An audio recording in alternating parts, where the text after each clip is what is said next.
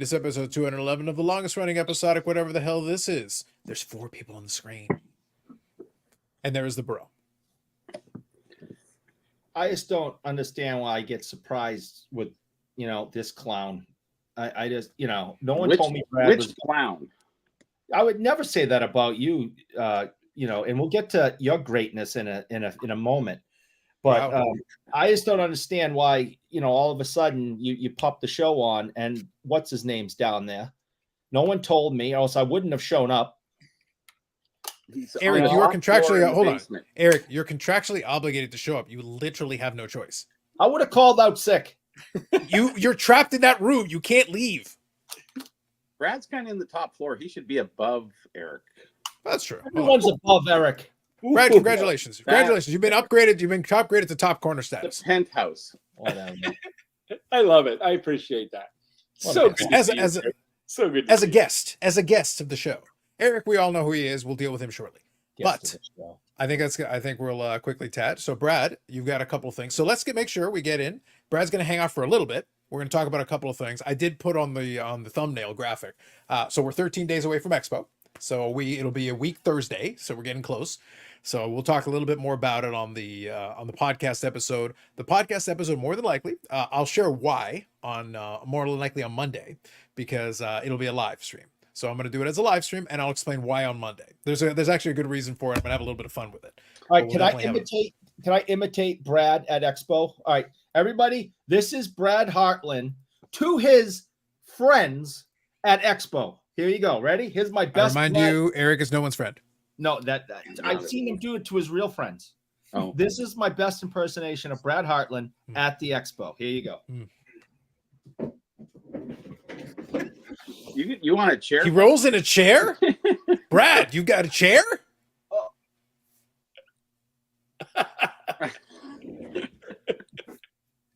Yeah, there you go. That's it. 4 days of that. 4 days. Yeah, it's weird, Brad, because I remember talking to you at the Expo. You're lying. Bullshit. I like his 4 days of that. He had a good technique. Yeah, like he's been practicing, man, all week. He's been practicing. 4 days, the Queen 4 nights. Hi. That's all you get. Mm-hmm. And from a distance. From a distance. That's all. You're lucky if you get him that close. Yeah, Brad has got better security than Marcel does. That's not his fault. Yeah, Marcel wishes he had the kind of security to keep you at a distance. That's all I'm saying. Because I'm walking in there. Thursday morning during setup, going right to his table. Hey, buddy, how you been? I look forward. And all of a sudden, so hold on. I want you all to visualize this. So Eric's whole master plan. The problem is he makes a beeline straight for Brad's area, and all of a sudden out of nowhere, Terry Tate, office linebacker. Boom! You didn't even realize he came out of retirement. Brad is like, I got a ringer. I love it. I brought him in. It's like Derek didn't realize you could re-break the new hip. Yes. It's titanium. You got it. It's not supposed to be able to break, but you don't never know. Question Terry Tate, office linebacker, man. Yeah, I know he was awesome. I love that guy. He will break the new hip and trash talk you. Yeah, you're bulletproof. You're titanium. Mm-hmm. Yeah, that could be bent. One more show till the show. That's what I'm saying. Yeah. We're approaching. We're getting right there. So like I said, so just quickly mentioning, and I'll read the rest of the comments. Thank you, everybody. So we're going to do the podcast episode is going to be a live, and I'll explain why on Monday. We'll get to that. And then the next live stream will be regular time as usual, and that will be the very last live stream before the Expo. The following week will be the Expo. And then I'll figure out the schedule for Expo week. Usually I do a live during the Expo, but it's obviously either a different time or it's usually a little bit shorter. We'll figure it out, but we'll let everybody know in advance. But there will be a live stream that week. One way or the other, there will be one for sure. We'll just figure out exactly how to make it work, scheduling wise. Perfect. CC says, good evening, gents. Countdown time to Toronto Expo, no doubt. Philly Joe says, good evening, Carlson gang. Good evening to you. Good evening, Orlando. And good evening, Bob Jackson. Have you ever thought about it? Like the Nationals once a year, and it's like we get the Expo twice. It's amazing. I couldn't wait a year. I'd punch somebody, like somebody. I don't know who. Just yeah. I can't even imagine who. Indeed. I think though, aside from that, Bobby, it also, I think twice a year is like the perfect amount. It is It doesn't overstay its welcome, and there is actually enough of a distinction between the enough spring and the time in between. fall. Yeah. But they also feel different because there is a little bit of a different vibe for the two shows. The fall is obviously the busier one and everything, but the spring has got its own thing going for it, and it's actually works well. And they're just far enough away from each other that I think it works for us. Brad, where's your mug? Yeah, Mm, I know. That's I okay. No, I know where it's at. I have one. You gave me one. I don't drink coffee, but I do think it's in the mug Department. I think it's down with the mugs. I'm gonna have to. You should use it at the shop. Yeah, I know, but then it might just disappear too. It's here. It's in the You know, complex. up on a shelf, advertising. Yeah. Just saying. There you go. Paul says, U.S. also gets more in the way of regional shows of substance. It does. It gets that a lot. There, it's actually enough that it actually kind of undermines the national having as many strong regional shows as it has, because it's like, well, you have a choice. You can go to the national, but you got the Philly show. You've got some Dallas shows. You've got the East Coast National. You've got if you like vintage, Strongsville. You've got all these little different shows all over the country. Shriners is next weekend. I'm all Oh, excited. Shriners. Yep, and they got the Burbank show is doing a couple of Burbank Burbank out west. Yep. If you go out west, you got the Burbank show is building some traction over there. So like depending on where you are in the country, you've probably got a show with this. Ham, I think, has a show every 14 seconds in Florida, because I actually day or night, 24 hours a day, 7 days a week. It doesn't matter. There's a card show somewhere. He does a video of one at least every 10 minutes. That's what I mean. Like it's pretty much there. He's making a good point there, Bobby. Bob's saying, I thought we decided on using pipes to take out the Eric problem. Yes. Good idea. Indeed. Coffee mugs are great for sipping whiskey too, I've heard. Well, as long as you've got the allegedly in there. He's heard. So, Brad, let's make sure we at least get this in here. You wanted to at least say something. Let's talk about it. Obviously, PSA Canada is going to be setting up at the expo. You're going to be taking on-site grading. What would you like to say or add? Yeah, that's the big thing, on-site grading. Obviously, it's my biggest event of the year for me, and sometimes I can't even look at that. Don't requote. Don't look at him. Don't pay attention to him. Yeah, on-site grading, obviously, as usual, take-home orders as well. But it's very important for me. I push really hard to have on-site grading in Canada. It's a big event. It's a costly event. So I do feel a little bit of the pressure. I said this to Ryan Miller, who's head of international at PSA. I said, I at 48 years old now, I try to limit the pressure I put on myself, but I do have quite a bit of pressure to make sure that this is a success. So yeah, so on-site grading, take home, vault orders. If you want to submit your orders to the vault, we'll be taking those in. Tickets, packs, and Funkos, we will take those as well. Those will all be take home and shipped back to you directly. Oh, these are Funkos now. Yeah. So we fully grade Funkos. Oh, I did a fun little one. I did the Trailer Park Boys 70 sets. That'd be good. Oh, really? All signed by all three. So. Oh yeah, you said you were going to do that. Are they for sale? Yeah, it was really cool. It was. Will probably want a set or something. So. Okay. Or maybe as a gift to Christmas might be good. I don't know. Yeah. Are you bringing them to the show? No, we just got to set them there, and but I can bring. But we'll talk offline. I'll take care of you. Good enough. Yeah. So that stuff's going on. I did mention to Carlos. I know I didn't want to be an infomercial on here at all, but the more people I can spread the word to, that Eric is truly my best friend, even though he can't hear me, and I really do like him. We have a great relationship. Well, Brad, I think your friendship is only going to deepen at Expo, and I'm going to tell you why. Because as you mentioned, you have, ideally you want to get as many people to use the on-site grading as possible. And obviously on-site grading is more expensive because it's on-site, of course. But number one, I'm going to be submitting a handful of cards from my personal collection that I would like to get put through. And as we agreed, PSA 11s. We discussed this already, so done.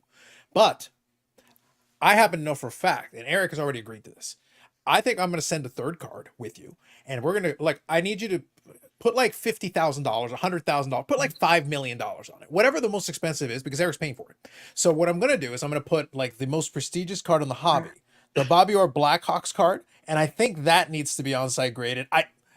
I don't even care. That's Rush like a PSA service. 12, Rush. PSA 15.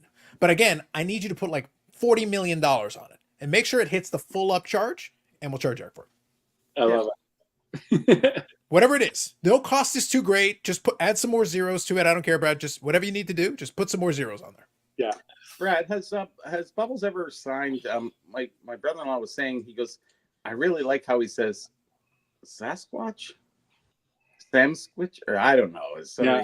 he said, I'd love to get that signed in there somewhere. I don't know. Oh yeah, he do. I mean, yeah, I think he signed pretty much anything. Like if you wanted to, especially for a fan. I mean, they're so good like that. He quotes all the time, but I've never watched them. I watched a few of them. Yeah, I haven't followed it because I was working on the app like for 7 years there. So the movie comes out in four weeks. I'd like to see it'd be nice because I'm going to have a full run of all the seasons when I relax in another 5 years. There you go. I've actually got some questions for you, Brad. So let me read through a couple of these comments because I've actually got some questions for you. So this one, Baubles and Ball Cards. This person, to feel reputed, Who's that? questionable individual. But let me read the question anyway. Brad, what is the Canadian grading conversion rate? I mean, the currency is different. Measurements are different. Can we get a Canadian grading conversion breakdown since it'll be done in Canada? It uses a similar scale to what they used in the Civil War. Now, I don't want to say why I would use that as a reference point, but I think you'll understand it. It's in furloughs. It's in furloughs. There's a lot of furloughs involved. A lot of furloughs. Just letting you know. But thank you for the question. Justin here says Brad in the house, no doubt. Philly Joe says, Brad, roughly how much to get a card vaulted if already slabbed? How much to get a card vaulted if already slabbed? Yeah, so there's no charge. Yeah, really? I thought that was pretty. I thought it was just kind of included in it. Now I remember the vaulting. I haven't looked into vaulting too much. I think, can you submit something to be vaulted, or does it still have to be graded and then vaulted? Nope, you can submit. You can just drop off anything from any company as well. It doesn't just have to be PSA. If you want to drop off, if you want to drop off the cards, we'll ship it to the vault at no charge for you. That's great information. Yeah. Okay, that's fair. That's a good question. Thank you, Philly Joe. Brad is an honored member of the Eric fan club. Everyone is. Hit the like button. CC says, thanks, Brad. I need to find some time to sort through my cards for on-site grading. Did on-site last year and it was awesome. Truly looking forward to it. Thank you, CC. Hey, is Wise Bubbles in the done talking? Who? Well, yeah. And by the way, Eric, I want to thank you in advance. Appreciate it. So Zach says, why is Bobbles in the chat and not on the screen? Listen, cancel Eric bringing Bobbles. Man, cancel. Please. Please. Maybe when It's Brad. okay. We'll put you in the corner. We'll put you in the corner, but we'll leave you there. USD is like a PSA 10, where Canadian dollars like GMA 9. Yes. PSA 1 in the USA is PSA 1.64 in Canada. Yes. That's right. There's a big dollar difference right now. It's at 139 just recently. It's like, I know. man, Yeah. it's hard to buy. Hard to buy stuff, I'll tell you, on eBay. So it's like, It can be. Tax, shipping, okay. And it's like, holy, $20 is $89. What the heck? Yeah. Yeah, no, for sure. But look, here's what's funny. I joke about it on the podcast all the time, but I always I try to be sympathetic sometimes. I try, believe it or not, I do try, but it's very difficult because the majority of stuff I buy on eBay is from US sellers. So like, shipping, customs, all that is part of, even if I do it through Ship My Cards, it helps, but at the end of the day, I'm still have to pay a little fee to ship my cards. And then I still have to get it shipped again separately. So there are additional costs to dealing with the international side of things. So I try to be sympathetic, but at the same time, it's like, then you'll hear somebody complain about, oh my God, they charge themselves for shipping. It's like, guys, I look at the price in totality, whatever the total is, including shipping or whatever, that's how much it costs me to acquire the item. It's like, so like if it's, a $40 card and $60 shipping, it's the same as if it was a $1 card and $99 shipping, or a $99 card with $1 shipping. It's still $100. It doesn't matter how you how you break this down. It's what is the total number? That's the part I care about. The permutations. Yeah. But that's why I kind of find it odd that sometimes they'll fixate on this. It's like, guys, would it make you feel better? Because I know Scott gets obsessed sometimes about the shipping costs for PSA, and I understand why, but I'm like, okay, tell you what, if I'm PSA, I'd be like, I'll make you an offer. Shipping is now free. Really? Yeah. You know what your bill was before? It's still the same bill, but your shipping's free. We'll write free on there. We'll still charge you the same amount. Feel better now? Well, that's what I used to do fixed on it. eBay. We fixed it. Because you want to sell something for 40 and you go, okay, it's going to be $5 shipping. So I'll do $46.99. And the funny part is sometimes when it's like $100 item and it's free shipping, because I've incorporated in there, sometimes I'll just say, oh, I'm going to take it off of that. And I'm going to put, okay, $110 or $90 with shipping, $10 extra. It's the same thing, but it's a different mentality when they're looking at. Oh, I didn't know there was free shipping. Oh, it's cheaper now. No, there's shipping. Yeah, but that's the thing. It's manipulative, but I mean, it's just you change things around a little bit to make things work for customers or make them think differently. Yeah, but that's all it is. It's a marketing game. For me, it's like if I'm buying something, the only thing I care about is what's the total. Like I don't care how you want to break it down. Just give me what is the total? How much is it going to cost me to get the thing in my hands? That's what I need to know. The problem is when I'm shopping on USA.com, then it doesn't give you the conversion for the Canadian. Only when you cash out. Oh no, when you're in the and then checkout, you go, yeah. Holy shit! Really? Do I want this item? I don't know. Click that button. So this is actually relating to the controversy. So I don't know if you caught this, Eric. In the comments section, there was a question if Brandon's card was actually 5% more mature. Now, Brandon is questioning. He feels that we are not applying the rule fairly. So tonight, this is not one of the official rules, Eric, but I'm going to share with you how the 5% more mature thing works because I don't feel I have made it sufficiently clear. Brad, this is a big moment. This is a historic moment because I need to explain to the people how the 5% thing more mature thing works. You must keep in mind, this is a percentage. And Eric, I know you fear the maths, but we're going to delve into the maths. I don't like We're delving into the maths. Okay. The 5% more mature is a dynamic number. I said 5% more mature, but you don't know what 5% more mature based on what baseline. It's 5% more mature based on the individual involved. Eric is utterly ridiculous. So 5% more mature is a very low bar. Like it doesn't take much. Brandon is an elder statesman. He was around at the dawn of time. We have higher expectations. So frankly, this past image, look, we included it because we are a democracy and we are fair. But I must say, it certainly does not meet that 5% more mature moniker. No. Nay. And with certain people, it takes them in that PhD level. Yeah. Yeah, honestly, I expected that from Eric.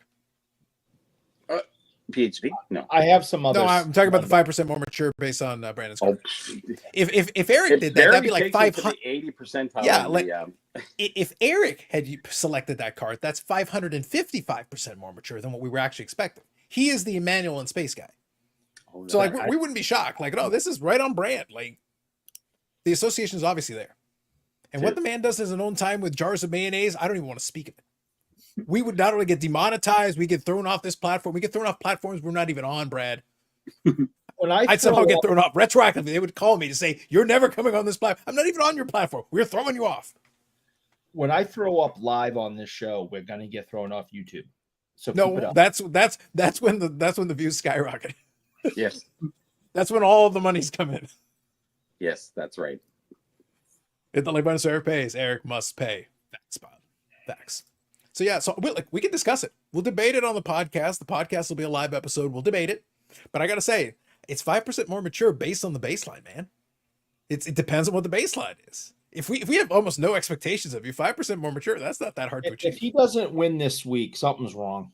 I'm pretty sure he's leading. I'll be honest. I think he's got a comfortable lead, if I'm not mistaken. I haven't checked in a couple of days here. Yeah, so far I think he's leading pretty comfortably. Yeah. Although disputed, a little asterisk on there. 5% more mature. A little asterisk on there. Yeah. You're just sad that you didn't pick it first. Spell that, Eric. Anyways. Mm-hmm. Yeah, it's ASS. Start there. Good evening, Josh. Is Eric bringing up his favorite mayo for Expo this year? Yes. Yes, he is. I need you to bring some stuff that I can't get in Canada. Now, there's a Hellman's olive oil. And I really want to get that brand because I'm trying to lower my cholesterol. Please. He's gone. Who knows, man? Who knows? But yes. So that's good. So yeah, we'll definitely we'll take advantage of it a little bit. Like on my end, I'll definitely take advantage of the on-site grading. So I think that'll be good. And then we're gonna see, Brad. We're gonna work on it. We're gonna workshop it a little bit. But I do want to see if we can maybe get some content on related to it. We're gonna try to we'll try to work something out so that we can, because now I think, as you mentioned, I think you're gonna have, now that the structure, now that this is the second time you guys are doing it, now it's a little easier for you to kind of step away. Now you still have time to ignore Eric. That always time for that. Quick question for Brad. Is Tim Wong going to be around?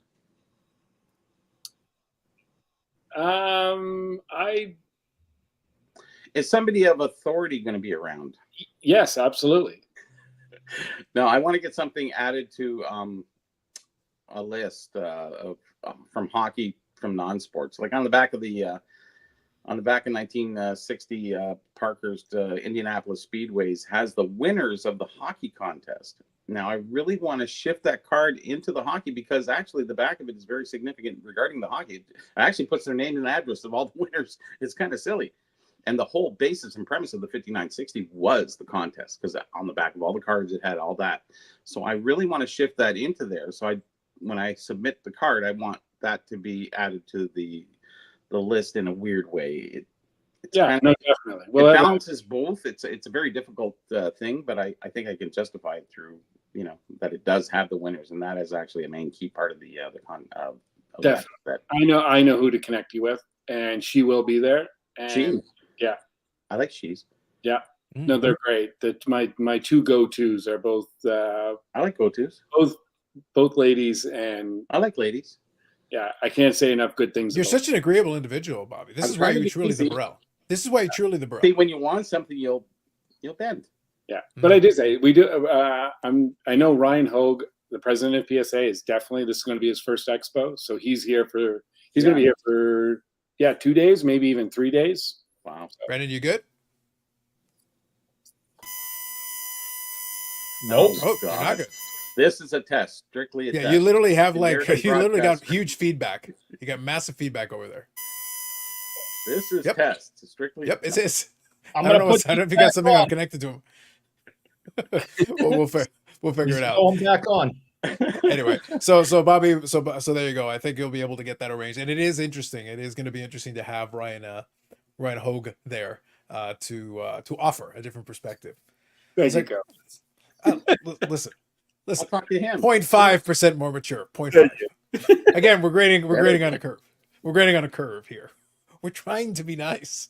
Look, it's the first hour. Carlos tries to be a little nicer in the first hour. Generally speaking, I succeed.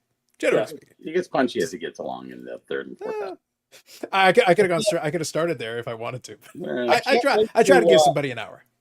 I can't wait for Brad to introduce me to the head of PSA from 100 yards away. It's going to be wonderful. I'll do that. Oh, well, if you'd like, he could introduce you a lot closer. This man is now going to dedicate. This is Eric over here. He is defecting from Beckett to dedicate his life to slabbing every single card he has. In fact, he wants to have a slab that can go on top of the slab. He wants to double slab everything.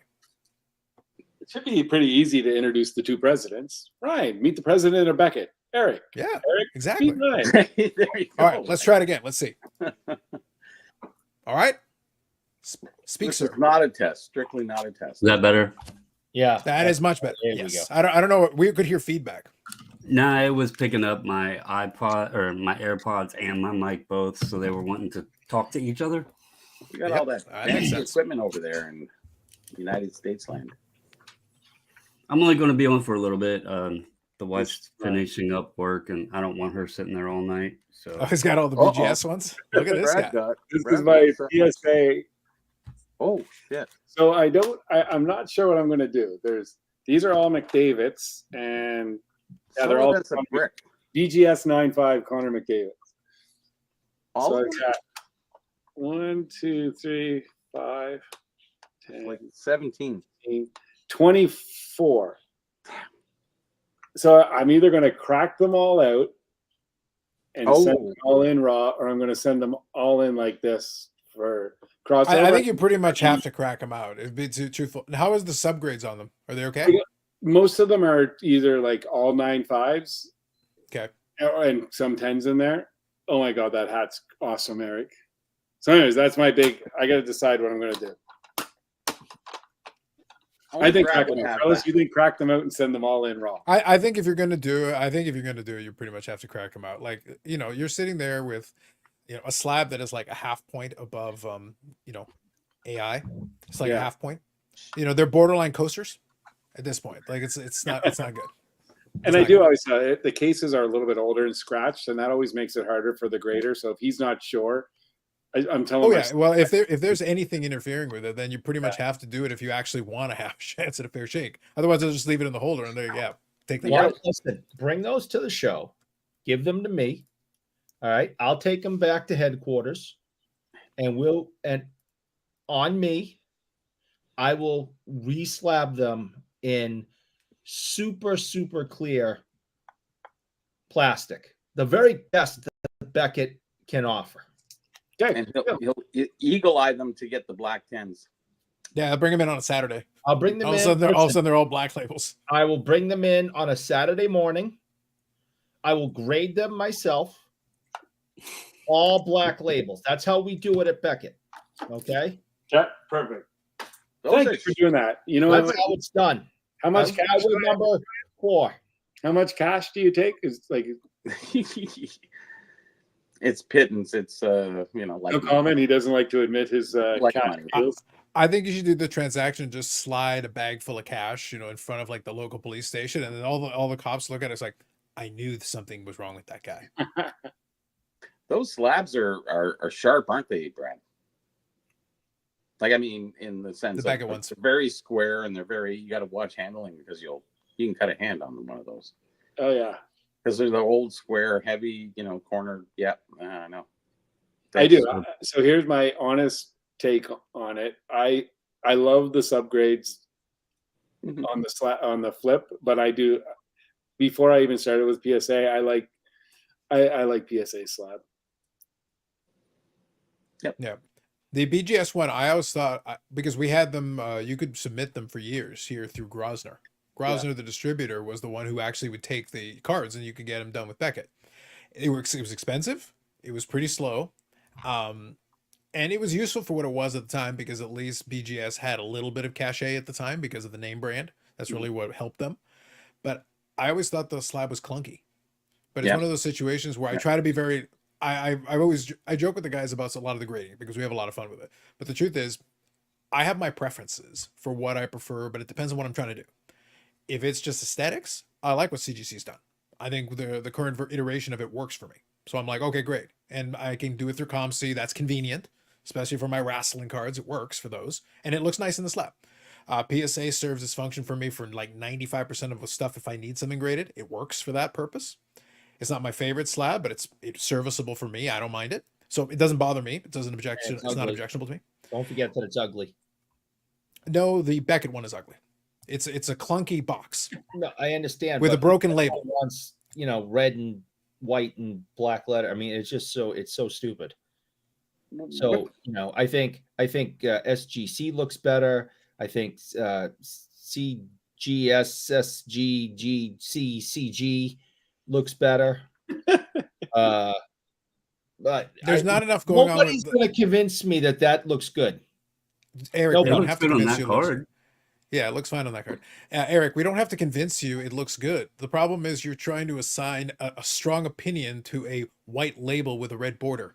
There's not enough going on in the label to have a strong opinion about it. I don't like it. Yes, and God doesn't like you. What do you want? Carlos, what grade? Get in line. Grading company do you use for your beer? Oh, let me tell you, it always comes up 10s. Always comes up 10s. All the time. Could you imagine if they graded beer? Just put it in a box. Like, how worthless would that be? Like, it's like, you don't understand. This is vintage beer. It's like, what happens? This is beer. No, this is vintage beer. It's like, how do you know the provenance? Well, this beer came from the last time the Boston Bruins were relevant. 1924? Oh my God. I was kind of talking in regards to a coaster, but anyway.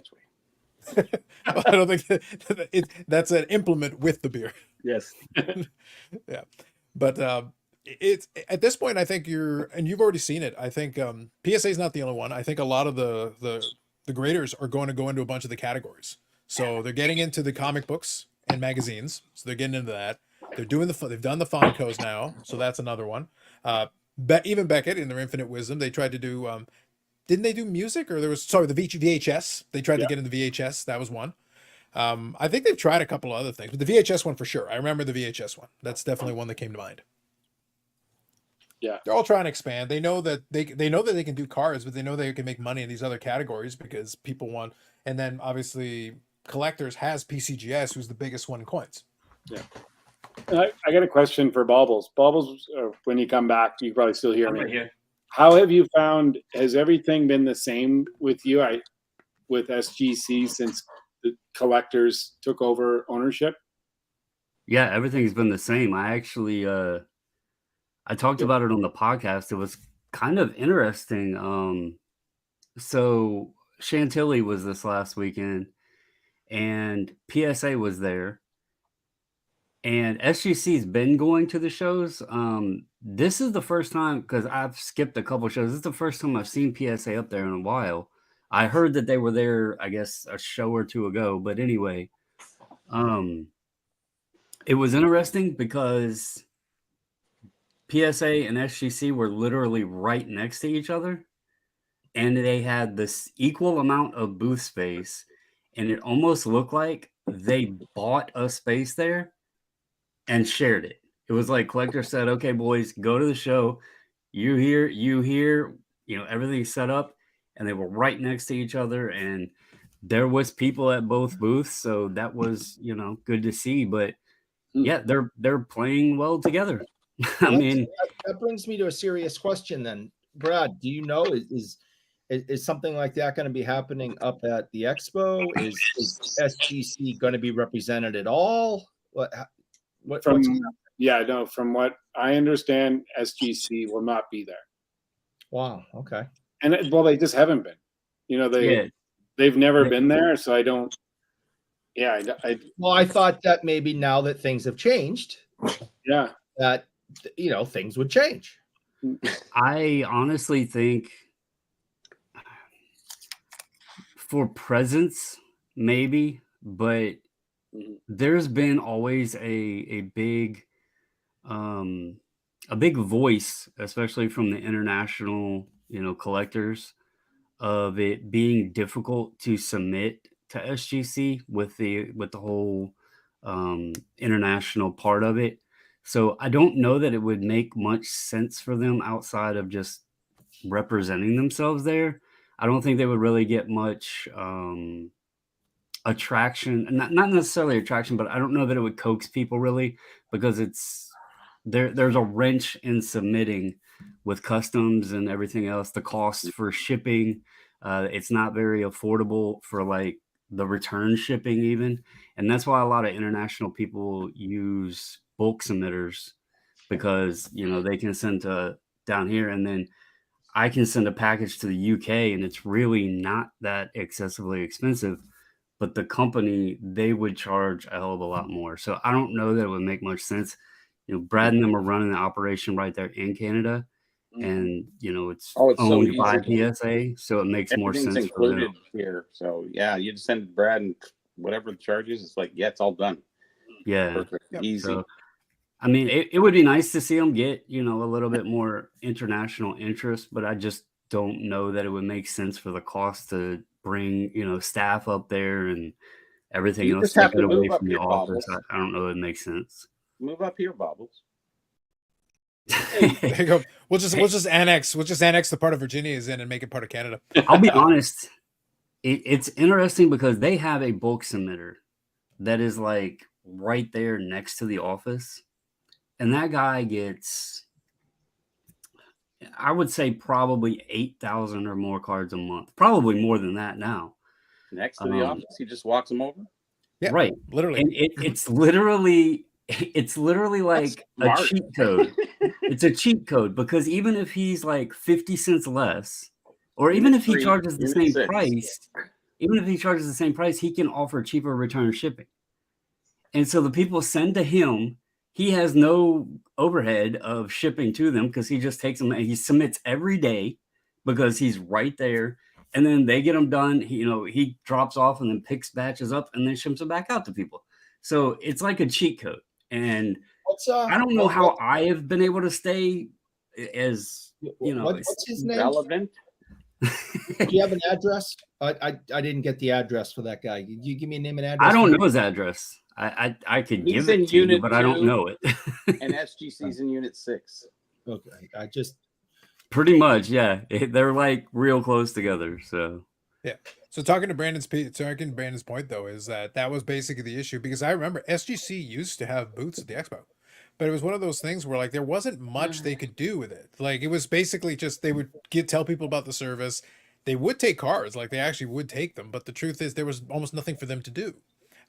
Even talking about even talking about the niches that SGC is really good at. For the back then, they were still pretty much predominantly vintage. That was really the category that they were strongest in. But Pre-orders. then, Yeah. like, what are you going to submit to them? If you've got some, C56s, sure. But outside of like, what are you giving them? Today they've gotten into the modern more, so it allows them to kind of have a more total. They're not just relying on the one thing anymore. But for a lot of years, I think they were just setting up booth and they weren't getting much done. They were handing out some flyers, and that's basically all that was going on with them. So I don't blame them for not coming back necessarily. Then what's the benefit if you're not going to do much business?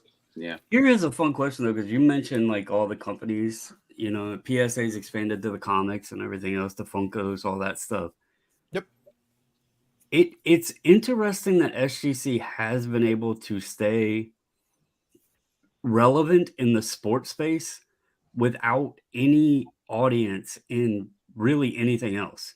Like they get hardly any TCG and they have nothing else that they do. So it's interesting that they've been able to survive as, you might as well call it as it is, like almost a one-trick pony, because all they're doing is sports. They're getting a respectable quantity of sports, but they have nothing else there.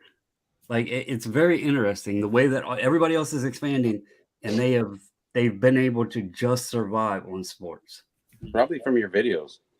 Oh yeah, no doubt. The influencer, really, it was all the influencers. All it was me. the influencers. Yeah. Thanks, Bobby. We know what's going on. SGC knows where its bread is buttered. We know what's going on over there. But I was going to say that they ran, I think, a very tight, lean operation, which is smart. I think they kept it very lean and tight, which keeps costs down. And they've got loyal diehards. They got folks that'll, look, we've talked about this before. You've got some folks that are loyal to you that will submit cards that make no sense. Like, say, Boston Bruins cards. Like, no one would send that. It goes to the garbage bin. That's where it belongs. But people will still submit it, because they like it. They're like, hey, send it to Santa Claus. Done. Easy. But it made, like, if you look at some of the cards, though, like, jokes aside, if you look at some of the cards, there's no, and I always try to be very clear about this. I can talk about grading because I do use grading, but 99% of my collection has no business being graded, and I'm not going to. There's no reason for me to do that. There are times and places where there's a reason for me to do it, and I will. Either I want to, or I have a use for it. If that's what I'm doing, then okay, great, that makes sense. Otherwise, it's a fancy holder, and it doesn't make any damn sense to spend one additional dime on that if I'm not getting some value out of it. But for some folks, they just like having the holder.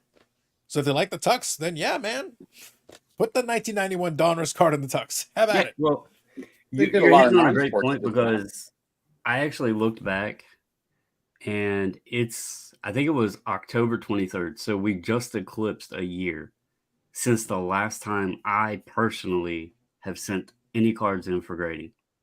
And that would probably shock a lot of people, being that I'm still doing bulk submissions. But when I scaled back and like was focusing more on the collection, I started realizing I was sending in a ton of cards. Like every order, I was sending in bunches and bunches. And then it was like, that's costing a lot of money, and I don't need some of this stuff in the slab. And so I started just holding back and enjoying the cards raw. Now, a little spoiler, I don't know if Carlos even knows yet. I am going to be sending a submission out here. We talked about it. I mentioned in the hockey. I'm going to send an order out, but I'm actually sending it to CGC. And I have a reason why. It's not that, SGC. It's nothing like that. It's more about the PC part to it. And I have some autograph stuff I want done that are in-person autos, and they have the JSA thing now. So I want to try that service out, see how that goes. And obviously I can't do that with SGC.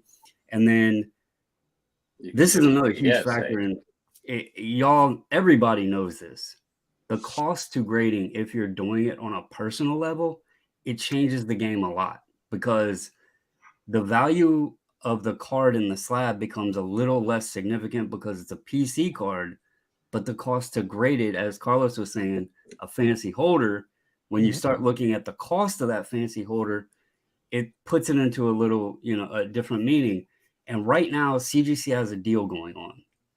And with my dealer membership, I can actually grade with them for about half of what it cost me with SGC.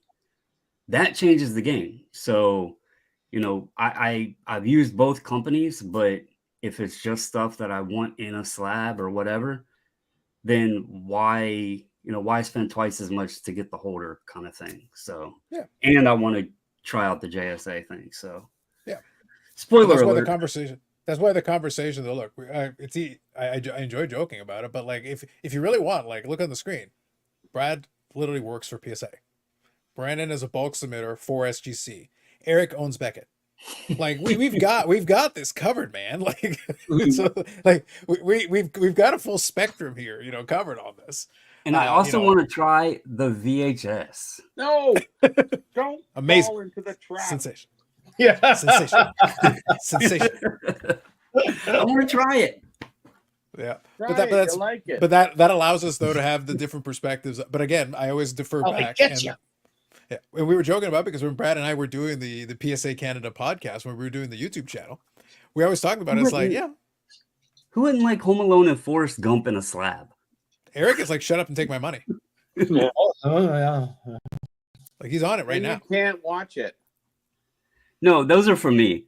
I just think I had some video games back there too. Are they in the original cello wrap? Oh yeah, they're sealed officially. Nice. Yes. They're not shrink wrapped in the back room. Nope, they're sealed, watermarks, sticker, everything. Just checking. Actually, y'all can appreciate this. This is Home Alone from Canada, and I did some little research investigating it. The little CVC. Yep. That's the Canadian version. I got the Canadian version of Home Alone. How much you want for it? You got to watch that one backwards. Nothing. I'm keeping. That's the first movie my grandparents ever took me to watch in theaters. I'm keeping that. Look, Eric, you never like watch Canadian a Canadian stuff. VHS backwards, and I'm not saying that because then you find out about our evil plan against the Americans. Yeah. Never watch it backwards. No. Watch it forwards only. It's like Zeppelin. Don't play Zeppelin backwards. Mm-hmm. There was a little child born, and his name was the Power of Satan. I did it. Trust me. It scared the shit out of me. We didn't even want to keep the cassette that we recorded it on. You keep it at your house. No, you keep it at your house. It's there. Trust me. Anyway. Yep. So Josh is asking here. I don't think it's officially started yet. He says he got a bunch of Ovechkin Beckett magazines. PSA. I think the magazine. Yes, I think so. But has that started yet? I think it's still a little bit before it officially gets going. Right? 2025. Yeah, and we will grade all magazines. Yeah, that'll be part of the submission thing. You know, Brad's alluded to before. Card and magazines. That'd be a different take. You know, as you say, all magazines. Yeah, I take that back. All appropriate magazines, because I don't know. Well, so Eric can't send his stuff in. Yeah, a serious question. No Boston Bruins. All right, shut up. Serious question. So, you know, one of the magazines that has a high collection rate is Playboy. So so you saying that like PSA isn't going to grade Playboy magazines? I don't know. CGC does. Yeah, I don't know that answer. How do you know that, Bobbles? Because I think I have seen them before. He likes to grade magazines for the articles. Yeah, I mean, yeah, they do. CGC does them. Bobbles. I mean, they're in good shape, and certain issues they're highly collectible. So I just didn't know if they were putting pages stuck together or anything. No, they're only Eric's drawing their line and saying, oh, I don't own any like that. And it might be with only the appropriate covers. Could be. They're all appropriate for the most part. They're never levels of. I mean, if the Playboy #1 with Marilyn Monroe on the cover, I mean, that thing's worth a lot of money. Yeah. Well, doesn't the comic companies do that too? It'd be tough to say no to that. That's why Brandon is saying correctly. Like CGC would grade stuff like that because there's too much money in it. Like you'd be turning down. Like there are collectors who definitely want that copy. Yeah. If you just do a simple search on eBay, Playboy CGC, it comes back with over 1,300 results. And then you're flagged for being it's definitely a popular thing. Yeah, I would think so. I mean, I would see. I mean, but I have no problem with a company saying, "Listen, no, we're gonna stay in our own lane. We're not going to head in that direction." That's fine if that's what the company wants to do. But I also think I just gave it a certain example of you leaving a lot of money on the table. Oh, they're only I will find out the answer. I will ask because I'm curious about that. But my assumption is anything that's not appropriate may not be slabbed. I was gonna say, actually, it made me laugh. I wasn't able to put this. I did a pickup video this past week on the channel. I didn't do this. I didn't show this item. It actually came with the ship my cards, but unfortunately, I was trying to figure out how I would even show it off. I talked about that I got an American Gladiators program, and it came as part of that ship my cards thing. But like, you wouldn't be able. This wouldn't work for the magazine. Like, look at the size of the program. Wow, Like this is like a ridiculous. It's not like a small thing. It's literally full color. It's got a scorecard in it, and it's got all the different events, and it's like this gigantic thing. Don't they do time life or anything like that?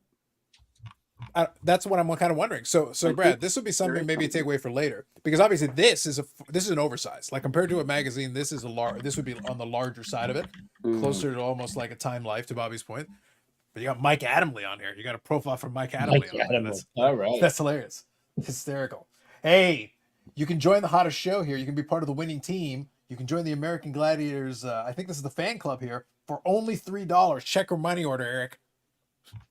Amazing. And even though the show hasn't been on in like 30 years, every year I still get my renewal fee that I have to pay. So see, if you grade it, you can't look at it all the time. So look at that. That's the that's like the action figures. Look at that. Oh, they had action figures? Yeah, absolutely. Oh, wow. American Gladiators in like the early 90s was a phenomenon. Like it was huge at the time. I remember watching it. Oh, Eric can join the Gold's Gym. There you go. Oh yeah. They got some serious ads in here, man. Like there's a lot going on over here. Good look. Oh, 7-Eleven. Boom. There you go. Oh. The problem is it's so big that I'm like, okay, so do I set it up in the background, like flip through the page? If I figure out a way to like showcase this properly in a video, I will. But when I saw it, I was like, what the hell? I saw the program on the picture, but I was like, I didn't realize it was a ridiculously oversized program. Good Lord. 1 second. All right, Brad. So other than giggling at us, anything else you want to, obviously you already said your announcement piece. You're very excited. You're going to get, like I said, 3 different on-site graded cards, 2 from me, and then Eric has generously offered a Grail of Grails. It'll be fantastic. It's going to be glorious.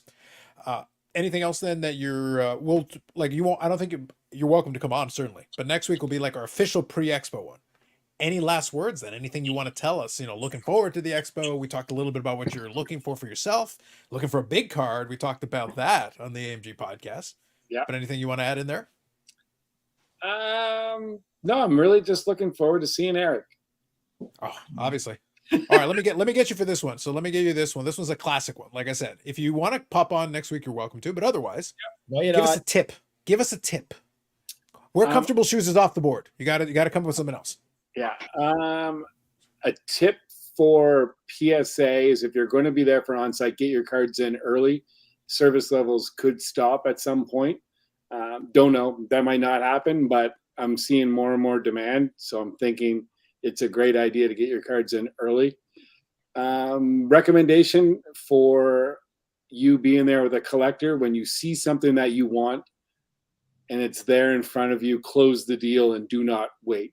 And I usually am that person, but at the National this year, I waited and I lost out on an Andre the Giant auto that was so nice and slabbed. It looked incredible. And I debated on it. I went back the next morning and it was sold. So I know that's very cliche at times, but if you want something, don't just think it's going to be there later. Snag it. How much? Especially if it's a tough item. If it's a tough item for sure. Oh, yeah. Yeah. So it was this. So this one makes it even. Now I feel like I don't like this. This is a Macho Man Randy Savage auto. Nice. Slab by PSA. The Andre was exactly the same size with a nice big Andre on it. And the guy was I forget his name, US dealer, very nice guy. Long story short, I ended up buying the Macho Man first, and then I was waiting on the Andre. Then he told me afterwards that they were on one sheet together, Macho Man and Andre on one. Oh wow! One item. That adds providence, really. Yeah, and they cut it in 2 and they slabbed it in 2, so now I don't have the other piece. So This one just doesn't feel right anymore. Anyway, Okay. yeah. There So I you missed go. it. It was $4,000 American, and Oh, I don't know. And it was so nice looking. I don't know why I waited. I did, and FOMO. I snoozed. There you on go. it. So that is a recommendation. If you see something Yeah, you I want, just buy it. when you're traveling and going to a big show, not so much a local show that's That's Wow, that's profound. oh my god. I think that's a sage moment of wisdom there. That was beautiful, Eric. did I Thank you. disappear? Because you all disappeared. It was great. No, you froze. You froze in a Okay. moment of contemplative thought. It was wonderful. It was so prolific. So I'll try again, see what happens. If you're traveling to a big show, unlike a weekend local show that's there once a month or every other week or whatever, pull the trigger. You're there for a reason. You traveled. I mean, I'm traveling 10 hours each way, staying in a hotel, paying for meals every single day. I'm there for a reason. So if you have the opportunity, pull the trigger. I agree. Damn, I hate saying that. Yeah, it's awful. It's As painful. being a dealer, you know how many people who said, I'll think about it and come back, and then they come back 5 minutes later and it sells. Then they're Mhm. just really pissed. That pissed their whole show off. This is like, I should have bought that thing. And they, 10 years later, remember, I should have bought that. It's like, yeah, I haven't seen one since. So there you I go. bought stuff the second after someone puts it down. Yeah. I'm like, oh, you didn't want that? Oh, I was thinking about it. I was Sorry. thinking about it while you were holding it. Sorry. Chicago or gone. Yes, that's fantastic. I think that works perfectly well. One other thing I was going to add, since you reminded me, not directly related to it, but I think that's a fair piece of advice. But one thing that I caught, and maybe we'll talk about it a little bit closer. Did you guys see? And we talked about it on the Discord. Did you guys see what the new Allen and Ginter is going to have? They've got a couple of, Allen Ginter is known for its silly stuff. It's got obviously these different little subsets and whatever. There is one that is related to different foods at ballparks. Okay. So there is, I think, a hot dog, a chili dog, a couple of. I'm not saying it will wind up in a silly card of the week, but it will totally wind up in a silly card of the week. It's just a matter of me selecting which one. There's a whole set. There's a whole insert set of them. But so in addition to that, you can expect that. But in addition to that, they've got the celebrity signatures. They've got different ones. And amongst the celebrity signatures, they've got two of the cast members from Boy Meets World. So they've got Daniel Fishel, the one who played Topanga, and they've got Ryder Strong, who played Sean Hunter. So if you're of a certain vintage and you remember that show, they have signatures in there. But if you're just in general a person who has seen things, they got Chuck Norris. Hey, Chuck's I was still like- around, man. He'd still kick our ass. I was I like, yeah, I'm just throwing it out there because I saw it on the checklist. I was like, oh, if the man had inscribed a Chuck Norris joke, that would be the Grail of Grails. Well, that would be awesome. That's what we Doesn't do need. Push-ups. He pushes the world down. That's That's it. Derek, this is what I'm trying to say. If Chuck Norris inscribed a Chuck Norris joke on one of the cards, that, my friend, is a Grail of Grails. Mhm. Book it, Ruben. Let's go. I love it. I love that. Do you know what I seen today? Speaking of non-sport, 2005 Batman Topps put out Batman cards in 2005. They're on-card autos, Okay. Yep. and Liam Nielsen, Katie Holmes is in it. But the one that caught me was who played the Scarecrow. I had no idea was Cillian Murphy. Okay. So from Oppenheimer and Peaky Blinders. My assumption is that would be his. I don't even know the term. Rookie. Don't say rookie. I know. I like to say rookie because I know. I'm just so. I would call it like his first signed item in like a set, in like Yeah. a licensed set of some kind. I like first signed cards. First signed cards of actress. I like it. That's my. Anyways, I thought that was pretty cool, and they're reasonably priced. And he's such a unique, different guy. Like he might not sign again, right? Well, for some of those properties, there aren't too many companies that specialize in it. Rittenhouse does a lot of stuff with, in entertainment, but there's a lot of companies that don't do much with it. So it's one of those things where for some of those people now, and also some of the people will get cute about it. They'll sign the character's name. And then other times, other folks will sign, their own name as the actor or actress in it. So it kind of depends. Those right? are the parallels. Yes. Yeah. So it's one of those things where you kind of it depends. Well, here's the thing, Bobby. There is ones where they've done it as a parallel. They'll have somebody sign the character and their Why name, not? so you'll have both options. Like, and people will chase both.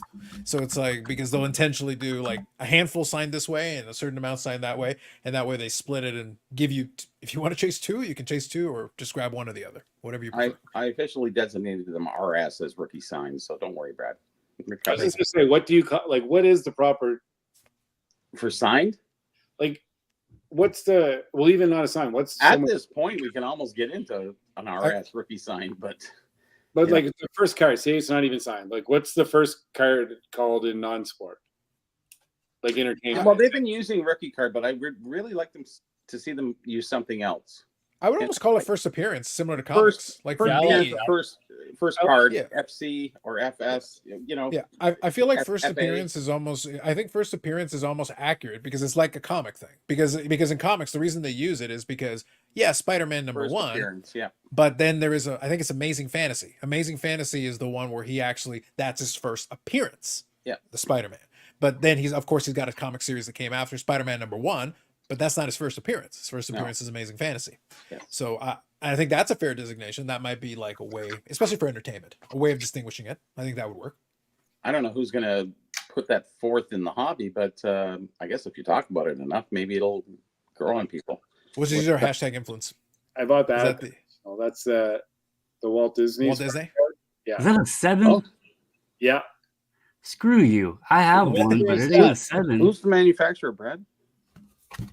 WD and Ho Wills. Oh, so it's from England. It's Willis cigarettes. would Yeah, be Will Cigarettes out of England. Yeah, What year? 31. 29? Nice. No, 30. 31. 31. Yeah. So like that's his first. Appearance on a card. Yeah. Yeah, for now, I think we'll go with appearance until right now. We can basically make it. Look, I'm a doctor. We can just make this up. We're going with first appearance. Done. That's true. I've Brad, lost my book it. doctor's Brad, status. book it. Okay. First appearance. Like that. That's right. This is probably. This might be like the favorite card What's I own. that? Come on. We I can't Hold on see here. it. Can't see it. I make it a bit. I gotta make it bigger. Ryan Reynolds. Oh, there you go. I can't even Ryan see it. Reynolds' first appearance. Signed. FA. It's an FA Okay, card. cool. Yeah. We need an FA designation on it. That's right.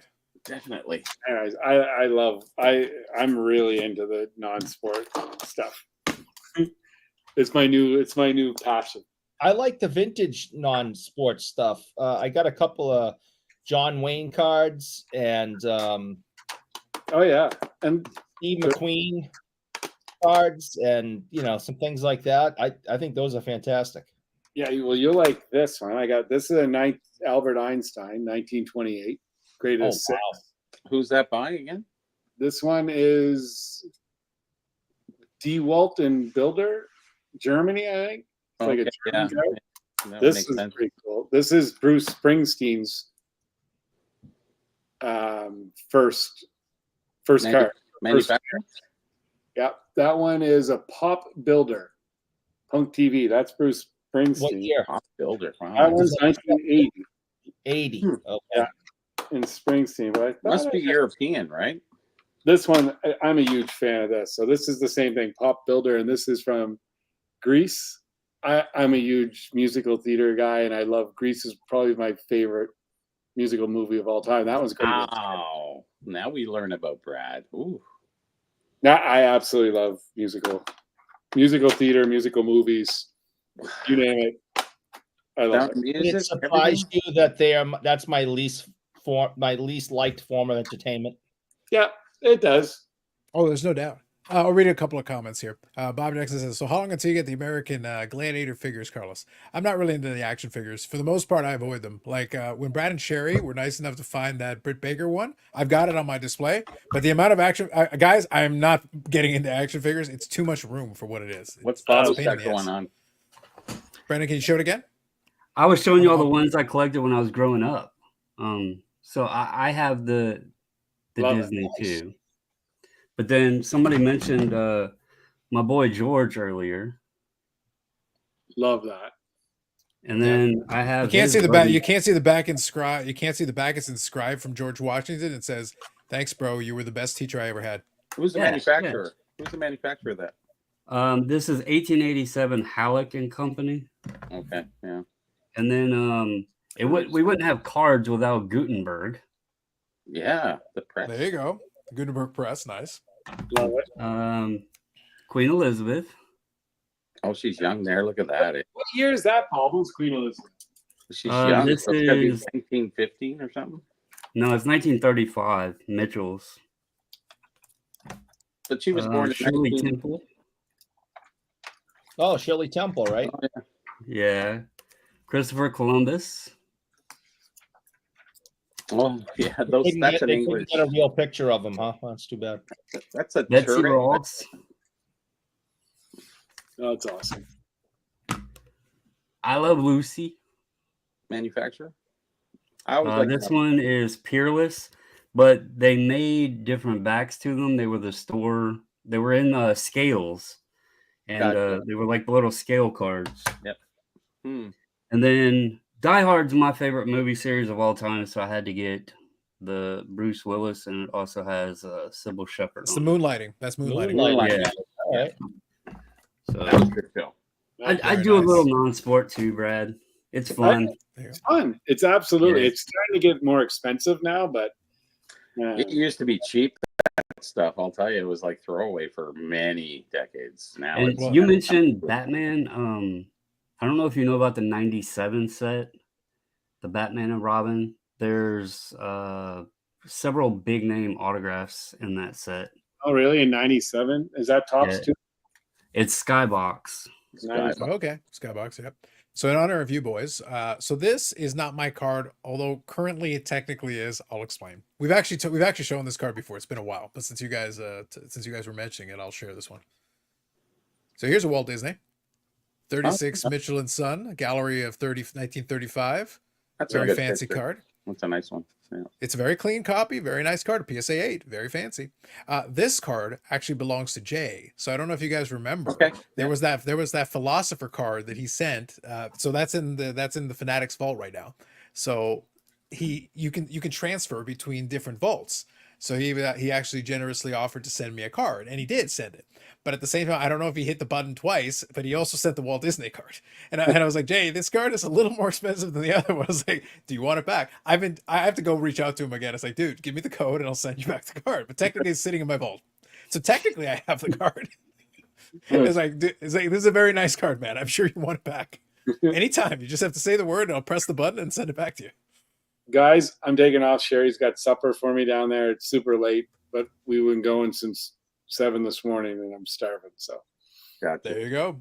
Have yourself a good night, Brad. We'll chat more, and then, like I said, we'll make plans so that we can all avoid Eric at Expo. Baubles, Bobby, Carlos, so good to see all you guys. Eric, I won't even give it. Do it. See you guys. See you later. Take it easy. Thank you. Thanks to Brad. So I know we had some comments here. I wanted to make sure I read at least a couple here. Oh, I missed. This was a good question, actually. Does PSA sell gift cards at the AMG shop? I don't think so. I don't think Now they do. Brad's But gone. Sean, no, but you know what I would say though. This is more of an AMG question though. I think this is more appropriate. Sean, if you want, put this question in the comments section of the last AMG video, and I'll read it. Put it in the comment section. Just literally copy it out, and I'll read it, and we'll give you an answer to that. That way it reminds me. That way I won't forget. Good. But ask the question again on the comment section. Literally put it there, and I will read it. I'll make sure we read it, and we'll get you an answer. Where's Victor when you need him in terms of our terminology? Yes, like the 86 Fleer Jordan non-sports Yes. card. These Something the non-sports, great we need curator an should figure official name, and Victor is the one to do it. There you go. Let's Non get him sport, out you of have clear rookie. It's the rookie. If not, the example music band cards, first photo of the band if you know of them. First appearance. There you go. It's a couple of German cards of the same image for Einstein. Thank you, Paul. There you go. You got Springsteen. I like Brad pulling random items off the shelf and sharing. Only sharing doing it would be more entertaining. Yes, Josh is pitching for Sherry to take over that mantle for the AMG shows, grabbing stuff off the wall and sharing them. Zach says, love that no one mentioned the World Series is on. So we talked about that on the podcast. I'm not really paying too close attention to it. I'll probably watch a little bit. Eric is basically like intent. He has to watch it in his own time. It's like when somebody watches football and they watch the All 22. Eric literally does that, except he just stares at the third baseman. He's got an ISO cam on the third baseman, only the third baseman. It's very weird. Uh-huh. What's the vault like in Boston? The vault, in quotation marks. Sean, I really don't know what you're referring to. I wish I did. If you want to give me a little more information, I might be able to answer you, but it's in quotation marks. So Yeah, there's an ominous side to that. yeah, I don't know. Get even Jeff. I'm not invited to any place that's cool, so if it's cool, I haven't been there. There you go. I just thought it was funny, Brandon, that you guys were all talking to Walt Disney and the non-sport and everything, and I was like, I got a Walt Disney card indirectly. Yeah, Not I intentionally, thought but it I was got funny. one. Brad pulled it off the shelf, and I was like, "Oh, hey, I actually have one of those." Yeah, there you go. It's not in a 7, but you know. Hey, listen, it's all about the fanciness, man. This Here you one go. I actually think would get a much higher grade, but it has a small little stain on the top. Otherwise, it's like it's perfectly centered and like no creases or nothing. It's just a little stain at the top of it. And So that here's my set right other- there has a lot of that's what the Columbus and stuff is in. I have several from that, but those Ogden Skinny Golds. Yep. That's a fun set. You can find a lot of cool things in it. Listen, I just appreciate that they've got, a visage here of you.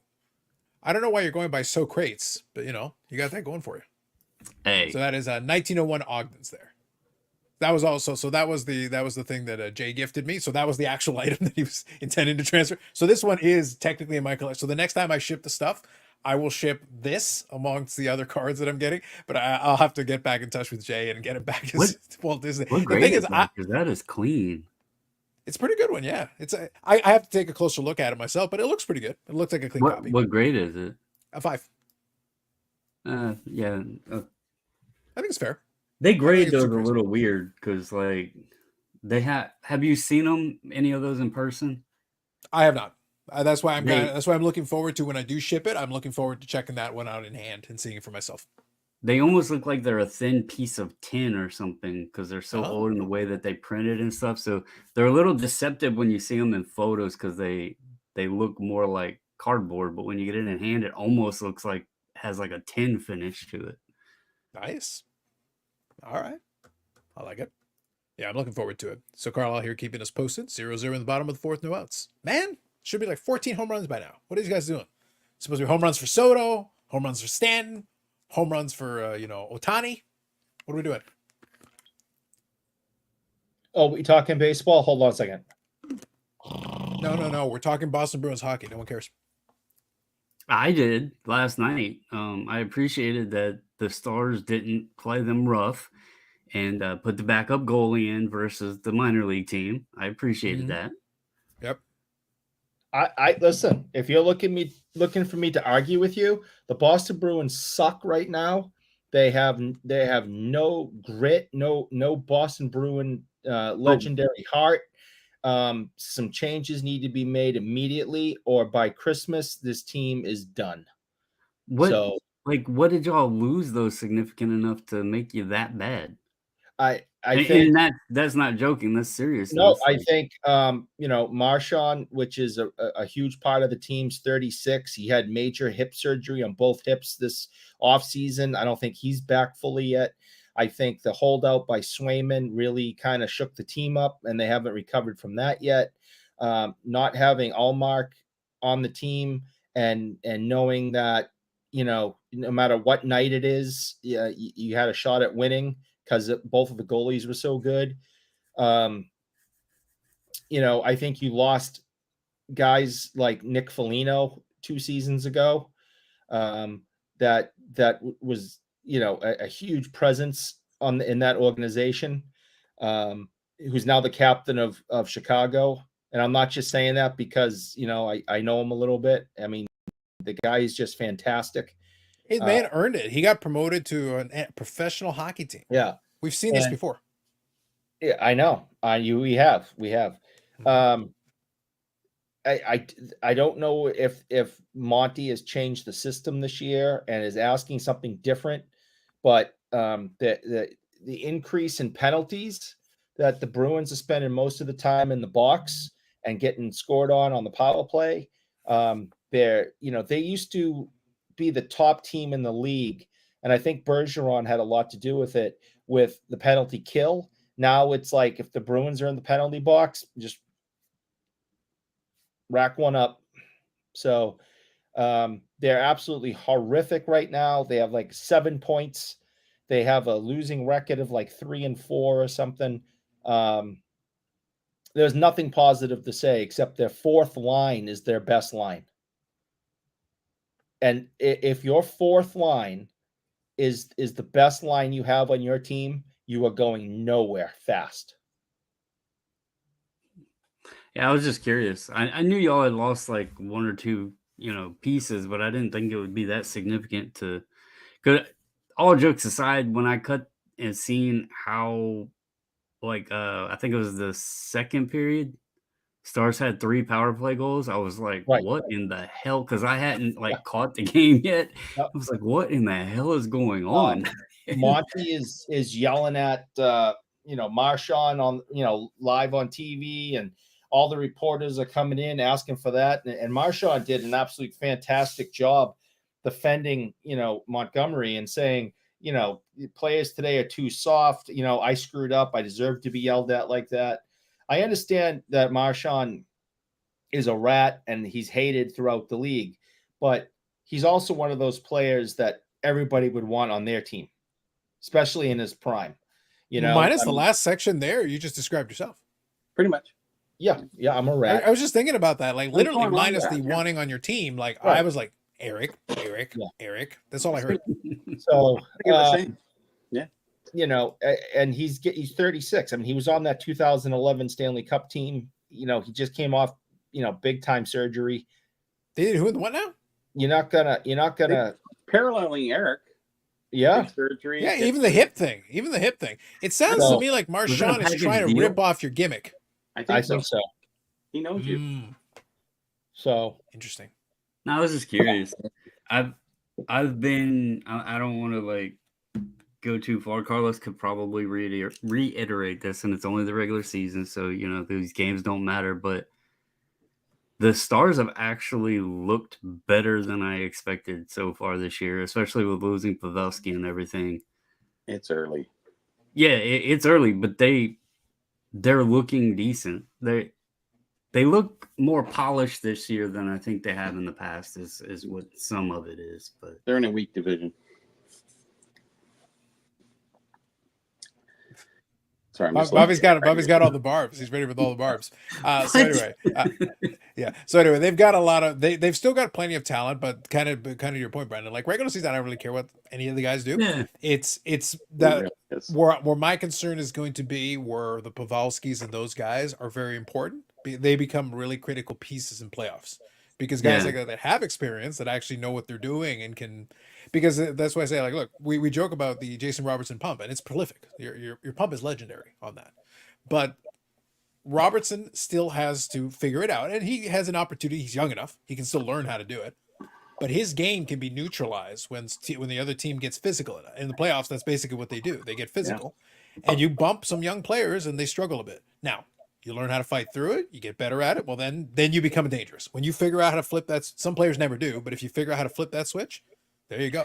Look at this guy. You didn't give me the freaking payment, dude. Why do you have those? I've been sitting. So to tease you. No, he sent me a boatload of texts today. No worries, with pictures, Paul.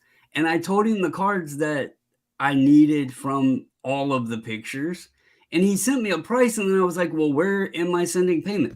I'll let you know." I never got any message. I haven't told you yet. Huh? Because I haven't told you yet.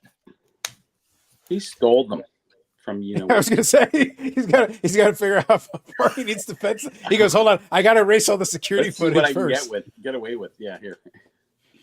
Hey Phil, look that way. Now, Eric, on the back, I saw the Avery labels. I saw the Avery labels on the back of those cards. Does that say from Dallas Card Show? Eric, you don't got another box with some vintage baseball, do you? He's gone now. Interesting. Okay. Yep. You called him out. Brandon, I think I'm starting to put some pieces together. Maybe I should reconsider this. I think you should. You might be in possession of some hot cards. Hot. Indeed. Robert's been hot. That just makes them easier to pump. There you go. Exactly. Easy for Buy him low, to dump. Brandon. Buy low. You're getting the bro price. Yes. So real quick, I want to put this on here because we didn't get a chance while Brad was here. So I always want to thank AMG Collectibles for supporting the channel, the live stream, the podcast, everything. Scrolling ticker, AMG Collectibles. We always put the information in the description, so we want to make sure we mention that. And then again, there will be a podcast episode coming up here this week. And now we're doing a podcast episode and a live. They're a little bit different. Each one of them operates a little bit differently in terms of what we're doing with them. But I think if everything goes according to plan, I believe that we're going to be talking SP Authentic on the podcast. We'll probably do a review of the checklist and everything because I believe it will be coming out this week. We'll confirm that, but I'm pretty sure that's going to be the case. So we'll definitely have something to talk about. And then on the live, we're still working out what we want to do with it. We'll take suggestions because being in a live format and a couple of people are going to be in the store, we could grab some stuff off the shelves and have them show off some stuff in the store. Like that's an option. That's good. So, yeah, exactly. I just figured it'd be interesting to have it as something separate from the other one, so they're not the same thing. I want them to be two different things, but still within the same AMG universe. Getting back to Brad, I know he's going for supper. Does everyone call it supper or dinner? I'm dinner. I'm dinner. I think it's been supper my whole life. Wow. Okay. And Bobbles? I'm Dinner dinner. supper. Your dinner. Dinner. Okay. Interesting. Dinner? My grandmother called it. My grandmother called it if it was just a little after lunch, she would call it supper. But if it was like 5 o'clock or later, it was dinner. Huh. Interesting. See how the East Coast plays? Yeah, if you were having like Thanksgiving dinner at like 1 or 2 in the afternoon, that's dinner, right? Like you didn't eat lunch and you're having an early supper, that's dinner. You know, Okay. Everyone's screwed up here. All right. yeah, but supper is That wasn't even a question. That wasn't even a question, Bobby. supper is a regular meal at 6 o'clock, you know? Supper. What's Supper. It's like brunch. When really is brunch? dinner? Is to dine. Brandon, That's if to you have ask your- me on the weekend, brunch is whenever I get around to it. Yeah. Brunch is a nebulous concept. It is a floating thing. It is. Brunch is Sean here's got interesting. Yeah. Sean here's got a question. SP Authentic future watch cards. I see so many that are graded regarding just the card and not the signature, like a 1010. Is a 1010 graded card worth more than just a 10 card? Not to me, but there's definitely some really picky folks that care about that. I'll be honest, it's not really necessary. I would rather just have a 10 card without the extra cluttering, and I can judge for myself if I think the signature looks clean. I'm comfortable just looking at the signature myself and making that call, and then just do the one grade for the card, and that's sufficient for me. Do you not pay more for it though? For grading both? For the grading you do, I don't know if there's any real premium to it. I don't know if the buyers, there's probably some buyers who might think it's more of it, but I don't if know. it's significant player, yes, but I guess otherwise. Maybe, yeah. But I think for the average card, I think it's negligible. I would be surprised if it wasn't very minor. I don't think it's too crazy. True. Yeah. Do people Here's just a not realize they can grade? question. Go ahead. Oh, go ahead. Go ahead. All I was going to do, I'll Come on, just read this Bobbles. real quick. Come on. Spit it out, Bobbles. Let's do it. Do people just not realize they can grade the signatures well? I think there's some of that, but also there's an additional cost. And again, I don't know how much value it adds. So go ahead, Brandon. So this actually relates to signatures. I don't know how deep this is getting in the sports card space. I would assume the more we get AI and all of that stuff, and the more money is involved, we're likely going to start seeing it more. But I was pretty disappointed to find out. I actually ordered a couple, they called them fan packs from a music artist. And one of them was a T-shirt and a signed CD, and the other was a hoodie and a signed CD. And the artist actually did like this video promo showing himself signing everything and all this other stuff. Well, it turns out that they're all auto penned, and we've experienced it with the Dak Prescott thing. I know there's been some other instances that it's happened. How big are these bands for auto pen? Come on, really? Well, the thing that was interesting with this, and it got me thinking, and the reason I wanted to bring this up, the autographs look the same, but they're not in the same location on each piece. So they actually moved them around and like angled them differently and stuff. They purposely changed it up so Correct. that they weren't exact on everything to try to, Misleading. That's yeah. misleading. Do you think that we ever get a scenario with like the sticker autos and all this other stuff where maybe even the athletes will set up multiple programs or something for their signature to like just start running the stickers through and we get like little variances in them? Because it's a real thing. Like I'm actually questioning if it's not more common than we realize. Oh, I would wager it's pretty common. Like realistically, the old security. By the way, I appreciate the brunch talk. There was a lot there. I appreciate the different interpretations of it. By the way, I laugh here because Paul's talking about 6 to 2. I used to work graveyard. When I worked graveyard shift, I was 10 p.m. to 8 a.m. So in that scenario, if you want lunch was basically like 2 in the morning. That was lunchtime because that was kind of the midpoint of my shift, give or take, and that's about when I would go and grab. We had a little bit of option in terms of when we wanted to take our lunch. Usually, I'd take it somewhere around 2:30 in the morning. So that's when I was working graveyard shift on that one. But anyway, to your point, go ahead. What was that? I was in the So Iron Workers Union, and every week we would change the shift. You didn't know if you were coming or going. You didn't know when to eat. It was crazy. Yeah, exactly. You just adjust. If you get in a routine, you can adjust. For me, it was 4 days on and 4 days off. That's what I was doing basically but it was 10 p.m. to 8 a.m. So I'd be leaving. 10 hours. Yep. It was 10-hour shift. Yep. Oh, wow. Wow. Yeah. That's why it was 4 days on and 4 days off. So 4 on, 4 off. Yeah. I kind of like those. Then you get 3 days weekend. I didn't mind it. The pay wasn't great, obviously. It's it's a graveyard. It's not like you're digging a ditch for 10 hours. Yeah. No. Yeah. And then when you were finishing, it literally was breakfast time for everybody else. So actually, what I would do then is I'd go take. I could definitely could. What I would usually do is I'd get back home and then I'd go run a quick grocery run because it was right in the morning, so I could literally go and take care of it in my business, bring everything in, and then go grab a little bit of a nap, finish some other business, and then go to sleep, and then wake up basically like 5 in the afternoon so that I could get ready to get back in the office, so to speak. Yeah, days of the old pharmacy. That's right. That's what it was. So anyway, to your point, Brandon, I think it's pretty common. The only thing that we used to have that gave a little bit of something was when you had a representative of the company physically witness it. You literally have somebody standing there watching you sign the thing.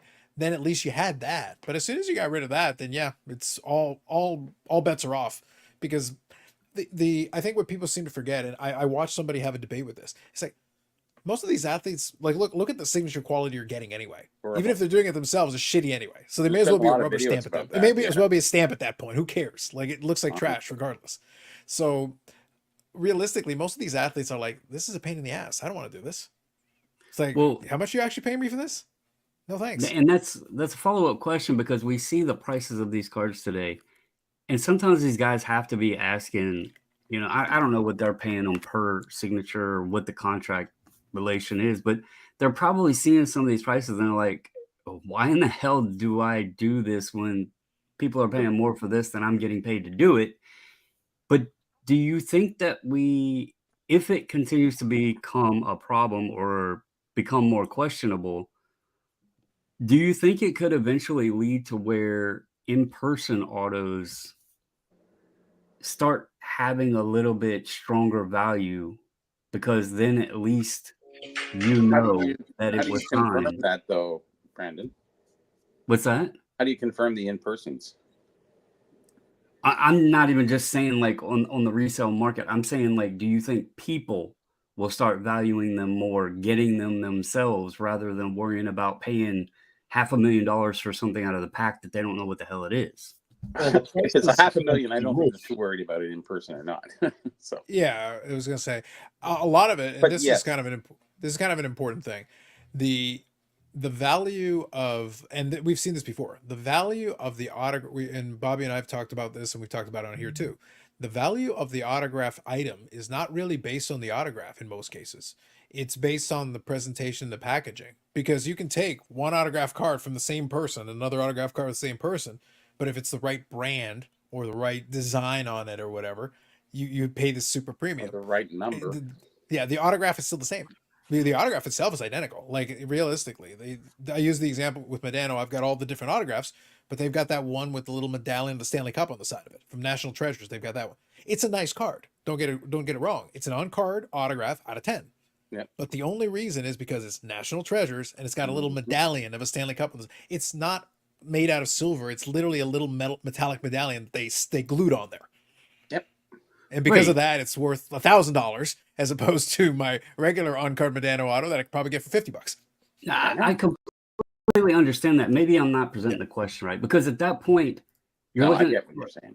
the way that I'm looking at it is if the autographs become so irrelevant from the pack because we're questioning whether a damn machine did it or the actual athlete, whether the auto's crappy or not, then that starts making the autograph itself irrelevant. And you might as well not even put them in packs. You might as well just put the fancy medallions and just leave the rest of it blank. And that's why I was wondering. That's why I was using that example, though, Brandon. What I'm saying is the autographs are already kind of irrelevant now. Like it's the value wasn't the autograph. The autograph just happens to be on the card. The value was in the medallion and the rest of the stuff. The in person. So you bring it back to your question. The in person for some folks, I think, will have that additional value. For other folks, they'll be like, yeah, but I don't want to stand in line. I don't want to deal with any of this bullshit. Like, okay, sure, but so you can get brief eye contact with this athlete. Do I really care about that? Is that what I want? I think it depends if the person is going after the autograph because they want the signature of the person rather than just a card. And that's exactly. I do feel that there is a market there for. I mean, Paul, he sits there and collects all the Hall of Fame, football autographs and stuff. So there's definitely a market there where people want an autograph. And if it starts becoming a big question of, did I get a robot or did I actually get the player's signature? I think that's going to cause a big issue. It's already an issue, obviously, but that's why I said I wonder how big it actually is going on right now. That would be something interesting to know. A lot of people in especially last 10 years have been getting autographs on cards. And, when they're at shows, they get an autograph on a card. And I think even now, is it not a premium if they sign the card? Like, Bobby Hull rookie, or not now he's dead, but I mean, just saying, they put a premium on their card now because they realize that the personal in-person autograph is actually worth a lot more than. I know Montana. I know he charges like $1,000, I think, to do his rookie. Crazy, yeah. The rookie card costs more to have signed on most most big name players. I mean, you get Joe Average, who was in the league, but still is 1% of the greatest athletes in the world. But you a fourth one, shut up, Bobby. And you get stop it. Tourette's, I'm sorry. I could try using that excuse. No one's gonna buy it. No. I got away with it for a second. Joe Average doesn't care.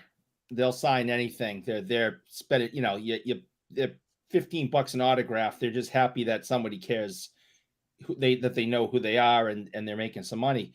But the bigger name guys, the Bobby Orrs, the Joe Montanas, the Jordans, the Brady's, whatever, they will charge you more. Kareem Abdul-Jabbar is a perfect example. Yeah, will charge you more to sign their rookie cards. Outrageous numbers. Yeah. I think the in-person is more personal to the person who's a collector. I guess if you're a flipper, it really doesn't matter, and then you're looking at the different aspect of it.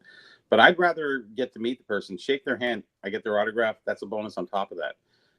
That's where the hobby separates from the card industry. And I think the card industry, they have that card. What's that what they pay a bounty on it? They have the couple autographs and 2-3 players on it, or something. What was that big card? The one that's never appeared yet.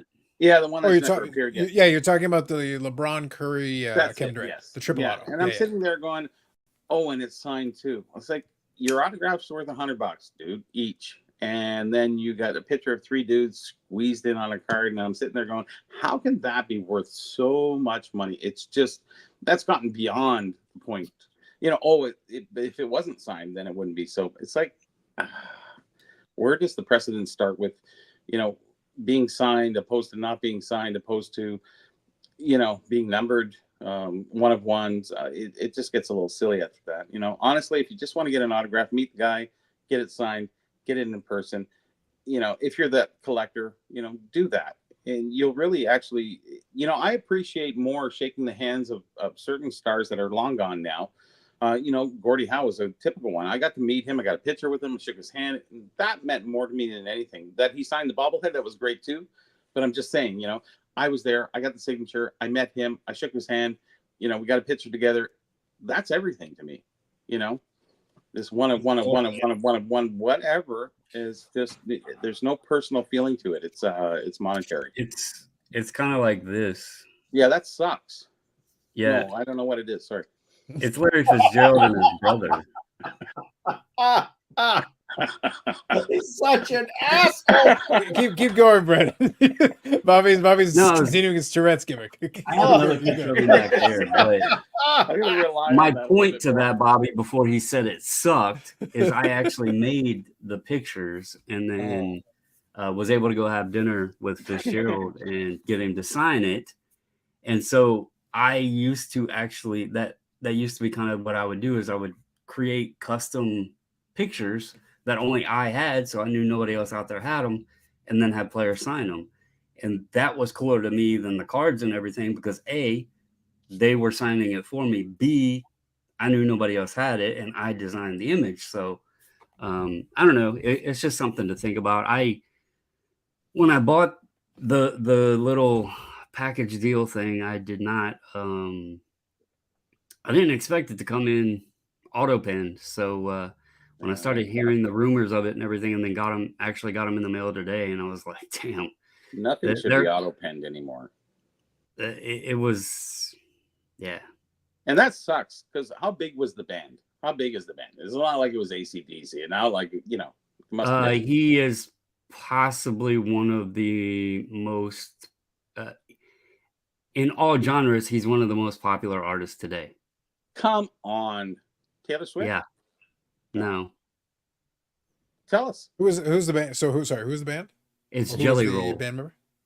Oh, Jelly Roll. He's cool. Yeah, well, he auto-pinned all of his damn signed CDs. That sucks. Yep. Come on, Jelly Roll. Really?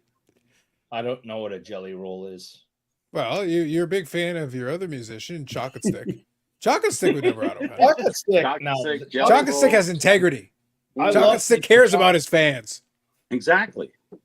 I love. Yeah, that's surprising that he would do that because really that puts a little bit of tarnish on his on Oh, your there's a liking. lot of people not happy because he literally did a video It's not showing like himself he's sitting there super famous. signing. He had one great song and he's done some rap stuff. I get it, but like your Jelly Roll, like really? Could we have a kid? Could we literally have someone record a kid for social media going, "Why Jelly Roll? Why?" Yes, that would be great, and then send it to him. That'd be And then he'll amazing. send you a real autograph. It's not like he's not busy doing something else. I gotta There's find Well, he's no out on the reason- road all the time. No I reason mean, for that. There's no reason for that at This all. is a real person. Seriously. That is Yeah. a musician. Yes. Jelly Roll is a big guy. He's about 350, 400 pounds. Oh, he's he's good. got an He's good at amazing Christmas voice. time. He's quite the jolly fellow. And he used to do rap songs, and nobody knew he really sang. But when he sang, he was so good. What the hell did he do to his face? I know. that's What been a popular thing in the moron music is industry. Yeah. Well. Well, kind what of gave it absolute away? Freaking nut job know. moron does that to himself.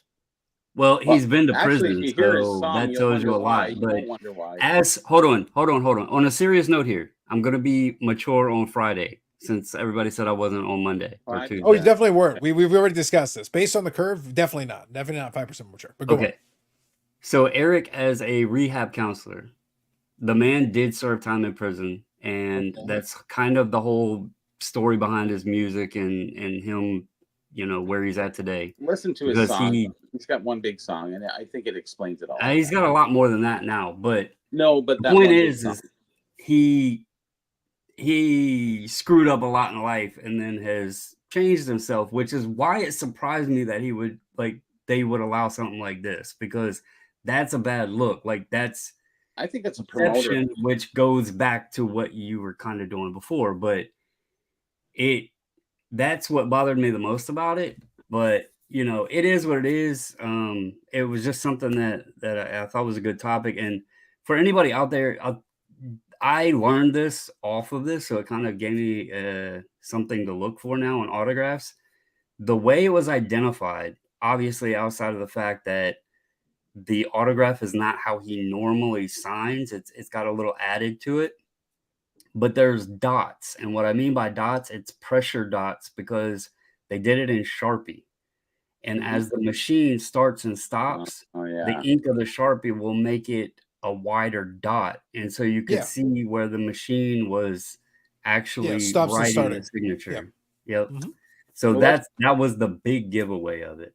So I think that's the promoters is saying, hey, listen, we're going to do this. We're going to do this for you. You don't have to do anything. Don't worry. We'll take care of it. We'll just get it auto penned and, you know, everything will be fine. And they go forward and he's going, okay, no problem. And he gets paid his like $40,000, $50,000, whatever he gets.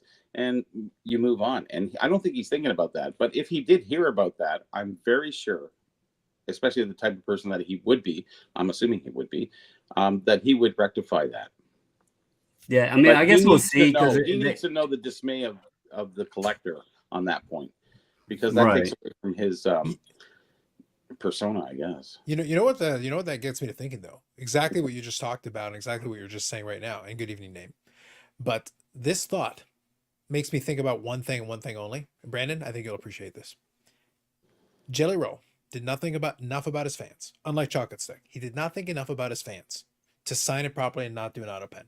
But now, take a Bastion, take a man's man, Tom Brady, who took the time to take his buddies, game use memorabilia, and like, fuck you, buddy. He did it himself. He did not auto pen that shit.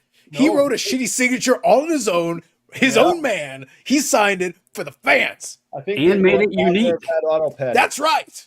And he made it unique. It's unlike as far as I'm concerned, Tom Brady autos. As far as I'm concerned, Tom Brady should sue their asses for the rest of the money they owe him because they need to pay the real price for the signature and thank him for signing it himself. It could have been jelly rolled. Yes. Yeah. Could have been. They could have took it to the back, slid it in the machine, and you know. I think they'd rather have had that than what that piece of crap did. Well, next time ask for it. Here's the next question. So if I wanted to happen to pay the money to just see if it would work and see if JSA would authenticate these auto pens, does that then make them relevant? Wow.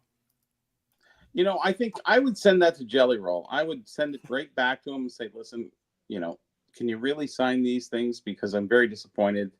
And I was misled because you put them in different spaces to assume that, and that happened with a lot of hockey collectibles. A lot of people assumed that these were original autographs on, you know, there was a King Clancy 1930 something Eno fruit salts, and everyone was saying, hey, it's in different places, but it was just a stamp and was stamped in different places, but it was the same autograph everywhere. But it was really hard to see on the background.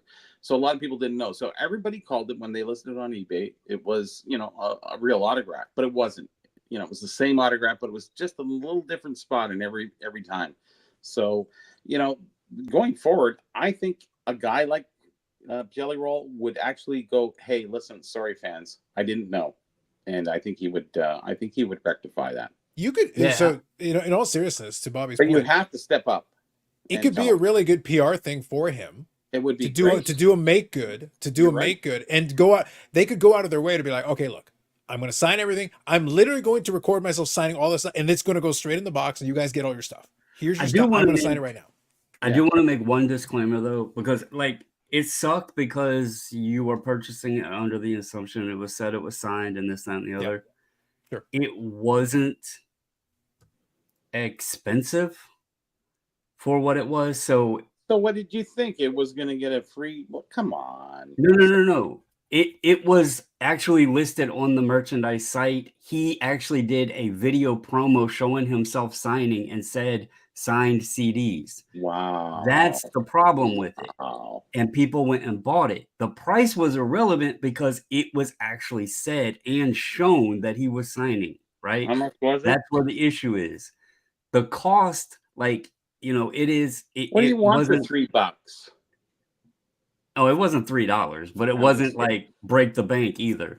Yeah. Okay. But so I do want to make that disclaimer. It wasn't like, although it took advantage, it didn't like, he wasn't charging $100 for the signed CD or whatever, so. Well, but that's kind of what I was getting at. Look, and I this Jelly Roll discussion makes me appreciate that I'm not getting only hungry. did we, yeah, listen, I may have to go grab a snack myself, but all I'm saying I know. is that Maybe a this jelly roll. discussion I don't gave know. me a greater appreciation for Eric's favorite football player, Tom Brady, and it made us realize that honestly that lawsuit is frivolous.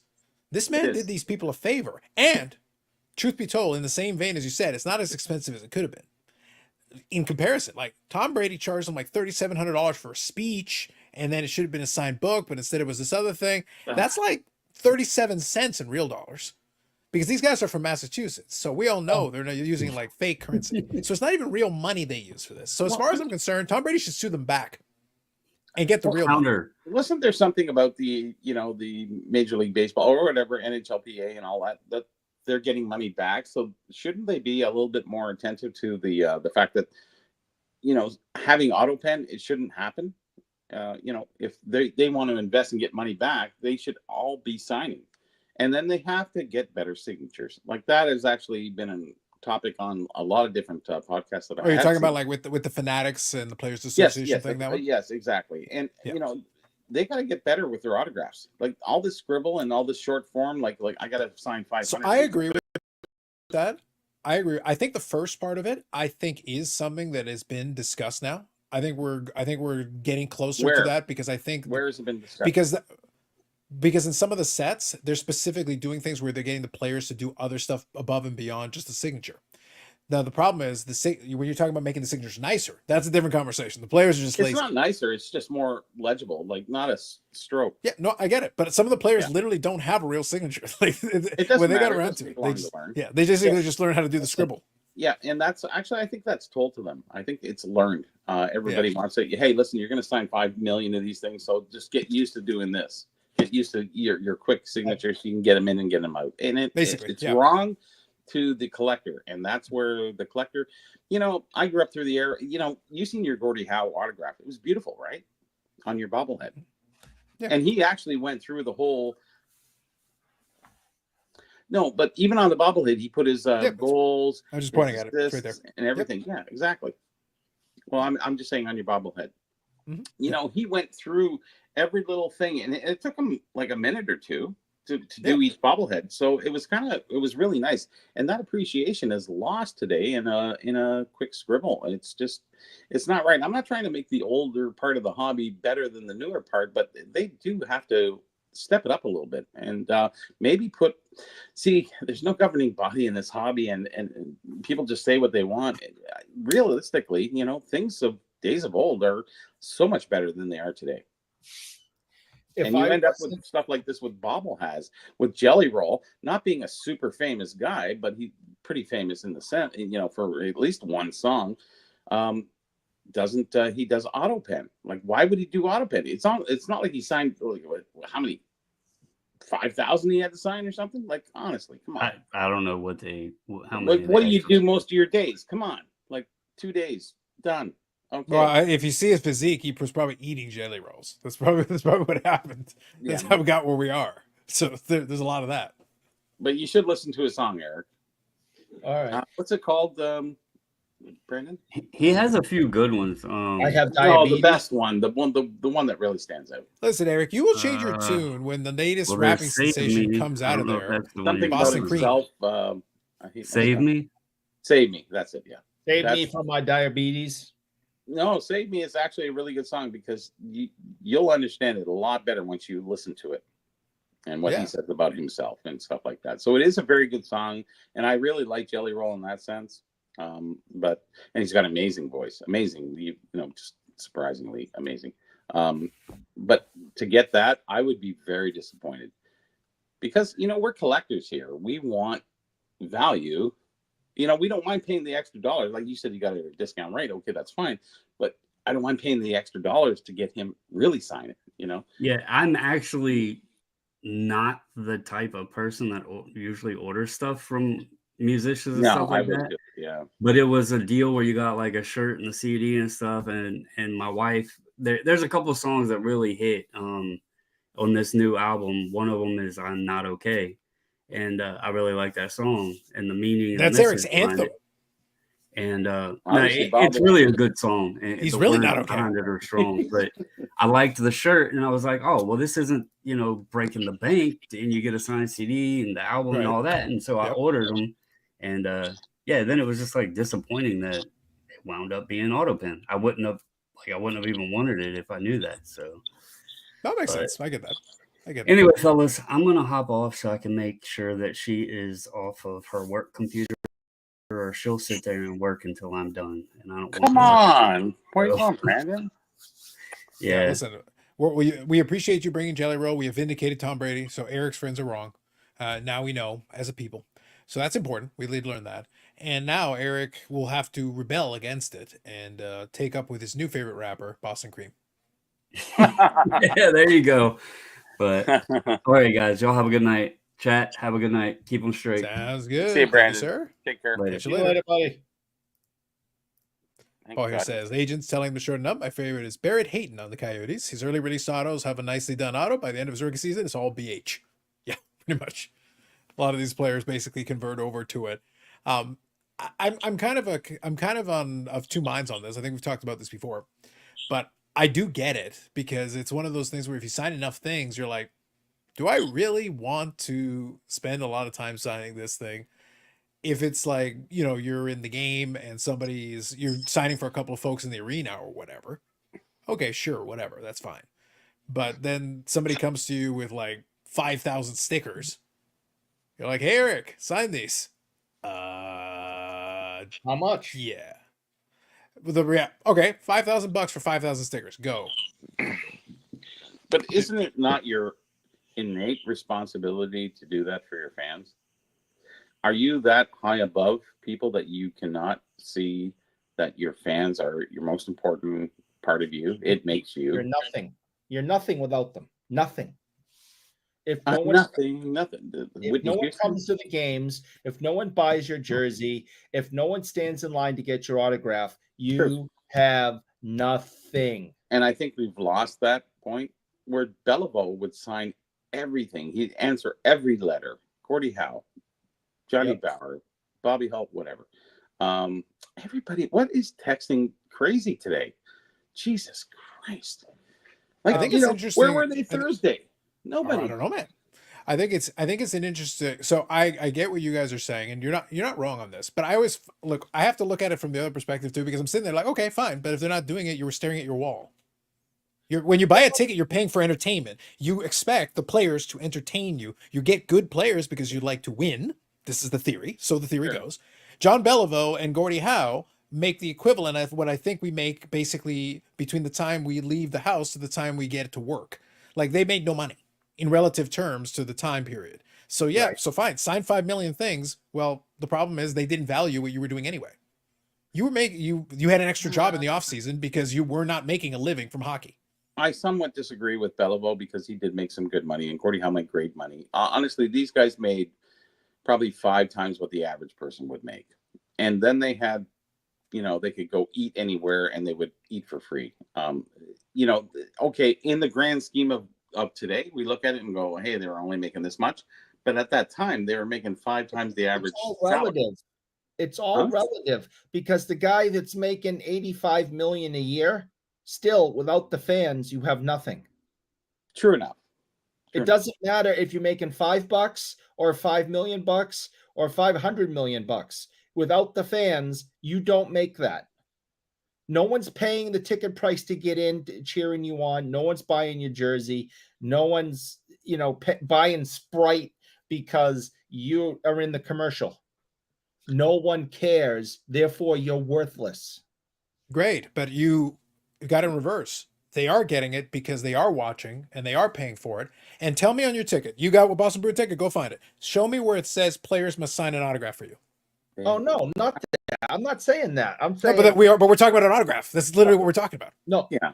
if you're talking about now, you're saying if I go to a game. No, if I go to a Bruins game, there's no expectation I'm going home with an autograph. When I go to an autograph signing that I paid money for, there's an expectation I get an autograph that ain't shit. Oh, shit. Are you right there, Bobby? Is that on record? No. Really? It's off, yeah. I double checked before I double checked right now. I'll double check right now, but it's off. Yeah, it's not checked off. It's off. Yeah.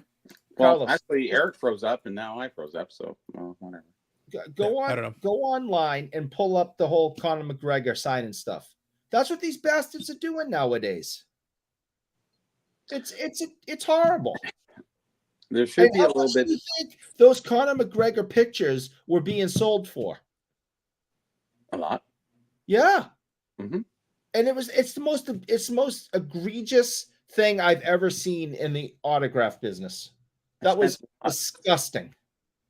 And if it wasn't for the fact that he could kill me with his pinky finger, I'd tell him to his face. Oh, I'll tell him I'm Scottish. He's Irish. I'll kick his ass. Say that to his face.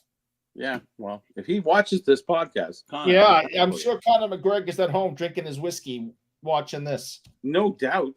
Yeah. Oh, listen, that's not even a question. Like it's obvious to me. I get the correspondence, Eric. I get the correspondence. And you make sure you mind your P's and Q's because he doesn't like you. Good, because he was trash for signing like that. Yeah. Well, what are you going to do? You can fight him. What we need to do is not spend the money. I'm not spending money on trash. I don't care how good you are. It's a good lesson is like, if you are going to get something signed, get it in person for the most part. I think that's always been the case.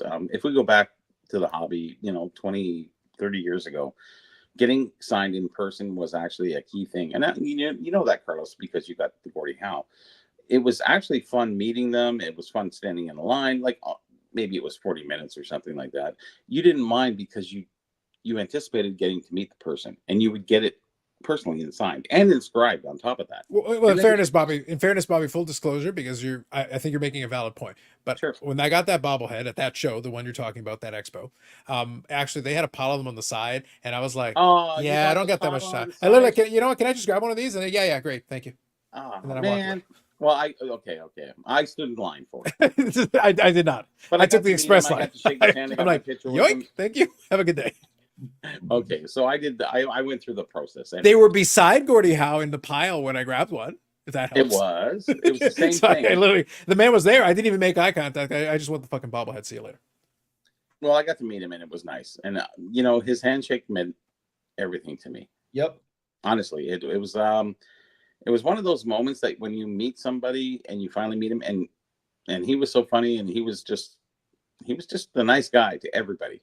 Daryl Sittler kind of pissed me off on my last signature with him. I needed on my I have this framed piece that I get most of the Maple Leafs. I have Ted Kennedy. I have Ted Kennedy. Teeter Kennedy. I have him. I have like a whole bunch of Leafs on there, and I want to get a few more. And just getting those autographs on there, it really means everything to me. And if they are a prick, like Daryl Sittler, I said to sign here, and then he signed big, a little bit lower, and I can't really squeeze anybody in there. And I was just going, and then I said, Daryl, you're my favorite. And then he said, oh, thanks. After he signed, and then it's almost like he would have signed it better if I would have said that beforehand or something like that. And I didn't really like him for that. And I got pissed off. So he stopped becoming my favorite player, and I just said, okay, it was all Salming from then. Salming, there's a few others, and hey, there we go. Oh, there we go. There's a nice one. Wow, cool. Yeah. What jersey are you wearing there, Eric? Yeah, I'm wearing a Gordie Howe. Your real favorite hockey team? Your real favorite hockey team? I'm wearing a Gordie Howe jersey. And nothing can match what you personally go through when you meet a player. I should. Who is it? George Foreman's hand. So many hands I have shaken, and maybe never got their autograph, but I did at least shake their hand. And I think that's, well, to me, being the age that I am and what I went through, I think shaking someone's hand, even not getting their autograph, it meant something to me. And I think that's the personal part of collecting that I think a lot of people miss, whereas, you get these auto signed or auto pen, whatever, that Bubbles was talking about and stuff like that, that's fine. But when you do meet them, and I think that's what I appreciate. And I've met a lot of stars because of the books I've written and people I've been exposed to. I've met a lot of great people, and I've benefited from that in my personal life, just knowing that I have met them and shook their hand. I don't always need their autograph, but it's always nice. But it's like Bond. We posted about Bobby Bond. It was nice, great, and he was so friendly and so nice, and he just such a great guy. He was, and you miss those kind of guys, but you were in that time period. Now to look back and say, hey, listen, I got Bond to sign. I got to sit down. You got to talk to him for a little while. I talked to him before, but I meant, you got some pertinent information from talking with him. And I think that's rewarding more in a hobby sense than it'll ever be in a collectible sense. Just saying. Oh yeah. We talked about crab fishing off the coast of, and who did he golf with? President Eisenhower. Yeah. He golfed with President Eisenhower. He was talking about the dangers of crab fishing off the coast of Canada. I mean, dangers of crab fishing off of Canada. Listen, the guy wanted to talk to me about crab fishing. I sat there and I listened to him talk you're about from Boston, so I guess. Yeah. Listen, Eric, for the last time, don't worry about the crab fishes. We're definitely not going to throw you in there, and they definitely won't attack you. Yeah, well, I don't believe you at all. But if that gentleman wanted to talk to me about crab fishing and how hard that was, I will sit there. You go ahead and you tell me. Was it a paleo crab? Was it a snow crab? Or how closely were you listening there? I was listening a lot. He didn't specify. He was just talking about how dangerous the job was. I think he was probably watching, the TV show at the time, Deadliest Catch. Oh, that one, yeah, I love that. And so he was just. Those guys are famous now, eh? He was just. They're on a show, yeah, pretty much. I don't remember how we got on that subject. I think he kind of just jumped to it. And then next thing you know, we were talking about President Eisenhower. Listen, every time I look at you, Eric, I think you're a crab fishing kind of guy. Yeah, sure. First thought I have. Actually, I'll tell you something that's a little candid that he told me. He said, I was sitting there and I was talking to him and I gave him one of my books and stuff like that. And this was about 8 years ago or something like that. And we were talking outside, and actually it's lightly raining, and he's still talking to me. We're talking about 15-20 minutes before he went into a little small show. And he said this about Daryl Settler. He says, his wife, he was kind of dating this other girl, and I didn't really like that about him. And he told me that candidly, and I went, I lost a little bit something from Daryl at that point, and then I got his signature, and he was just kind of like doing the runaround, and I lost all respect for Daryl Settler and being my hero. I actually, from the 70s, and I just said, really, yeah, I didn't know that. And that kind of gave me a little bit of, I would almost say Bond's one of my favorite guys because he would just tell it like it is, and he was such a nice guy. It's very hard to sit there and listen to the stories and sit there and be judgmental about what he's saying. And, that's the way the league was back in the day, I guess. I don't know. He was a good guy, regardless. There you go. Bobby, you took that photo. Yeah. I got 2 or 3 of them like that. And what t-shirt is he wearing? I'm wearing a Gordie Howe t-shirt. Yep. See, listen, Bobby, in the course of this story, we've learned things about Eric in the podcast, and I believe that I'm learning something. I don't think he actually likes the Boston Bruins. I really don't. If you think about it, he's almost a Leaf fan, like he was before. But I threw out this, Bobby. I threw out this theory. It seems to me, and we were able to draw some connections, some inferences here. He has gone to great lengths to explain to all of us how much he hates baseball and doesn't care for the Red Sox. But he was able to name all the players in the '86 Red Sox. Isn't that crazy? And apparently the issue, now, Bobby, hear me out here. Apparently the issue was that their failure in the '86 World Series, embittered young Eric to the point that he gave up on this team forever. And yet he claims to like the Boston Bruins, who are mired in a century of failure. Yeah. Basically, they're trash in every way possible. So they basically have no success to speak of. They're basically irrelevant as a franchise. And their best player didn't mean anything until they went to Chicago. Yeah. So I don't. So I'm struggling to connect. Do you see where I'm struggling to connect? And then by comparison, the Boston Red Sox have actually won championships since 1986, plural, like multiple. And like I I'm told trying to- you, like I I told think you the he other day, forsaked one for the other and kind of lost out and doesn't want I to. think the man's a liar is what I'm getting at. Yes, I well, I was saying that indirectly, but yeah, okay. Mhm. and what I said the other day to Carlos is that I'm really ashamed of myself because I was with 1986 World Series pitcher Bob Stanley and Who? Bob the Steamer Stanley, Boston No. Red Sox 86 World Series. No, sorry.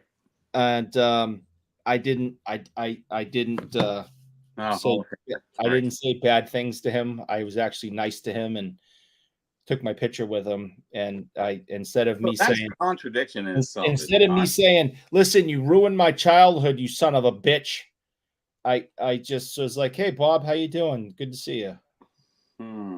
See, Wait till you he could watches have. this show. If you had manned up and told him that, he would have been like, "I'm not Ray Bork. Leave me alone, young man. Exactly. Yeah. And What are you he's bothering not me for?" He's not the first one that I lowered myself to. Hold on. One sec. It gets worse. Ooh, I like this. Paul says, or hear me out. Eric was being creepy and he was offering Eric the chance to sleep with crabfishes. Bobby Bond's conversation may have taken a dark turn. It may have. Mm-hmm. I think the people are realizing, I think we're putting the pieces together, guys. I really think we're starting to figure out, we're getting to the bottom of this Eric. And I think we all know the truth. Here's another 1986 Red Sox. That's me and Jim Rice. And I didn't tell him that he ruined my childhood either. Sorry. He's not Reggie Lemon, Eminem. I'm really ashamed of myself. Oh, you should always be ashamed of yourself. I am.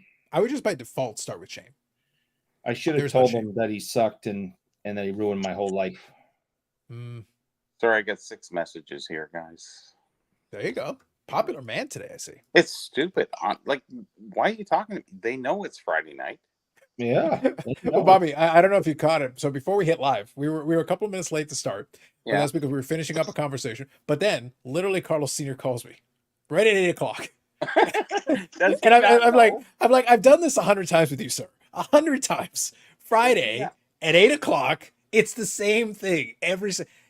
We're 211 episodes on this. It has been the same since 2020. Literally late 2020.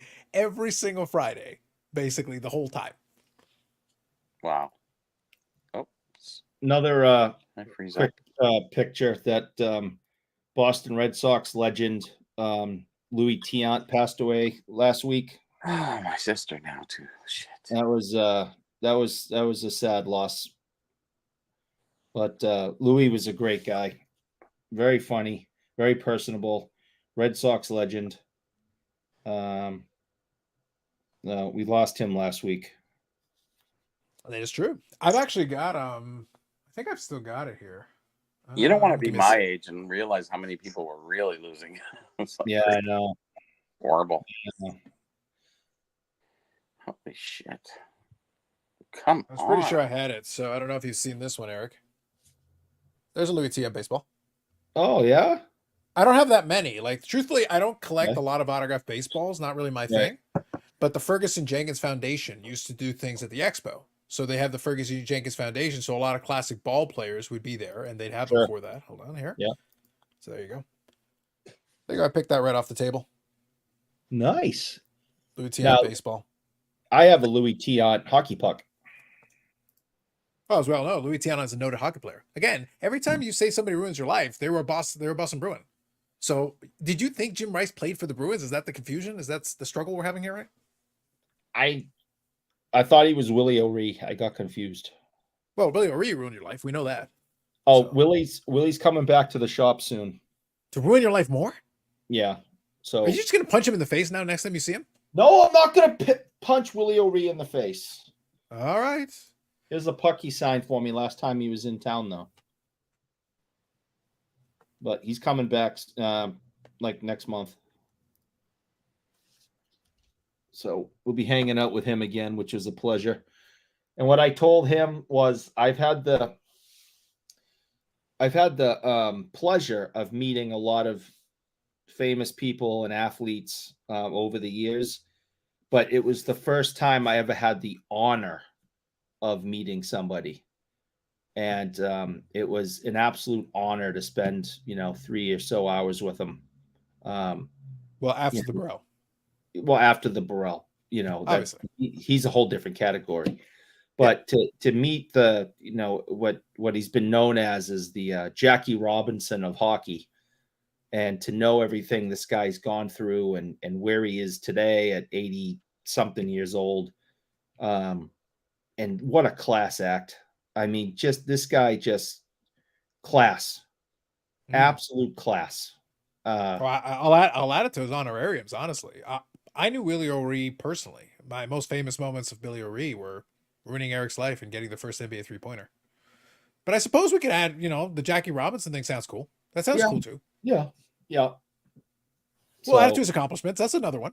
That's good. So it'll be nice to see Willie again in another month. When you get to a certain age, you don't know.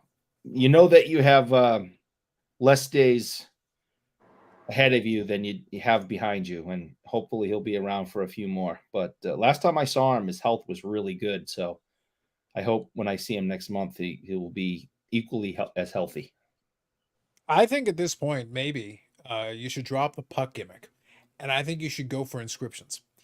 And I think you should go for inscriptions that literally don't make any sense, or inscriptions that are just inside joke. I think you should get the Willie O'Ree first NBA 3-pointer inscription.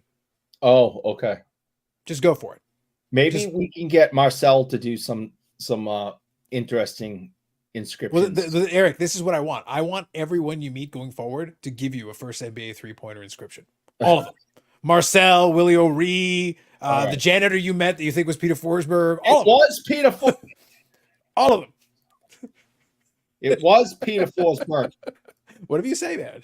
Listen, the man was sitting there. He was he was a custodian. He was trying to do his job, and you're sitting there bothering the man, asking him about Joe Sakic. Leave the guy alone. The guy just wanted to sweep the floors. He was busy, and you're disrupting the man's work. No decency. It was Peter Forsberg. Whatever you say, man. You're just mad I chose to hang out with him instead of going to dinner with you. No, I was a Dallas Star fan in the 90s. I would have considered I would have done basically what you want to do to Willie O'Ree, and I might have had to punch the man. And again, the violence against Willie O'Ree from you is very awkward. It's very weird. See, look, he looks homeless. He looks like homeless. He needs a meal. He needs a meal. He needs a haircut and a meal. All right, he might need a haircut. Wouldn't be so bad, and a shave, but it's still Peter Forsberg. Whatever you say, buddy. Whatever you say. Good times. Good times. Good times. Yeah, wicked good times. Yeah. Mm-hmm. Yep. Not. Now, we'll do the official breakdown on it, but we may as well touch on it now since we've had the autograph topic here for a bit already. So have you figured it out? Are you going to schedule? There's a crap ton of people for signatures. So you're going to do like a little map, so like a strategy here, So yes, yeah, I have not done it yet. It's on my to-do list. I mean, I still have so Eric, I'm giving this as an opening for you. I'm going to quickly grab a refill. I will come back. I'll be able to hear you, but lead the way. Tell us what the plan is here. So there's definitely some time that needs to be put aside in the next week to figure out who I need to see. So I'm looking at this list. I would like to get Brian Trottier if possible. But the ones I need are, let me see, Terry Harper, Frank Mahovlich. And these are all for the hockey set that you're working on? Yeah. Who's that one? No, he doesn't. I don't think I need him. I already have Sage because that's his rookie card. So I already have Sage because he came in the shop and I had him just sign his arm off. I don't think I need I don't think. No, he's not in that one. Jerry Desjardins. I think I need him. So I think there's 3 that I need for 69.70. And that is 2 on Saturday, 1 on Sunday. And then, there's others that I might be interested in. I don't have anything from Lanny McDonald. But I just these things get so expensive, I mean, there's Ed Belfour. So the reason I was posing the question was for a couple of reasons. One, it gave me the opportunity to grab my refill. Two, Sure. There is a little bit. So I'll actually expand what you're saying here, Eric. There is actually, even if you're a person that does love the autographs, obviously I don't care about them as much. We were talking about that. Like I said, even the Gordie Howe bobblehead, I was all about the time savings. I was like, let me grab it off. I saw the guy sign it, put it in the box, and let me grab it off the pile. I'm moving on. It was a great deal, by the way. It was a screaming deal. The autograph on it was tremendous value. And so I've still got it there to this day. $5, wasn't it? Yeah, it was $75. You're getting the bobblehead and the autograph. The bobblehead is included in the $75. Like, Go look at what a bobblehead costs. Like, the deal is tremendous. Like, it was an incredible deal. Right. But the reality was that, even if you're somebody that wants to get certain signatures, you almost have to make a plan, because it's like, okay, so they're signing at these times and whatever, but it costs this much to get this person and this much to get this person. You just got to start like crunching the numbers and adding it all up. It's like, well, then you got to think about it, because what's the buy window? a few less cards and then offset it, It's also the timing. Like, it depends. If some of these guys have like a tight window, then you almost have to get to the front of the line in one, get your signature right away, so that then you can get in line for the other one. It depends on how closely. If they're on different days, whatever. But if it's really close, it gets a little tight. And then you have someone like, a couple of years ago, Esposito went way, way, way over his time. And the line was so long that you were sitting in the Esposito line while the other guy that you had tickets for was over there doing his 1 hour or 45 minutes or whatever the hell it is. And you can't get out of the Esposito line. Yeah. So you miss, all these people were missing other guys that they signed up for and bought tickets for, because the Esposito line was so friggin' long and huge and ran so long that you missed the other guys. So it really does get crazy. Well, you need Mahovlich, right? I need Frank, yeah. Yeah, he's getting pretty old, so I would get his sooner than later. No, he's as many. Is he signing at the expo? No. Yeah, him and Pete. But Pete I had at the shop, and I had him sign his arm off. Yeah, yeah. I would get Frank. Well, I think he's 83 now or something like that. It's right there. That's the one that's going to get signed. Yeah, right that's nice. That'll be nice. So I got him for sure.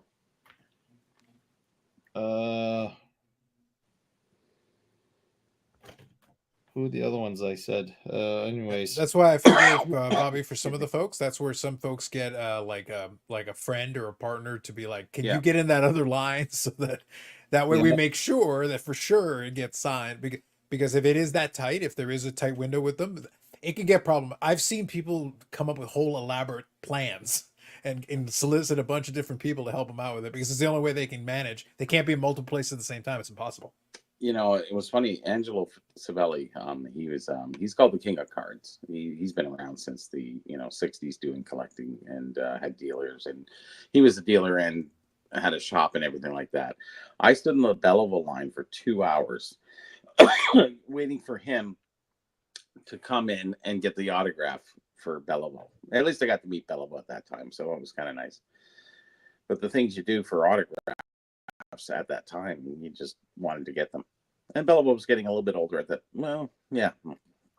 Anyways, I got a picture of that. Excuse me. Bless you. Oh yeah, sneezy. Yeah, I've gotten many autographs I got my Leaf piece. I have to go to my storage locker and get it out. And I do want to get a few autographs at this show. We'll see. Gilmore I need and stuff like that, but I can wait. Oh, bless you again. Twos, right? Sorry about that, guys. Yeah. So I look forward to seeing, I get a personal thing from autographs more than I do from, the cards. So And I really don't get autograph cards like Eric does, but I just like autographs on my board or what have you. Right. This personal thing.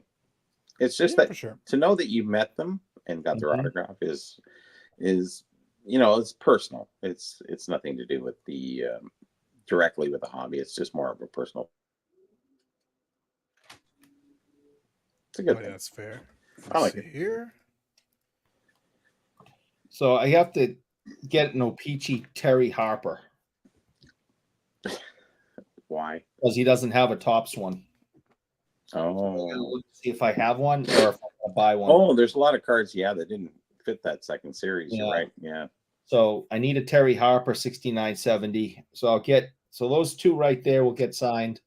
Desjardins and Frank Mahovlich. It's just Um, Desjardins. You can Desjardins. end it at eh. Eh. You don't have to pluralize it at the end. That's fine. Desjardins. Desjardins. Yeah. Yeah, at least you got it right. That's right. I was actually trying to find it. I have in one of the boxes I keep the Frank Mahovlich index card that I got at that Oh, yeah, at the, yeah, at yeah. the All-Star I game remember. thing. I mean, like, Eric, I could just super glue it onto your card if you Oh, want. well, I got Mahovlich auto. It was in Yeah. person. Yep. So- We can I was, tape it on there. Yeah, I was grabbing the box though. I was laughing because these ones were through the mail. I See, basically that's a had, nice one.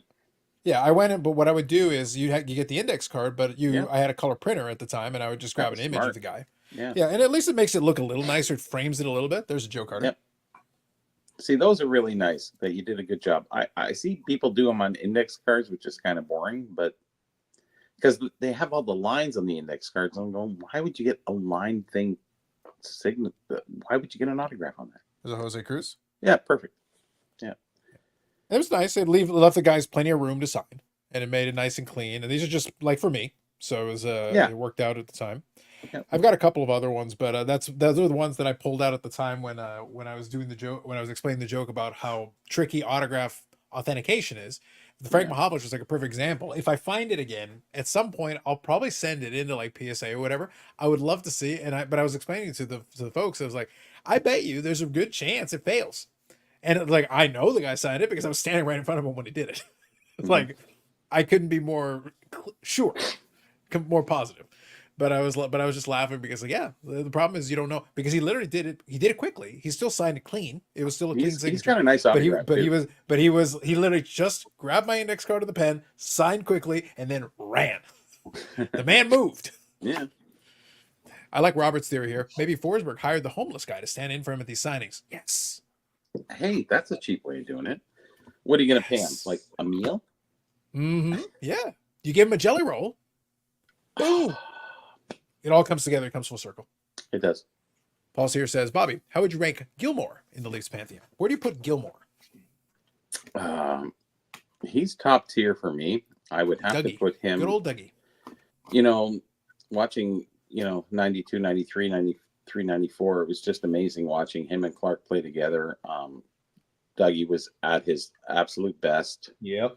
He, it was just amazing watching him. And, I'm a super fan of him. I have to say that in that time period, I remember watching every game, every game I would watch the full game.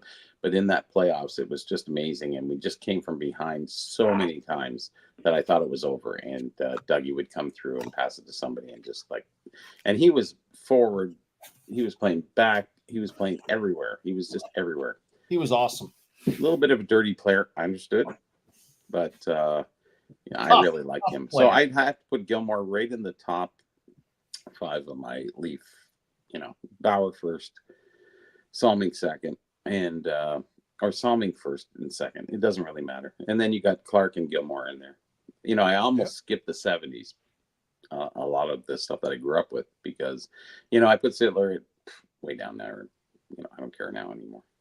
Yeah, you got knocked down in prestige based on your story. Yeah. And that's what happens. It can happen that way. His 2-year run there, 92, 93, and 93, 94. Like Yeah, I've got it that's in front great. of me just to get it context. So he was runner-up in the Hart Trophy in 92, 93. So And that he was a should've got massive it. season for him. Yeah, it was. Yeah. I think only Lemieux was ahead of him, and that was the guy who won Wow. it that year. So like that tells you kind of where he was sitting that year. It was only Lemieux that could deny him. Now Lemieux had an amazing season. He had 160 points, 69 goals and 91 assists. It's I kind of think tough to beat. most of Gilmore's were assists. Were they not? There were, yeah. So It was just basically, so- but yeah. here's the comparable. This is the reason why I say Lemieux was the only guy at that season that could have gotten in front of him, and it was because Lemieux had 91 assists. Oh, he had it Hodgson. Gilmore at had 93, 95. right? Gilmore had 95 assists. Yeah. And Lemieux's 69 goals to Gilmore's 32 is what separated them. That's what separated them points wise. Well, in January, did Lemieux not play in '93? Lemieux 'cause he that had the year lymphoma? actually, Lemieux actually had, yeah, I think that was the year he had the Yeah, and one he of his didn't even go illnesses. for the playoffs either. Yeah, which is to Yeah. say, by the way, yeah, he played only 60 games. Yeah, And he had 160 points. crazy. The dude was a monster. The dude is a Oh, yeah. monster. And this was still at the peak of his powers. Like that's scary. 160 points in 60 games. And this is in Crazy. 92. This isn't in the 80s. So it's Nope. like It's you 92, still had some 93. residual That was- offense, but it wasn't the same. I remember in January he was diagnosed, and then he didn't play until he didn't even play through the playoffs. They only made it to the second round, I think. Anyways, they got past. Who did they get past? Pittsburgh versus. The big thing with him that year was that was the year I Rangers. think the Penguins were going for the three-peat.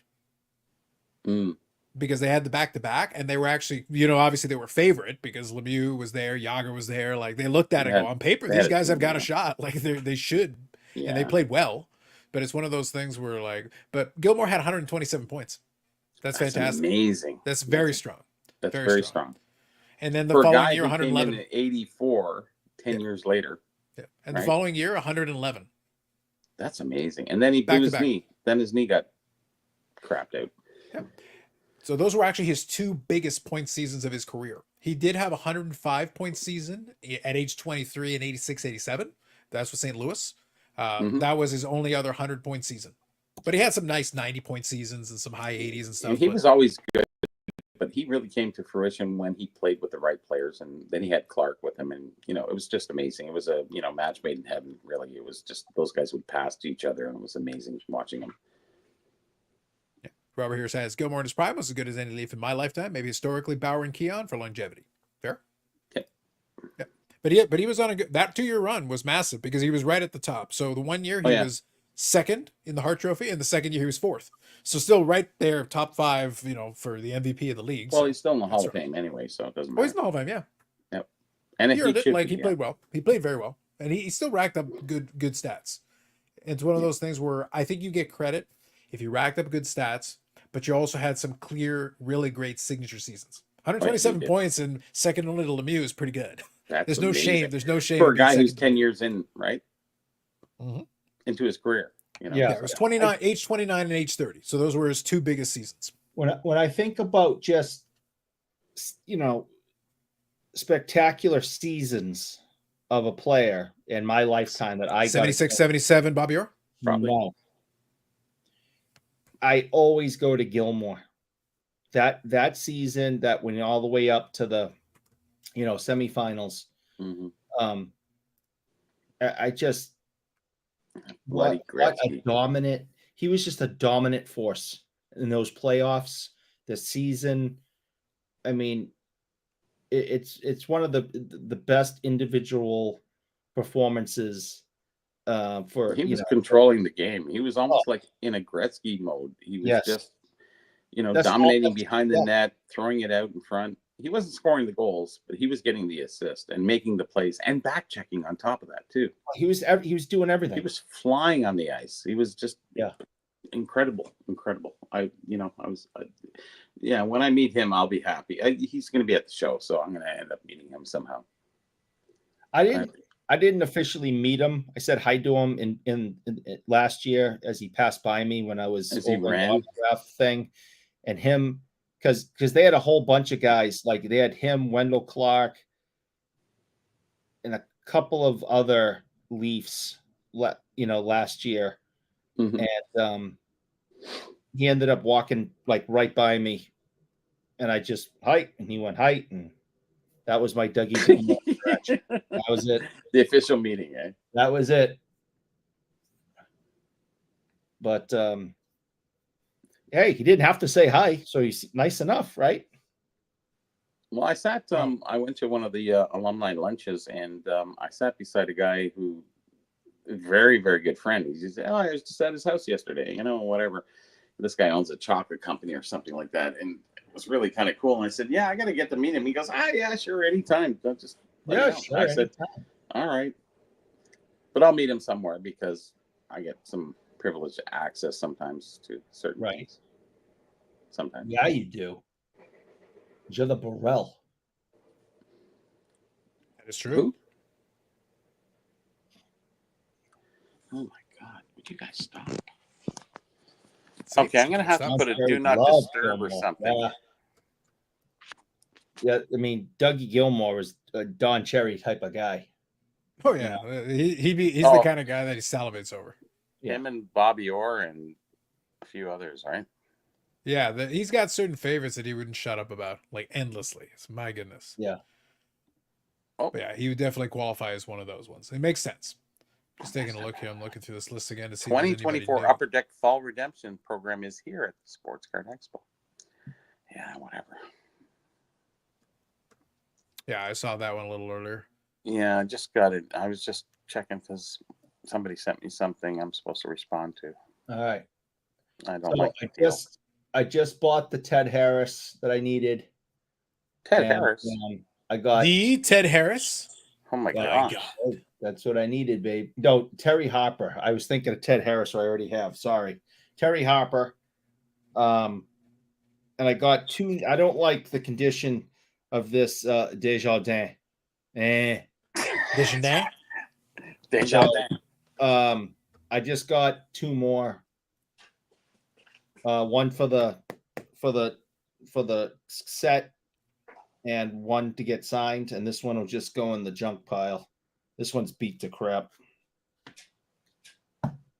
But so yeah, so those three are definites, and anything else would be a bonus. And if depending on how things go, and if my connections from last year are still connections, maybe I'll meet a few other people and get a few more in the back room, so to speak. But I can't count on that. Yes, in the back room, his connections. Yeah, He's gonna talk to the Peter Forsberg janitor guy. Hey, dude, can you get me in? I can get you in through the janitor's closet. Well, I can look. I'm going to look right here for one in particular. I'm going to look for my connection and see who he's bringing in, because I know that would be helpful. While you're doing that, I'm actually going to share this here. Give me a second. I want to, since Bobby mentioned the redemption program, there's something that I like. Obviously, we've got it every year, but I just thought I would mention it here for a second. So this is the Upper Deck redemption thing where you can bring in a box or case of these products. Now, the redemption itself, I don't mind it because I think it's a nice little bonus if you're going to open the boxes anyway. I wouldn't necessarily go out of my way to participate in this unless you had every intention of buying the box regardless, and we'll then get some bonus stuff for your money and for your trouble. But with these ones, these are the ones where you look for the dealers that have the balloons. Make sure they fill out the little slip of paper for you so that when you take it over. Yeah, you got to find the folks that have that because otherwise it won't count. Yeah. But if you get the little slip of paper there, again, this is a bonus. So if you're paying good money for the box, you may as well get some extra content for your money. And again, they will give it to you.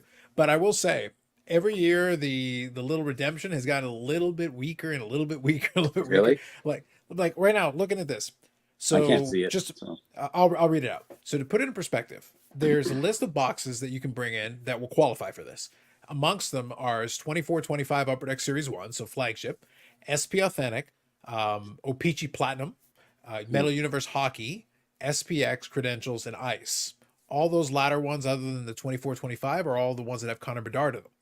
Like O-Pee-Chee Platinum, for example, is $600 a box. Oh. And for $600, you get one Fall Expo redemption pack. I'm like, yippee, skippy. Okay. Second line here is the case redemption. So this is if you buy a whole case. And if you buy a case of these products, it's the same list, I believe, as the products, you get 10 packs, 10 redemption packs, and one randomly selected autograph card. Here we go with the autographs again. you know what the funny thing though, Bobby? I don't remember the exact configuration, but I remember participating in the redemption program a few times over the years. But I remember I never buy a case. I've never bought a case ever. But I remember being able to get autographed, like, you would have different redemption programs and you could get some of these autographs. Like they were like premier signings, priority signings. That's what it was. Priority signings. Priority, yeah. And I got priority signings cards and I didn't have to open a case. And I was sitting there like, Jesus, in a case. And again, one randomly selected autograph, at least you get one. But, and the design looks at least fairly clean on it and everything. But I was like, geez. And because these are not cheap cases, man. It's $600 for the box. Think about a case. You could go to In the Game and spin the wheel and get a nice redemption card. As long as you bought a box. I think the problem here is that the cards themselves, just from these mock-ups, look pretty nice. They're clean cards. They look decent. And I bet most of these are going to be on card. So we'll see. But I think most of them will be on card. But even so, if it's $600 for the hobby box, and you need a case for this. Yeah. Well, look at the price of a case. It's like, guys, I can go and pretty much get most of these singles for most of these players for probably less than it would cost me to buy a case. Guaranteed. Yeah. So it's like, well, unless you hit the jackpot. Yeah, if you hit, like, I think there's based on just looking at this, there's a Connor Bedard Ovechkin dual autograph. That's probably pretty cool. You've got a couple of other top What's players. that worth though? Really, $600? I would think it'd be more than that for Bedard and Ovechkin. It'd be more. Yeah, true. Yeah, but still, it'd be. But that's it's the big a tough hit, one, right? Yeah, that's a much bigger hit. Yeah, it'd be, if you get that one, you're at least pretty satisfied, because then that probably pays you back for the case, and then whatever you pull in the case is your bonus. So that one person out of how many? Pretty much, but that's just it. Mind you, most people aren't in the case side of it anyway, so I don't think most people are gonna have to worry about it. So it's a lot of money to spend on. Well, it's a lottery thing, right? It's really just about, like, I don't even think people really care to keep the things. They just want to turn around and sell it and see how much they get for it. I did see a video. I think it was on Sports Card Radio. They were talking about this girl sitting in their car opening this super high end product, and she hit some big thing or something like that. And it's just like, it's just gambling, because they just look online and see how much it's worth, and then they turn around and sell it. It's sort of like, okay, there you go. I'm glad you enjoyed opening that. The stimulation for opening stuff is just crazy, and it's very much gambling. So it's really getting away from the card aspect of things. So, and then you got some super expensive boxes. What's that stuff? It's $3,000, $6,000 a box, and it has all these nice position packs and stuff like that, and everything's a hit. So, anyways, just a different type of hobby that's going forward. And they have to really get away from that, because that's the gambling edge of the hobby, and it really has to. It'll never get away from it, but it's just gone a little bit too far, because the average person can't spend more than like $600 a box. That's a lot. Like, even in a month, if you bought a box, but that's $600. Well, that was the reason I use that example. So there is a specific reason I use that example. O-Pee-Chee Platinum is a product that, for the most part, I've opened retail blasters of it and stuff like that. I've opened a hobby box or two in years past. It's not too bad, but being that it's the Bedard year, it got cranked all the way up, and I'm like, well, guys, $600 a box. But you collect Bedard. That's the thing. Even if I did, like, I could just get the single. Like, at a $600 box, yeah. most of the pulls that you'll get, unless it's like a super low numbered, you could literally just, for $600, you can get a pretty damn nice Bedard. You guaranteed you will get a Bedard for sure, exactly. 100%. You'll get exactly what you're looking for without having to go through the rest of the effort here.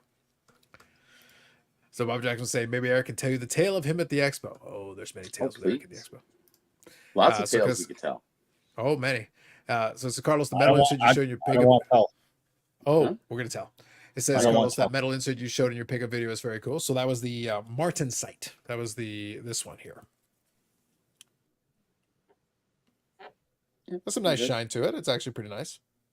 I think they actually did a decent job with this one. So when I saw the mock-up on this, I was like, actually, that'll probably look pretty good. And then when I got it in hand, it reflects the light in an interesting kind of mirrory way, which I think is actually kind of interesting.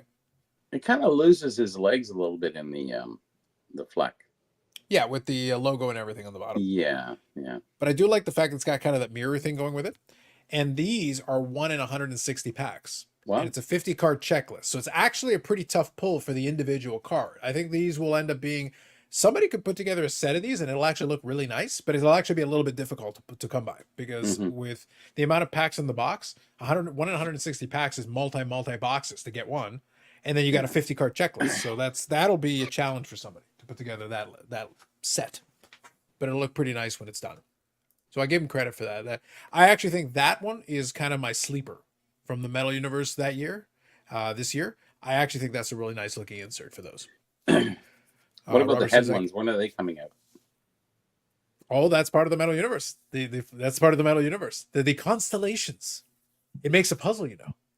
I actually, in my article, if you would read it, that I mentioned Billy in there, and he got a nice review from me. So he should be good. Oh, we got to be nice to Billy sometimes. Who else? Who else did you mention in your article? Carvin and my best friend Tim, Brad Hartland. I mentioned Brad Hartland, Tim. Yeah. Okay, so yes, And those guys. But Jimmy Two Hats. Who else did you mention in your article? I also mentioned there was this guy. He was sort of a mutual friend of other acquaintances. So I think he's a big Boston Red Sox and Red Wings fan. I think. Red Sox. Yeah, 86 plus. Yeah, big time 86. Yeah. Who has two thumbs him. And was in your article. This guy. Incognito. Actually, I have the word in to have your name put in it, so don't worry. No, I told you, leave it alone. It's going to be, well, it'll be both. I think you should, if you put his name in there. Eric Wade, Yeah, Esquire. I think what you should do is like in open brackets. In open brackets, you're not qualifying as settle down. Do you have any idea how hard we had to work to earn our hobby doctorate? A lot. I know. I got crazy for a second. I apologize. Yes, know your role, sir. Know your role. Settle down. I apologize to the people on the panel. I apologize to the people in the chat. You think it's easy writing articles for free? Yeah. Listen, when you get put in the dedication section of a published book, I know. Either after Family and God. Yep. Or on page 92. I know. Then you can be a doctor. Until then, nay, sir. I know. And, Bobby's throwing me a sympathy charity bone by mentioning me in passing in his article. Let us never say he does nothing for you. The Burrell is a giving Burrell. And I appreciate the Burrell for doing such. Oh, I wield the power. It's amazing. Mm-hmm. The power of the pen is mightier than the sword. Indeed. So said someone in the United States at one time. Thomas Jefferson, maybe. Maybe. Never heard of him. We've entered Canada. I thought it was Champlain or someone. I don't know. Hey, Samuel de Champlain did stuff. It happened. Bob Jackson says, we've entered the era of cards are cool because they're expensive. I'll happily stick with my cheapo cool cards worth jack shit. That's fair. But so the reason why I singled out that Martin site one is that I figured it will get buried in the noise of all the stuff in there. So I pointed out it's a cool looking card. It's actually reasonably difficult to pull the individual ones. So if you're looking for a certain player, you may have to do a little bit of work to find them. There's not literally 50 of them on eBay. So you're going to have to search for them a little bit, but they're not impossible. They're not unreasonable. It's a fair challenge without being unreasonable. And I think you can get them at a fairly reasonable price, given that they're not getting the attention because they're not as long as you don't buy them by the box, you're okay. Yeah, you're probably all right. So for that, I was able to buy it as a single, win-win, all Perfect. Good. Got it at a fair price. Quite happy to take it. What is a fair price? So I got it for like $16 Canadian. Can you buy a box for $60? No. 16. 16. $16? Yeah, 16. Oh wow. Yeah, it wasn't expensive at all. It was. I thought it was very reasonable. Very reasonable. I'd say. Yeah, I was quite satisfied with that. I was like, no, I got the card. That's a big hit for $16 box. Yeah, for $16. Now imagine if you were on the other side of it and you spent No. $400, $500, $600 for the box. No, And by the I don't way, wanna it's go a there. nice card. It is actually a nice of a good player. So it's like, I don't know. Some guy's Visa's sitting there going, "Oh my god!" And all I got was the $60 card. Oh shit! But it's No, one 16, Yeah, not 16. I watched a I'm guy. trying to bump it up a little bit. You try to to bump it up, bump it justify up. the box price. I watched a guy today sit and rip at work. I don't see that going on. I Keep just, going. It's just it's gotten past the point of. It's just a little silly if you look at the whole idea behind it. You know, it's like, okay, the companies can't make it if the rippers don't rip, and the rippers are ripping, and a lot of them are getting ripped. You know, I've seen those whatnot videos where these guys are just ripping and taking people. I'll see you later. Sorry, I got a huge pull. I'm out of here. You know. but I just watched this guy open 3 boxes this morning and get nothing. And he spent a good chunk of change. And, you know, $79 for this box and $59 for that box. And, you know, another That's pretty 70 low end in the grand scheme of things. But yeah. I mean, they weren't $2,000 boxes or National Treasure shit, but that's a lot of money that he laid out and got none of it back that he was hoping he'd hit something and sell it. I think that's what a lot of people do.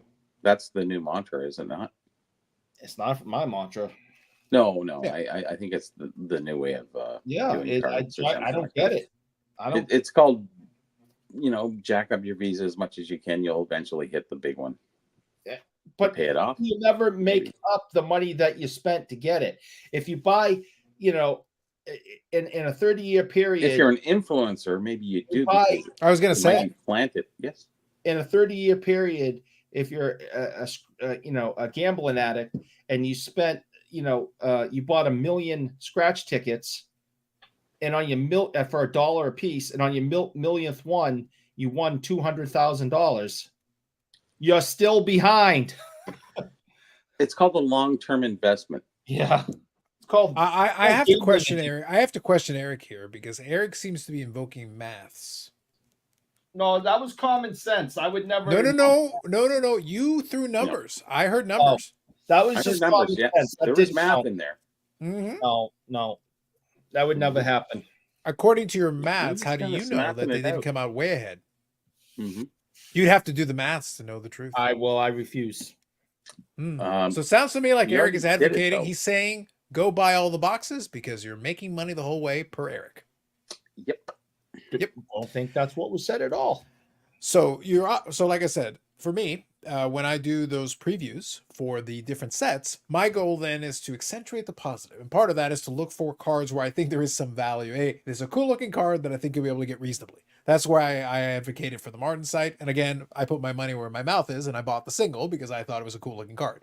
And I got it at a reasonable price. Win-win for me. Great. I identified it. Yeah. Listen, Bobbles would be happy to take that. Dump here for you. We got to help him out. Exactly. Well, actually, I'll tell a story because I actually had a success in a purchase and flip. I actually had a success that happened this week, and it was a very quick turnaround on that one. So I'll share it. But before I do, this was also in the mail day, so we talked about this one. 'Tis but a scratch. The Monty Python magic card. We got that. I'll zoom in a little bit. Right. So this one here was the Black Knight. 'Tis but a scratch. I love it. So that right there, my friends, that card cost me about $20 shipped. Totally worth it to me. I enjoyed that thoroughly. I was like, this is the stuff that I enjoy. Again, it's just for my collection. I get a kick out of it. I love Monty Python Holy Grail. I think that's fantastic. Mm-hmm. It's a cool card. I like it. I'm keeping that. Sounds good to me. I love Monty Python. It was great. Yeah. I bought a card today. Oh. And it's for my personal collection, and I only bought it and spent the money. So you could cut it up with a pair of scissors. We'll get into that. Oh, okay. I only bought it and spent the money because I knew Jackass right there would kill for this. Oh no! Would kill for this card. And I sent pictures to him and said, look what I have, Jackass.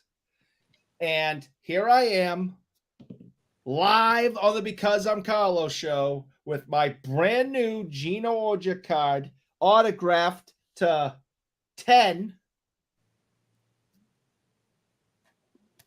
And I'm going to cut it in half live right here on this show. It's auto penned. I was gonna say that looks like it's signed by Jelly Roll. What we got going on? I'm just going to sit here and just Get the cut can. As long this as it takes. thing in half live on the show, knowing that he's home watching, making hot dogs for his 27 kids, probably burning them. And I just want him to understand that I am spending the money and destroying this simply because I hate you. Wow. There you go. What's that phenomenon on the hobby called? Hate collecting. I like it. I'm a fan. I like it. That may be a new thing. We may have to add that into the vernacular. I am going to see. just start spending as much money as necessary. If I have to, I will sell all of my Bobby Orr collection. And I'm going to continue to buy indigenous player cards and cut them up live every single Friday. Wow. That'll teach him. I think that is what my new hobby is going to be. Ooh. I am going to be the indigenous rookie card and other card collector. And then I'm going to be the indigenous rookie card and other card destroyer. Wow. Destroyer. I see. Destroyer of the indigenous cards. Mm-hmm. There's about 50 jokes I can make right now. Bob Jackson says, does Kathy know you have non-safety scissors, Eric? No. You're going to be in so much trouble when she finds out. It's You're true. not going to tell her, are you? You guys not going to tell. So while you're incriminating yourself further, Eric, can I share now the story of turnaround? This will actually play into something we talked about on the podcast, and I've actually mentioned this before, but I'm going to share with you guys. I actually was able to put together the perfect screenshot for this, so I could show you exactly what I'm talking about. And this is me practicing what I'm preaching and exactly what I've talked about before. I'll actually show you guys, so I can actually put these pieces together here for you. So here we go. All right. So let me show you the screenshot. I'm going to explain what you're looking at. Okay. All right. So you got two cards on here. Two. These cards are from the AEW flagship, the 2024. The one on the bottom was bought in September. It says $18.99 fixed price. That's Yes. the card I bought. Okay. Yes. Yeah. That came in my ship my cards order in my mail day. That's one of the cards on there. Now, that card is numbered to 49. And when I went through the checklist and everything, I go, okay, well, in this series, the breakouts numbered to 49 are not even coming one per case necessarily. So this is me doing my analysis. So on the podcast, Eric, we talked about that I understand this market very well because I've studied it and I'm involved in it. So Yes. Eric, if I know, even though it's numbered out of 49, they're not guaranteed one per case. That makes it a very difficult card to pull in the first place. Then I go look at the size of the checklist and go, there's enough cards on here that pulling an individual card is actually very difficult. So the card below there is what I bought it for. I literally got it in the mail yesterday. I took a picture of it. The sale on the top for 70 fixed price is me selling it. I literally got it in the mail yesterday, took a picture of it, and within an hour and a half, I had sold it for 3 times what I bought it for.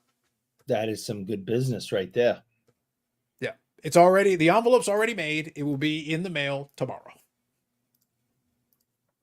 I have it. I have an envelope here too. Just want to show everybody. Okay, and it's going to be this card chopped up into little teeny tiny pieces and sent to Western Canada. It already has a name on it, and Interesting. it's going to him in little teeny tiny pieces. He has tape. They got tape up there. Yep. Oh, they don't. Robert says, Eric, I dare to cut up a 54 Parkhurst Saskamoose. I'll buy it. I Oh, will no. buy one, and I will not only use scissors, I will go pocket knife. I will just that thing Amazing. and Bread nail with it a knife. Mm, to him. mm. Hard to believe. So anyway, so while you were taking care of business there, Bobby, I was just Yeah. showing. I was doing the follow up. So the fact was that I was able to pick it up because I knew that it was a tougher card, and some people I think are trying to build the set. I was able to purchase it for $18.99. Got it in the mail yesterday $60. with, Mhm. and then I sold it for 70 US. So bought it for 18, sold it for 70. She made $10. No, I tripled my money, but it worked out That's pretty good. You know, was that early in the openings of the packs and stuff? So the initial one, so the reason why I was making the point about looking at the checklist early is because I knew it was a tougher card. Yeah. The first person put it as a buy it now. Mm-hmm. That was a mistake. As soon as I see it for $19, I'm not even looking at anything else. I'm already like, I'm about to break the phone by pushing the button. Fast enough. I'm like, Yeah. let's go. Mhm. So I knew that it was worth more than that. Now, here's the truth. I actually could have put it up for auction. I like the fact that I was able to turn it around so quickly. I priced it to sell quickly. I actually probably could have gotten over 100 if I had been willing to play around a little bit with it. It would have taken me a little bit longer. But at least you took a guarantee anyway. Yeah, for me, I knew it would be like it lasted 90 minutes. Fair enough. 90 minutes, triple my money, let's move on. Mhm. On to the next thing. Because I was satisfied with that. To win it, to get an extra 20 or $30 and take a little bit more of a risk with it, why bother? For me, it was another card on that list, but it's like, no, if you can triple your money in 90 minutes, just take your money in 90 minutes and move on. And I've got a bunch of other stuff that's sitting there that's going to get listed and put up. So, well, I listed the bobblehead. I had a Toronto Maple Leaf gold base from '67. I listed it for $1,900 US, and I didn't know where it was going to go. The last one sold for $2,000, but this one was in a lot rougher shape. So I listed it for 19. So some guy came in and offered me $1,000, and I said, no, I'm sorry. And he goes, well, I could do 1,200. And I said, no, you're not quite. I said, I kind of like to be at 16. So he came in at 13. But then he sent me a message through eBay, which was kind of interesting. Mhm. And I said, what the hell is this? So I'm looking and deciphering it. I'm going, oh, that's his phone number. Okay. Mhm. I thought you couldn't do that. Huh? I thought eBay had a block on phone No, numbers. what he did, he goes, I offered 543, but then again, you refused at 674, and 1,600 was and his last number. That was his. And I called him and I said, he goes, yeah, if you want to do this off of eBay, I'll give you the 1,600, but minus the eBay fees. And I said, okay. And I came in at 1,450. And I said, yeah, that'll be fine. And it worked out. I did get an offer after I took it down at 1,700. But even still, if you take the fees off, you're still at, maybe 1,475. So I just said, nah. Don't look a gift horse in the mouth like you did, Carlos. It's just like, okay, that's enough. Maybe somebody would have bought it at 1,900. I don't know. But sometimes you just got to say, okay, that's fine. Because Dave found these at a flea market, 3 bobbleheads, Detroit gold base and a Toronto gold base, which are very rare. Mhm. And the Toronto is, the Detroit is not. And then just a regular Ranger. So, in the grand scheme of things, at the end of the day, we're looking at splitting the profit, because he was at a thing. I said, go back and buy them. Just buy them. And he paid like $825 US or something like that. And, we've made a little bit of money here and there. So at the end of the day, we end up about $700 each. Mhm. Just for knowing a little bit more than the next guy. So, anyways, it was. No, it works. It works at it's a conversation we've had on the podcast the last couple of weeks in particular. I gave that example to illustrate because it's a callback to when I bought it initially, because I said that the fact that I knew that series and had done kind of my own calculation on these cars are going to be the tougher ones. It's a falling knife. People don't understand what some of these newer products, it's a falling knife. There is a window at which you can capitalize on two things. Some people don't know what they have and they initially price it too low. They don't understand that actually you should probably have priced it higher because in the early days, you're probably going to get more people. People haven't built their sets yet. They're still looking for the singles. You're actually more likely to get the better price earlier than later.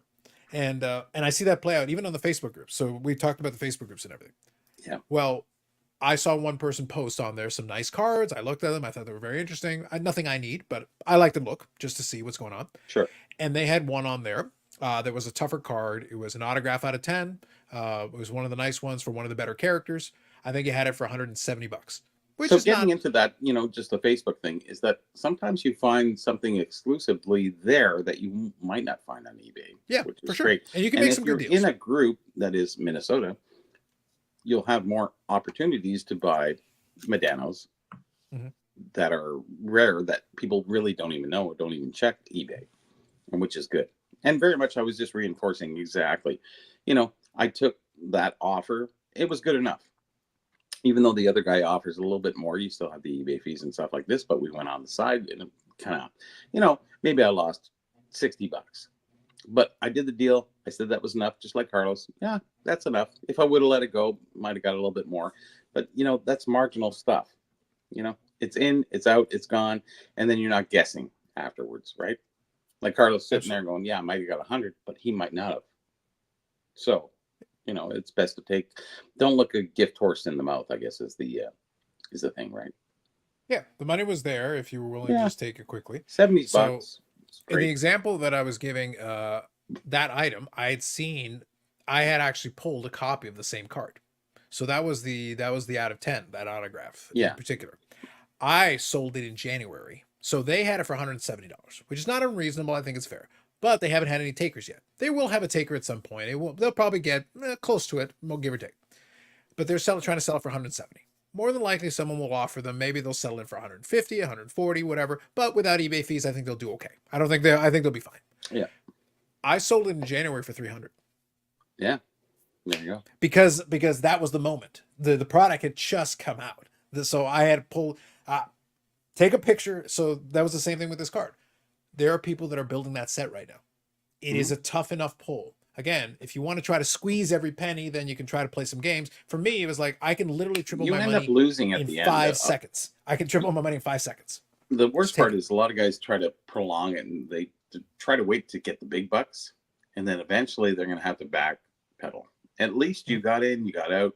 Everybody's happy. You made enough money. You could have made more. You could have made less. Yeah. And then I'll leave it to them. Maybe they want to try to flip it themselves. Maybe they're sitting there going, oh man, I can probably get this. Like, hey, go for it, man. I bought it for $18. So, by all means, hey, the infamous, I left some meat on the bone then. If you're able to then flip it over to somebody else, win-win. That's everybody wins. You're good. I did all right in that. There's a great lesson in that is like, everybody, I see a lot of things that are listed for like $1,000 that it's a $200 item. It's just like, okay, keep listening, guys. That's great because you put it so far beyond everybody else. The item I pull out, I'm gonna sell because I'm like $700 cheaper than you. So it's a good thing. I always like the people who put too much on an item and you end up selling your stuff just because those other people are way too high. And take the money when you can. Enjoy it. Actually, it's almost more fun doing that, because you can sell it right away, bang, and you got the money, rather than sitting there and waiting and wondering, And I see so much speculation. There's a bobblehead on right now. It's at $32,000. It's a Montreal Canadian. It's it's called a blinker. They're very rare. They were only available in Canada, and there's only so many known of each. And he's got a Montreal Canadian on for $32,000. It's just like, what are you doing? Maybe if you put it out you'd probably get 10. That's the funny part. You get 10K for that one. But these guys, seeing the record price that happened on I think it was $35,000 for a Boston Bruins, which is very rare. And these guys sit there and they put a Montreal Canadiens on that generally went for about 7, 8, 10K, and they want 32,000. It's just like, I don't know what you're doing. Are you waiting for that fish that's never really going to come? And if you do have people who have a lot of money who really want that thing, that's fine. You know, every once in a while you'll luck out, but for the most part, you're going to end up hurting yourself because then you have to backtrack. And when you backtrack from something and it's been bitched out on eBay for such a long time, you're going to end up losing in the end run. Like, you won't get the respect. You might not even sell it for even 7K because it'll just be, people will look at it and go, this guy's an asshole.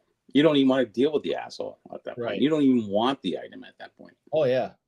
And I'm sure you see that, Carlos, when you see cards, you go, you know, I like that Medano, but this guy's fucking insane. Well, we had, it's happened in a bunch of different categories. So I use the example with the guys, with the whole Dennis PC thing. I'm the most aggressive bidder out there with a lot of that stuff. I'm just the one who will pay the most. So when somebody tries to play silly games with me, I kind of sit there and like stare at them and go like, are you, I don't play like, I'm not going to say they're like, but in the back of my mind, I'm like, are you sure, sir? Because a lot of these guys will try to pinch pennies. I will tend to play the I want, if I want the item, I will tend to be the most aggressive for it. But then the next time we talk, I'm going to offer less. Yes. This is the price isn't going up; it's going down. No. Yeah. So it's like, why are you trying? I did the one thing that you kind of referenced there. When I was talking to the guy and I made my offer on one specific item, it was one of the one of ones, and I like having them. I've got some already, so I try to grab more where I can. Sure. But I told the guy, I actually made him an offer where I said, look, there is no comp for this specific card because of 101. But here's another one of the one of ones. And this one sold in auction. And I know that it sold for it. And he goes, well, how do you know? Well, I was the bidder. I was the one who won it. There you go. So I'm the comp. So, but in this case, what I said to him is look, here's what I'll do for you. And I think the card was 745 US. So I said, okay, you've got a card that's similar enough that we're probably not too far from this number. And again, I'm the comp. So here's what I'll do for you. And basically this is the way I explained it to him. I said, here's what I'll do for you. I did some maths, you know, I invoked Eric. And what I did is I offered him the take home from it without the eBay fees. I said, I will give you the takeaway money. If you sold it to me for 745, this is how much you would take away from the transaction. I am going to offer you that since we're dealing not on eBay. I'll let you actually take the amount that you would have gotten. And he tried to get cute and basically asked me for the full comp. And I'm like, oh, in that case, I may as well just buy it on eBay, dude. Yeah. You should, screw you. I'll still buy it. And you got to pay the fees. Yeah. But that's the thing. It's like, yeah, if you want that price, then fine, list it on eBay. And then you lose out on the eBay fees. Like, what are we doing here? I am actually allowing you to walk away with the exact same amount as the other guy. You're not losing anything on the transaction. I am helping you. Well, the guy actually even said to me, he goes, you know, eBay's about 10%. Let's just average it down. I went, 10%? Okay. Because it's really 17% if you really, you know, talk about the math and stuff like that. It's like, okay, let's take 10%. Okay, no problem. And, you know, we did well. We did very well. And that was a, you know, I don't know if you saw my post on Facebook or what have you, but, you know, David picked up some stuff at a flea market. He sends me a picture and I said, go back and buy it quick. You know, and he actually paid a little bit more than he probably should have for the condition, considering there was 3 bobbleheads. And I said, we can still work with that because of the leaf. You could have just bought the leaf one and been, you know, but anyway, so we manipulated a few things and did a few things. So we still have the a Ranger left, which is not really that rare, but it's still worth about $400 or $500.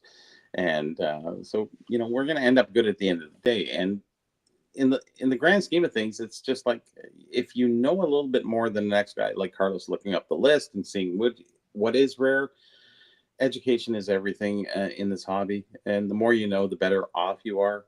Even as a collector or dealer or flipper or whatever you want to do, knowledge is key. And don't forget that going forward, it's really everything.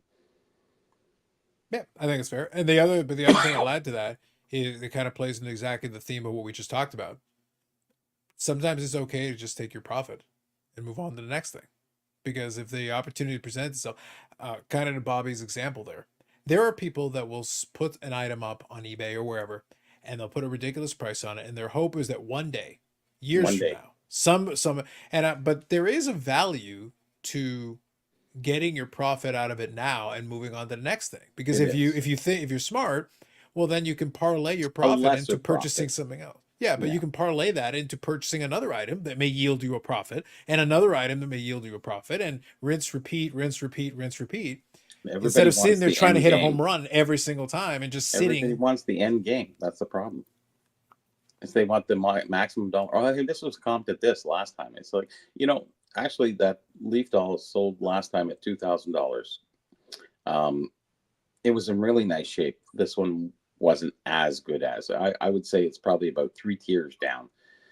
And to ask 1,900, I thought I kept it under the $2,000 mark and I'd get a half decent offer. Actually, somebody came back at a $1,700 offer, which wasn't bad.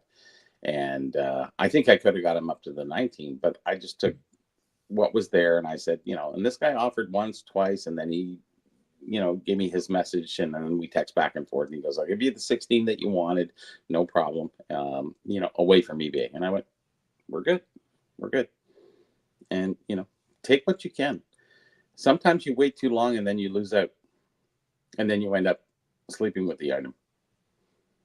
And how many people have done that? I've done that before, where I wanted more money than I think that they thought it was worth. And unfortunately, when it sits there for too long, then it becomes old, and then people don't want it. Once they've watched it, if you look at something and you make an offer, and then you kind of come back a few weeks later, and a few weeks later, it's lost its pizzazz, and then you just kind of get disinterested. I seem to, hey, I'll kind of take your offer now. No, I don't want that anymore. No.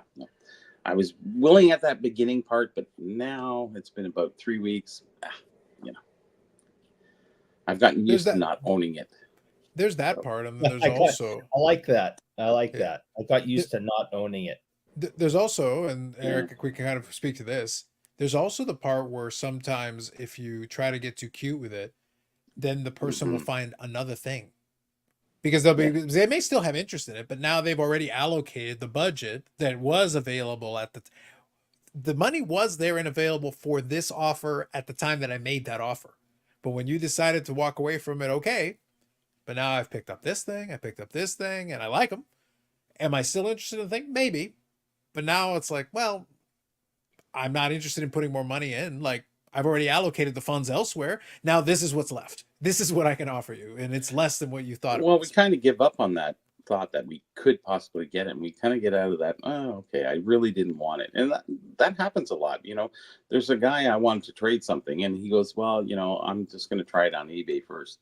He tried it on eBay. He didn't get it. He lowered his price. He didn't get it. He goes, "Okay, let's trade now." And I said, "No, you already bitched it out on eBay. I don't really care now.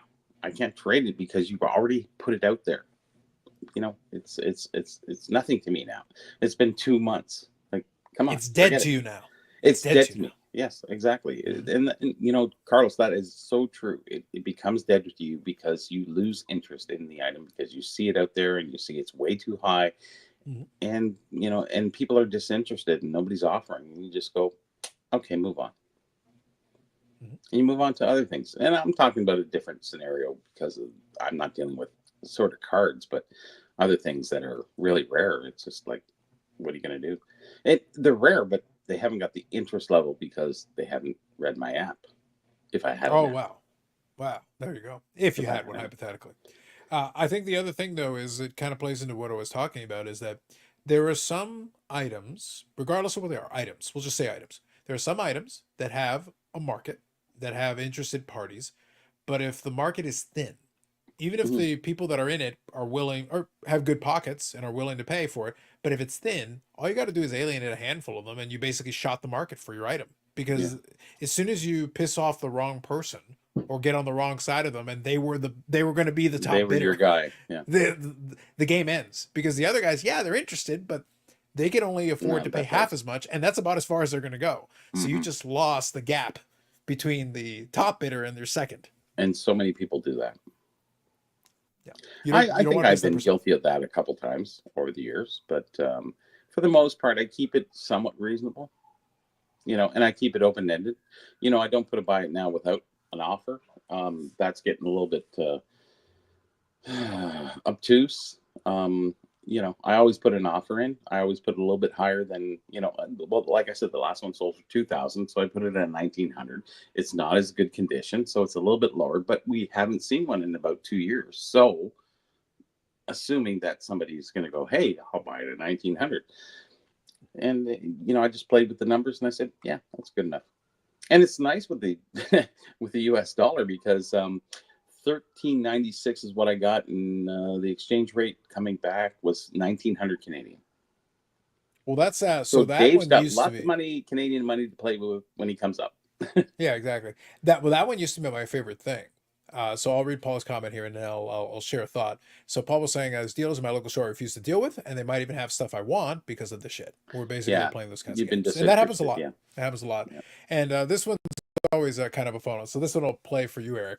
We always joke about the exchange rate and everything. Oh yeah. And I always chuckle about it because, well, everything I buy is in US dollars, so clearly I don't give a shit. Like, it doesn't matter to me. It doesn't mean anything. But I remember doing a lot of transactions in the 90s when the US dollar was even higher compared to the Canadian dollar. 1.6. It was aggressive. Like, it was crazy. That was 2020, 2003, 2004, 2005, somewhere in there. Something in that range, yeah. But what happened was it got so out of whack that I knew a lot of Americans, and they would be like, well, how do you make it work? It's like, well, the thing is, as soon as they got so far out of whack, then I just became more of a seller. A seller. So for me, it was like, okay, well, if the exchange rate is going to work like that, Eric, I'll make it work for me. Then I'll be a seller. So I'll sell it to you in American. I'm taking your American dollars and I'm converting them. It's like I'm doubling my money. So I can afford to be aggressive because here's the thing. I'm buying the item for $100, which is full comp, but I'm selling it to you for 95 US. And then with translation, it's like my margin is built into the exchange rate. Right. My margin was the exchange rate, which was massive at that time. Yeah.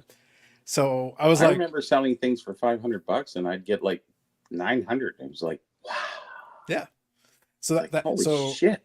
So the reason I brought that up, Eric, is that for me, I don't care about the exchange rate. I can make it work for me one way or the other. If we're close, then it's getting harder though. It's getting harder with certain items because I bought a $20 item. I bought 2 items for today, 2 pinback buttons for $9.99.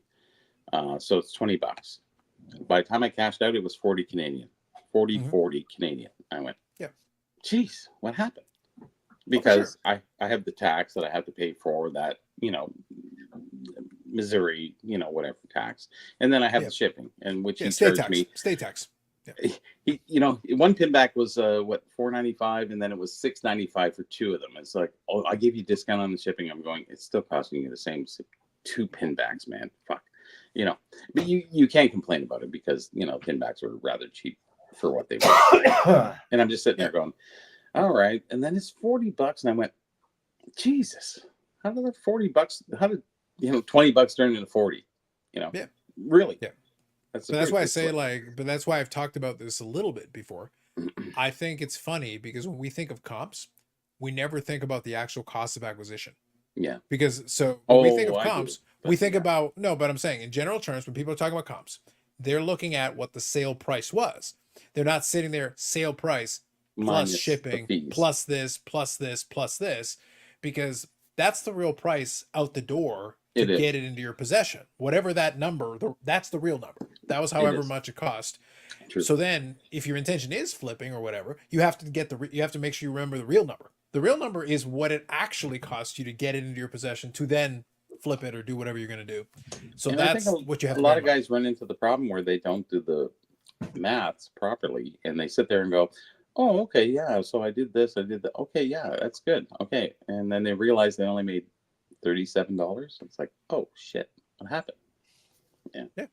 But that's the thing. So like when comps can be useful to a degree, but they can also be misleading because they fail to take into account the additional cost of acquisition. Because when somebody's picking it up, you sit there and like you're at a card show and you paid $40 and you're like, oh man, you paid $40. I got it for 30. It's like, well, no, you got it for 30 and then you paid $5 shipping and then let me start adding up the pieces and then actually you paid 45. And exchange this other person got it. And tax. Yeah. This other person got it for 40. This other person got it for 40. You actually ended up paying 45.50.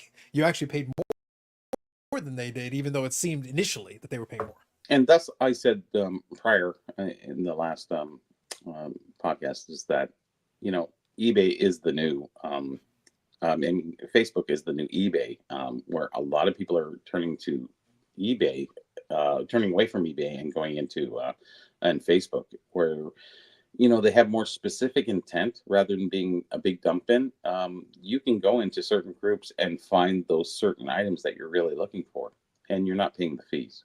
So a lot of guys are enticed by that, and a lot of people are buying because they can get a little cheaper because they didn't have to pay the eBay fees. So there has been a major shift.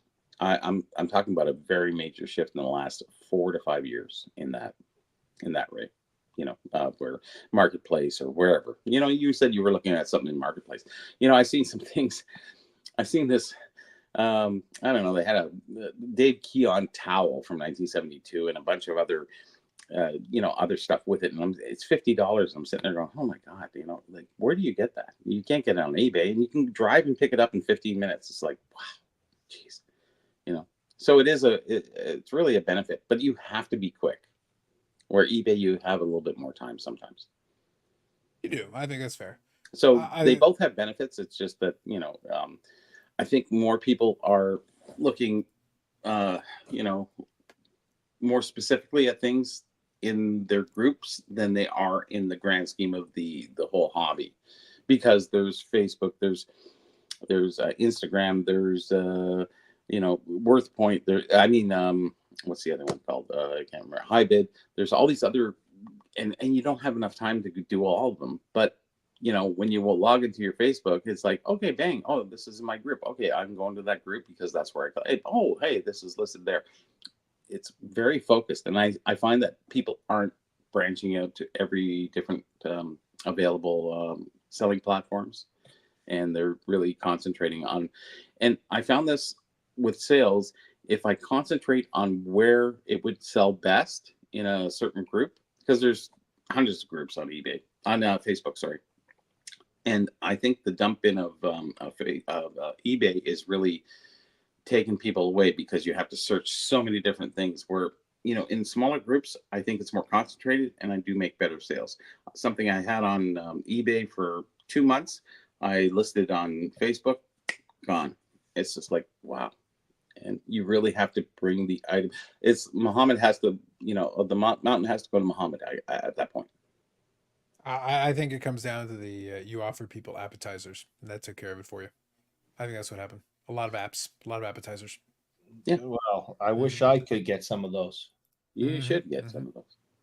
Robert here says January 2002 exchange rate reached an all-time high of 1.6 to 1. Yes, that's when it 2002. Yeah. Name here says no feedback system on Facebook, but it's quick and easy. I just do what I'm comfortable with. Yeah, and you can get vouchers and stuff. So there's ways. There's ways. I think though I want to go back and revisit that conversation though later, because I want to start getting more people into understanding the premise of when they're doing their comps and actually trying to figure out if they want to buy something, of taking that full thing into account. That's the reason why I wanted to make sure I emphasize that, is because I notice a lot of people when they complain about not being able to get the value out of it or whatever, it's because, well, you didn't take into account the full cost of whatever. Because if you go to a card show and you give somebody the money, 20% fluctuation there, right? It can be more. Like, it just depends on what it is. Just on a basic average, it's just 20 points. Yeah. And then, but I'm not even talking about just on the sale. I'm talking about even on the purchase, because they'll buy something and they're like, well, you have to pay tax. You have to pay this. You have to. And if you're in Canada and you're buying from an American seller, well, maybe you've got an intermediary. Maybe there's a fee there. And then whatever you want to consolidate it, that can help in the aggregate. That can help. But again, you're still paying a fee, in this case.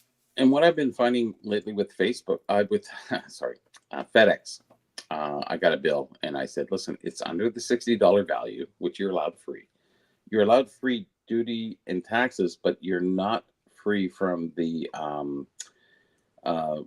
duty officer's fee of $17 plus the $11 for whatever else. So I had to pay $30. And I said, okay, what legislation has changed in the last 5-7 years? And they said, nothing really. And I said, well, why did I never have to pay? And I'm only paying in the last, 8 months? I'm getting this charge from you. And I keep getting a letter from them every month, that I get my deliveries from.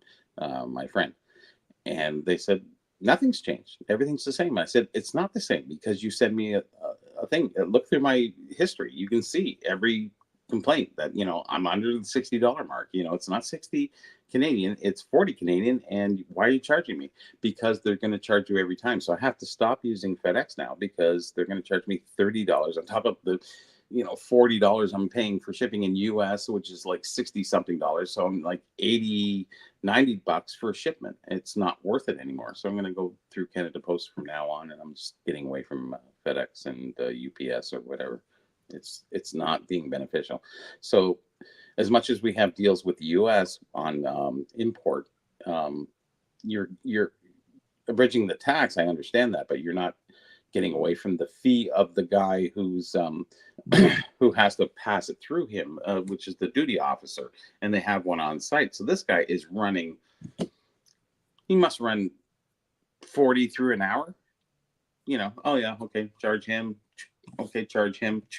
So if you look at 40 an hour times even $10, you're looking at $400 an hour that these guys are making, that the government is actually taking from you to employ this guy who makes $25 an hour. He's making $40 an hour, and the government's taking all this extra money from you, and it's just not working out beneficial to us importing stuff from the US from now on. So I'm Canada Post, you can go through and you really don't get charged. And I'm just going to have to go that way because they're just going to charge me every time now. And I said, well, that's fine. I said, I'll just go elsewhere. Well, UPS is going to charge you the same. And I said, that's fine. And I went through, I called them this morning, and I complained about the situation. And I asked about what changed and everything like that. And I talked to 4 people in about 12 minutes, and you have to say your name, what your case number is and everything. Oh, we have to change to the Canadian. Oh, we have to go to this department. It's just like it's like a runaround. It's not even worth my time. So I had to spend like 45 minutes on the phone, let alone still end up having to pay at the end. It's almost redundant at this point. It's getting very difficult to deal with those things. And where they never did this before, it's only been in the last 6 to 8 months that I've been hit every time with this fee. So this is with the duties you're talking about. It is with duties. Yeah, it's actually even though you stay under the $60 as a gift mark, they still charge you the duty officer's fee of performing whatever he does. Oh, it's okay, let it go through. Yeah, because it's under the dollar mark, but you still got to pay his $17, and then there's another $11 for I forget what it is. It's not tax; it's something else to do with whatever.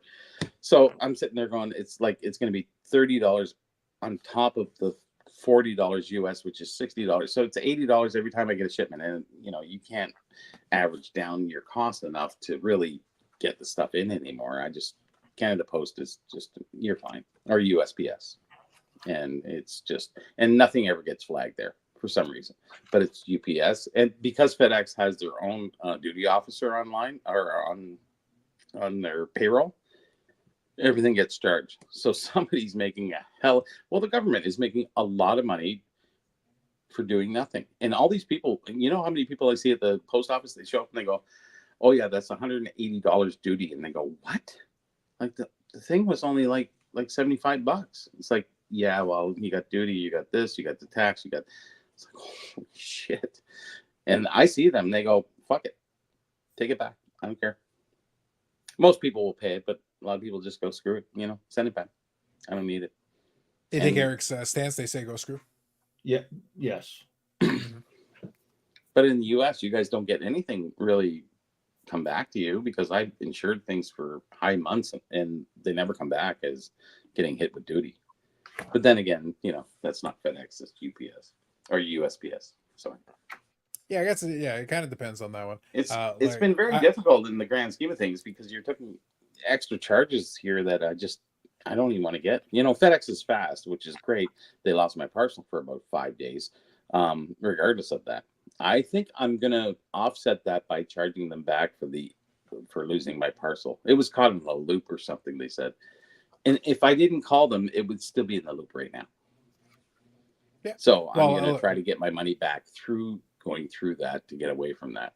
I've been arguing with the lady back and forth, and I said, "What legislation changed? Please send me the item list where it says." Oh, you that want you should ask for the Parliament minutes. Ask for the Parliament. Honestly, minutes. like really, no. And she said nothing has changed. And I said, she goes, "Well, it's just always been that way." And I said, "It hasn't been all that way. I've been doing this for 15, 20 years. Are you kidding? Like, who are you kidding?"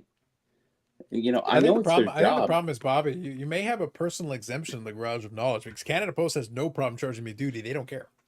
I get charged duty all the time. They don't give a See, I crap. never It could get be charged. $1 and they would find a way to charge me duty. I got the bobblehead and nothing. Bobby, I'm not saying no, but I'm just saying, look, I maybe the problem is they think I'm hanging around with Eric too much. They think I'm Maybe. too bougie and Oh, could highfalutin, be. and they're like, we can charge this man duty. Like it could be $1 and they will charge me duty. They don't care. $1 Yeah. makes no difference. They'll find something. They're like, nope. I think so much goes through Canada Post that they can't really flag it. They don't have. I think they're more looking for drugs or other things. You know how they have those dogs running on the Oh well, the that's even conveyor worse. belts And and my stuff like association that. with Eric may be getting me flagged. The rest of You'll get- might be. That's problematic. I never even That's- thought about that. That's a Actually, problem. he shipped me something once too. And Yeah, I was gonna say somebody put huh? $500 on a freaking Hmm. what was it? A lunchbox. Oh Lord knows, who knows, man. I had to fight them for that one. Every time I get a shipment, I've had problems in the last 6 to 8 months. So I'm just gonna get away from it and not get away from the quick. See, you want to get it quick and fast so you have less chance of losing it in the mail. So, you know, I think the benefit, and it's really not that much cheaper being going through USPS, but I'm just going to go that way from now on and just, they don't Well, even just flag. They don't flag I think things. what it comes down to, it really does depend in a certain way. So Bob Jackson's here saying you get charged per package for a package shuffler to do their job. Yes. Yeah. Yeah. So I've talked about this before. Part of the reason I like Ship My Cards is that number one, it is consolidated, which is nice. Sure. But number two, not that I'm saying in any way, shape, or form that I would ever utilize this in any way but the most sincere and truthful ways. You get to pick the amount that you declare. I understand. Hmm. And so do I. So I pay. So I do pay. I pay the duties legitimately on these which items. are what generally? Oh, the actual amount, the percentage. Yeah. I think they put like about 13% on it, give or take. Whatever the number is, translated into Canadian dollars, then 13% of that. Do you not pay the duty officer is $17? I do it with FedEx, and FedEx has like a flat $9 or $10. Whoa, mine was 17. Listen, Bobby, I get charged duty for everything else. Give me something. I'd like to give you a lot, but unfortunately, I'm just getting hit hard. Yeah. And I just got to get away from it. It's just too much. Yeah, like my And then you last one. talk about the U exchange on top of that, and you're just kind of getting killed every time. Yeah, like it's so because you can set the initial number. Now with ComC, this doesn't work. With ComC, they put the full Full value, amount you're on there, screwed, so yeah. it's like whatever it is, you're getting the. My biggest duty bills have come from ComC packages because they put every penny, every dime, and I'm like, oh my goodness, guys. Yeah, it kind of Oh beats my your goodness. margins a little bit up. Yeah. Well, look, most of the time when it's ComC stuff, most of the time ComC stuff is for my collection, so I Sure. factor it in. The point is, but I think the overarching point that I've been making tonight is that I factor all these charges and fees into whatever I'm doing. You have to because you're going to pay it anyway, so you have to factor it in if it's part of the equation. Sure. Don't pretend it doesn't exist. Like it's part of your math here. I'm afraid you're going to have to consider it. If you don't, whatever, do whatever you want, but you're still going to pay the fee. Well, I enjoyed it for such a long time where I didn't really have anything like that. And I've never gotten USPS, Canada Post charges ever. And I use them quite often. Like I said, the bobblehead came in. Nothing at all. Yeah. Which is And- kind of surprising. Well, that's what I mean. Like, I think it's one of those situations where you've lived a charmed existence because we do not have that here. Maybe a semi-charmed kind of life. Look at you. Oh Look at you. boy, that's some music songs right there. You like that And one, some eh? songs. We like the Are you going through my book, songs. Eric? No, I am looking through a book that I get Playboy? autographed by lots Gonna of grade people. it? And I am seeing that I need Mahavlich, Harper, and Deja Dip to sign this book. Could you like refer to him Let me as see right Flem when you talk to him? I will. But I Pretty feel they like it's an all appropriate have, thing. You should do they that. all have pictures in this book from 1969, and so all three of them are going to have to sign it, which is going to just cost me more money. But so far in this book, which I think is one of the greatest photo books I have ever seen. Is that book called Hockey? Black cover? Yes. Oh, I'm so good. My brother got that book in 1971. What's the date of that book? It's 69. Yeah, my brother got it in 1971, and I remember looking through that when I was a little kid. So I was And- 6 years old, 5 years old at that time. My brother got that book. The best one I loved was Stan Mikita playing pool with his skates on. I'll get that. Let me show you. Let me There you show go. everybody. So while you're doing that, let me quickly say two things. So I'll read Bob Jackson's comment. Is he Lemmy's cousin Flemmy? Yes. So I've actually got it in front of me. I wanted to make sure I quoted this properly. So on the last FedEx package, the Ship My Cars one, Bobby. There it is. On Yeah. On the Stan last Mikita. Ship My Cards, the FedEx fee that I paid Mhm. was $57.81. Wow. So that included their fees, that included customs, that included everything. That was Yeah. the whole thing. That was literally what I was charged at the door to Got it. get my item. Which is exactly and appropriately what it should have been given the value of my package. Okay.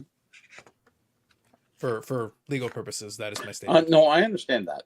And I keep it under the gift no duty. No, I'm totally with you, Bobby. But I'm just saying, what I was Yeah. charged there is completely and totally exactly what I should have been charged to the penny, not a penny more, not a penny less. Got it. Complete accuracy. And that's your story, and you're sticking to it. Damn right it No. is. No, if you understand that, that's fine. But I got away with it for such a. Did I get away with it? I don't even know.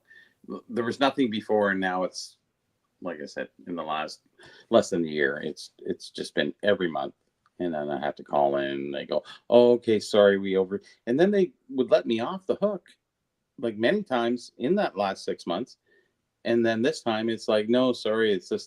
I said, what has changed? What are they doing? Are they just trying to make some money? I think they send this out to everybody, which they probably do. And they're just going, well, if they pay, great. If they don't, oh, well, no big deal. We'll just eliminate it or something like that. So Robert here's got something. So on ComC, you get to declare the value when and if you ship it to Canada, if it went to their mailbox. So this is actually a good point, but it's different than what I'm talking about. But I want to make sure I make a distinction here. ComC has the option. ComC has the option for you to be able to ship something to ComC. Like say you buy something from eBay or whatever, Sure. you can actually put an address for a mailbox For and US, ComC will yeah. receive it. Mhm. Yeah. Now that is true. Robert's right. You can put the amount of the value of the item. You can also do this with ePack. So just for the record, it's the same idea. With ePack, you can select the value of the item. The reason this is relevant is because when you then ComC consolidate ship, you get to select the value of those items. That's good. Absolutely, but where it doesn't work is if you buy the item on ComC. So Directly, if you buy something on ComC that's $100, when they go to list it on the itemized list, it will be listed as $100, Yeah. and then the next one $5, $10, $50, and they add up the whole thing. Now for these items like this, and for ePack, I could say $1. Yeah, Great. basically. But for all the rest of it, if I paid $100 on ComC, it's going to charge me $100 on ComC when I put it on the invoice. And then that's what I'm going to get the duty charge on. Mhm. So that part you can't change because they will put exactly what you paid because they know exactly what you paid. Yeah, exactly. They've got records of it. So they will put the correct amount on there. So some of my ComC packages have been like, how much is this ComC package worth? $2,500. Mhm. Because I had bought 200 items. So it added up in the aggregate and it came out. Well, guess what? I got to pay duty on $2,500. Every last penny. They charged me and had no qualms about charging me. I had to go to the post office and stand in line for the privilege of handing them a bunch of You money. should have got it shipped to Eric, and then it would have been just nothing. Yeah, that gets done. People don't know Almost to do at that. that point. People So, don't know to do that. Yeah, for larger items, you got to think about it very carefully how you want to arrange that. So ship It's some going stuff to from PWC. cost me $267 for autographs for 3 guys. 267. For the cards, the book, and 1 puck. So $85 each. Frank Mahovlich is $59 each. I need 3 of those. Terry Harper is 25 each. I need 2.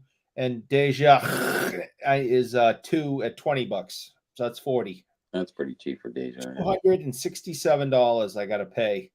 Just some of the guys for the VIP is like more than that. So I know. Oh, yeah.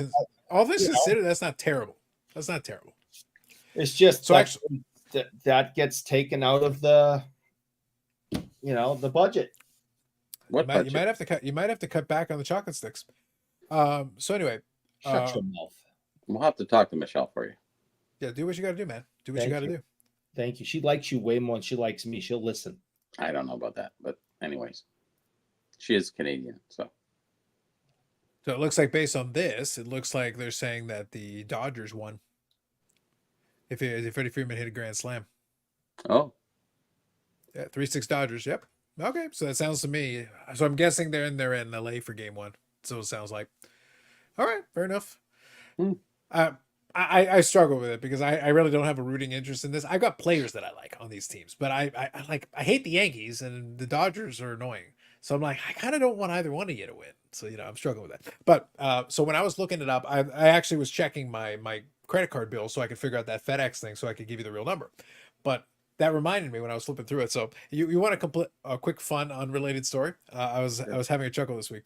So I went in and I was going to do a couple of errands. So Carlos Sr. likes getting in the car and getting out of the house. So I was like, so I give him a call. I go, hey, I got a couple of quick errands. You want to come by? I'll treat you to coffee. So he goes, sounds good.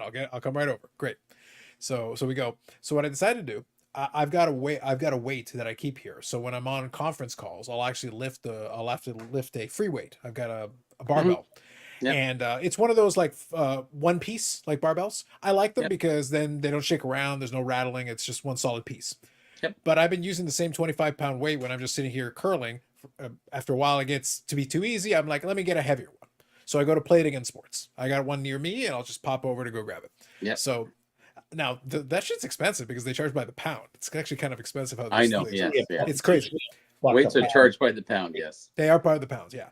But anyway, so the point of the story was I grabbed the barbell. So I had a 25 here and I got an adjustable one, but let me grab a 35. That's what I decided on. So I grab a 35 and I go and I grab it over and I just cart it over and I put it on the table.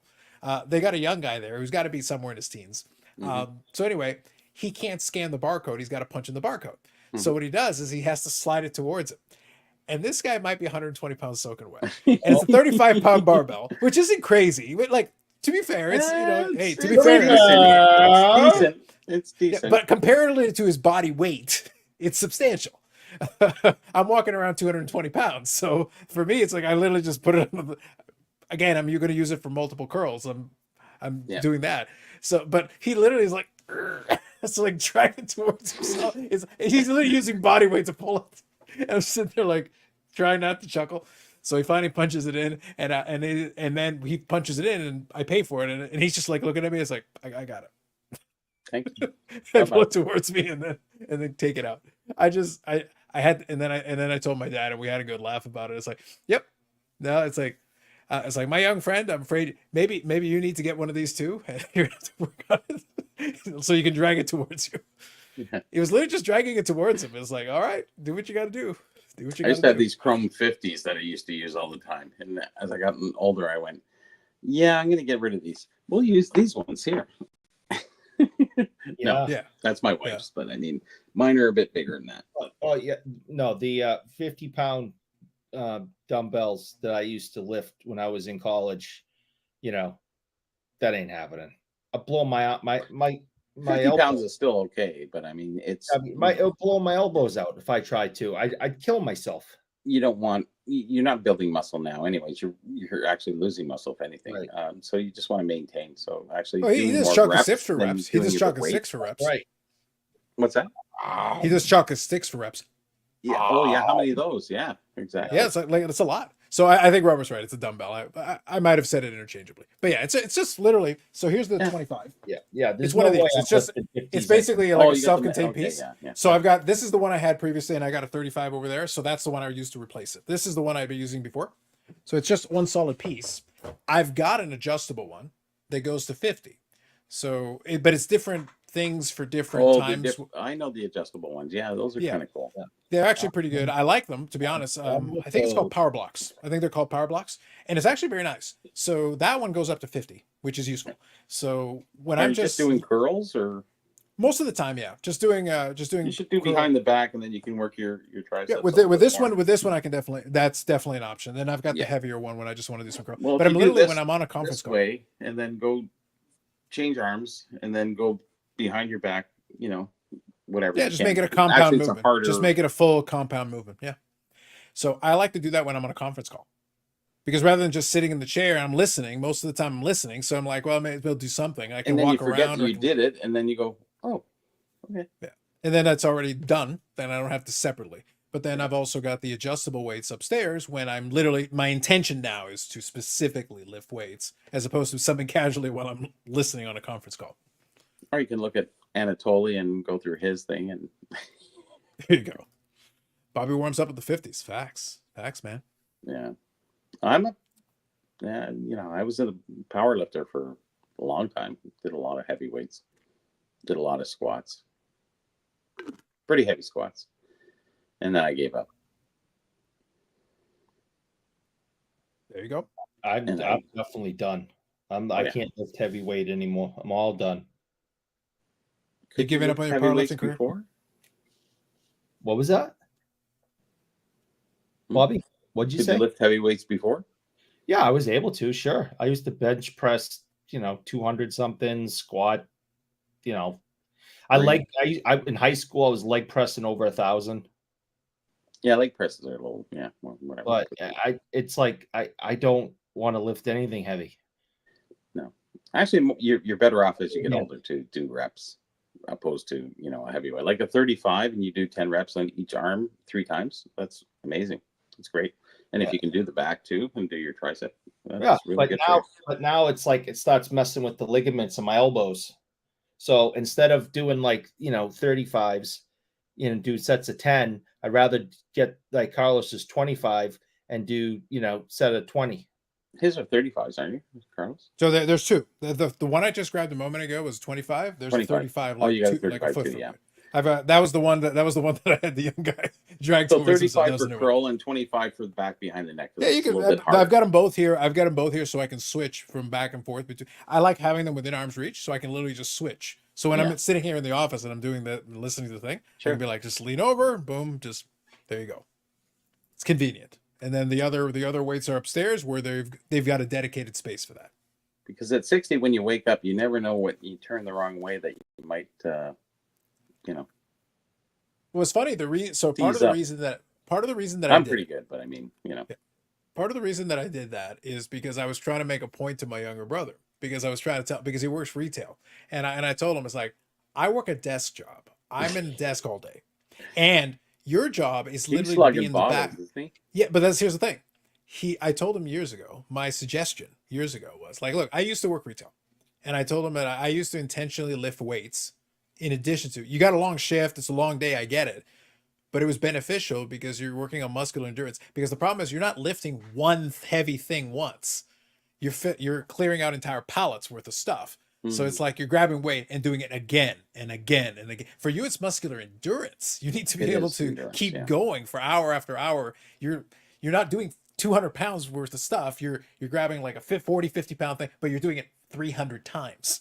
Just again and again. So you're better off reps. It's the endurance that's gonna. So I was making a suggestion. I go, when you're older, it's gonna get more annoying. It will be. Yeah. So I said, so now he's getting close. I'm a couple of years older than he is, but he'll be 40 next year.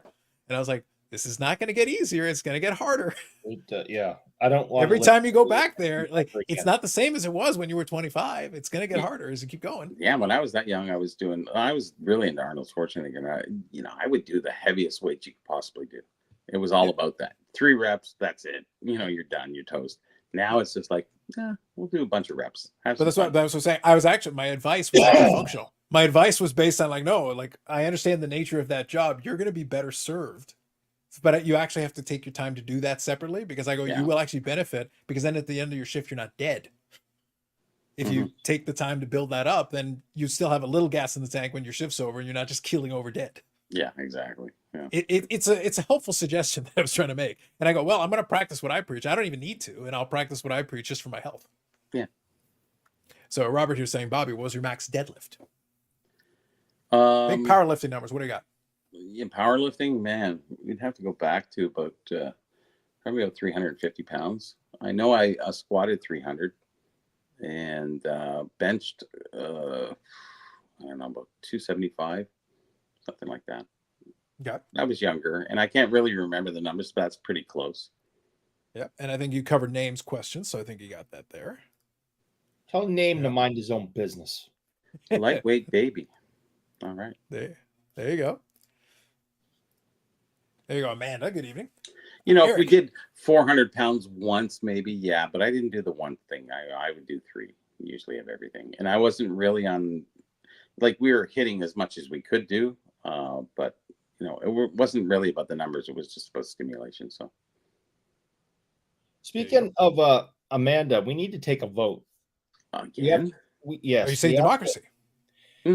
We have to have an official vote Mm.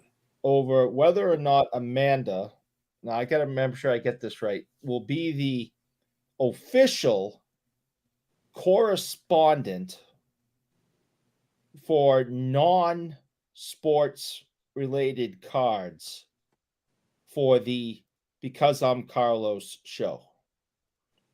I'm good with that. You know, and I'm not protesting it. I'm not protesting it. I just want to make sure that it's an official vote. All right. That she's not just anointed. Okay. That it's an official vote whether or not she is going to be the official correspondent of non-sport cards for the show. So I think we should discuss. Harumph, harumph, harumph, harumph, harumph, harumph, harumph, I already have a poll in the chat. harumph. Oh, yeah. Harumph. Poll. I put it. Listen, we're all about the democracy. Yes, I put a poll in the chat. The people shall smart. decide. that's People right. shall decide. Should Amanda be the official non-sport correspondent? She should come on right now, and then we can talk about it. She can campaign. Yeah. Apparently, Yes. we need campaigns. Yes. Exactly. Harumph. Yeah, no pressure, Amanda. But if you want to pop on and say and chat for a little bit, you're welcome to. I'll be back Harumph, once. harumph. So here Eric says. So it says, okay, Eric. Someone has Tim feeling like a celeb. Who do I scold? Is Tim a celeb now? Is that what he thinks? Left. He What's that? just left. Ah. Interesting. Yay. Only if she makes fun of Eric. Ah, that's a given. That's like a prerequisite to the job. Yeah. Prerequisite to the job. I will not accept any correspondent that does not make fun of Eric. I have ultimate veto on such things. It's a minimum required. It is my expectation that is part of the deal. Well, yeah. Trust me, she can twist the knife. She can twist the knife. It's not afraid, and she's good at it. Mm-hmm. But I was kind of it did that, like I said, that whole sequence it did remind me of that, and I was kind of enjoying it. I'm glad the young guy has a gig there. He's making himself some money and everything. But I'm sitting there like, my young friend, I'm afraid you're gonna have to go hit the weights a little bit because if one 35-pound dumbbell is making you have to like exert body weight to move it, it's like, especially when the customer literally put it on your desk, put it on the desk. It's like, okay. In terms of body weight, it's not quite as much percentage-wise for me. Is Eric the official minor league hockey correspondent? Yes. No, see, that's not necessary. That's just, that's Robert's not, making an astute point, man. Making an astute point. Democracy's working so far. I see some votes. Good job, everybody. We'll let it run for a little bit. We'll let people get a chance to get their votes in. Don't forget to hit the like button as well. Eric will pay for it. But I think it was kind of funny because I enjoyed very much the that Ship My Cards Melee was fun. Between the American Gladiators program, that was awesome. I got that. Had some good card. I did split though the pickup video. I did all the sports and then the magic card with the Tis But a Scratch on this channel, and then I put all the wrestling on the other channel. So there was plenty there. I actually had some lots and stuff, so there was a lot on there. So I was able to make 2 separate videos, and it worked out pretty good.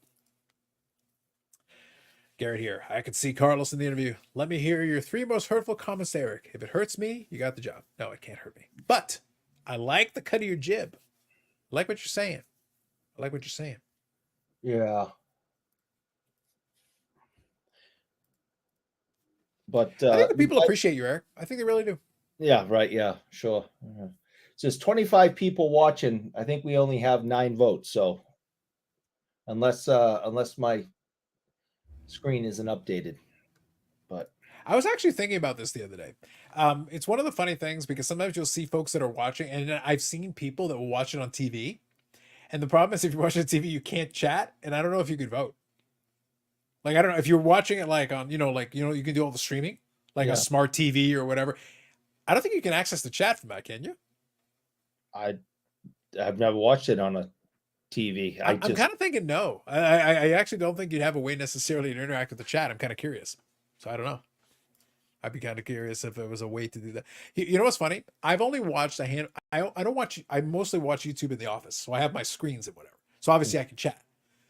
But I have watched YouTube a handful of times on TV. And you know what I've done, Eric? Because I'm a jerk. And sometimes I still want to get my snide comments in.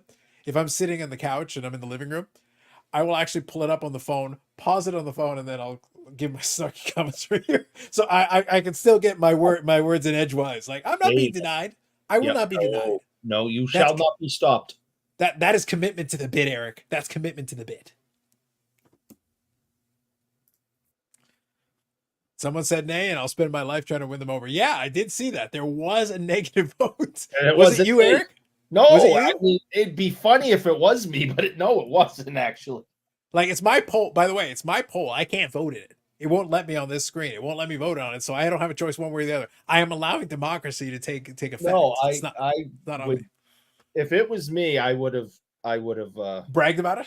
I would have bragged about it and made it part of the show, but no, it wasn't.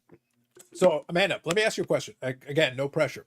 But if you would like to come on for a couple minutes, I think we can have a little bit of fun giving a story about your live stream. Because I did hang out in the chat during Amanda's live stream last week. Oh, that at 1:30 in the morning? She's a psycho. Easy work, man. No, because even with the time difference, she's starting a show at 10:30 at night. On a Friday? That's crazy. It's not a school night, Eric. That's what psychopaths do. No, that's nuts. Crazy people do that. I don't know, man. I don't know what to tell you. I'm kind of crazy. Yeah, I was gonna say. Then you start a show at 10:30 at night. No, I wouldn't. No, that's what she does. I'm up at 5 in the morning. There's no way I'm staying too. She'll do 10:30 starting a show. You wonder how else she's crazy? Where the hell else is she crazy? A live break or whatnot. She's not coming on because you're calling her crazy. At like 5 a.m. before she goes to work. That's cool. Sleep is for the weak, Eric. Yeah, it is. Clearly, she doesn't do sleep. I get 5 hours. I'm good. Carlos gets 2, 3. He's this is more. Actually, that's very close to true. That's very close to true. Especially these days. Need sleep. Especially these days. Yeah. Well, it used to be more like 3 or 4. Right now, it's closer to 2. Yeah. It's especially on the Friday because I'm usually will then go and I'll grab That's a snack. Kind of like and a nap for a lot of people. It basically is at that point. Yeah. It was easier when I definitely didn't have interruptions on Saturday where somebody would be like, "Hey, can you?" I'm like, "Oh, come on, guys. This is I literally need to sleep in a little bit. Give me a break. Give me my 1 3. Yeah, give me my 3 hours. Like I just need my 3 hours and a coffee, and we'll be all right. Yeah, I don't ask for much. Just give me this. But it was easier because I did used to work that graveyard shift, and I worked late shift anyway. So for me, it was like I'm already kind of pre-built to that hours. Mornings, I don't know. So what time would you sleep if you sleep? Well, you mean what time would I actually go to bed if I was if I was trying to regiment it and do like it properly? Tonight? Well, tonight's going to be bad. Usually after the Friday. No, it's Okay. always. Probably look, if I was going to try to do it and I was trying to be serious, then I probably wouldn't grab a snack, or maybe I'd grab something small and it'd be like try to get to bed by like 2:30. Not going to happen, but it's a good theory. So if you went to bed at 4, you get up at 7. Oh, well, if I actually have something to do, sure. But if I get to bed to 4, Saturday is usually the one day if I don't get disturbed, which happens a lot. Yeah. Then I'll try to stay in bed until like 9 or 10. I try to give myself a little bit. It's more like a 2-hour average. During the week, it's real bad. Got it. Yeah. It's more like a 2-hour average.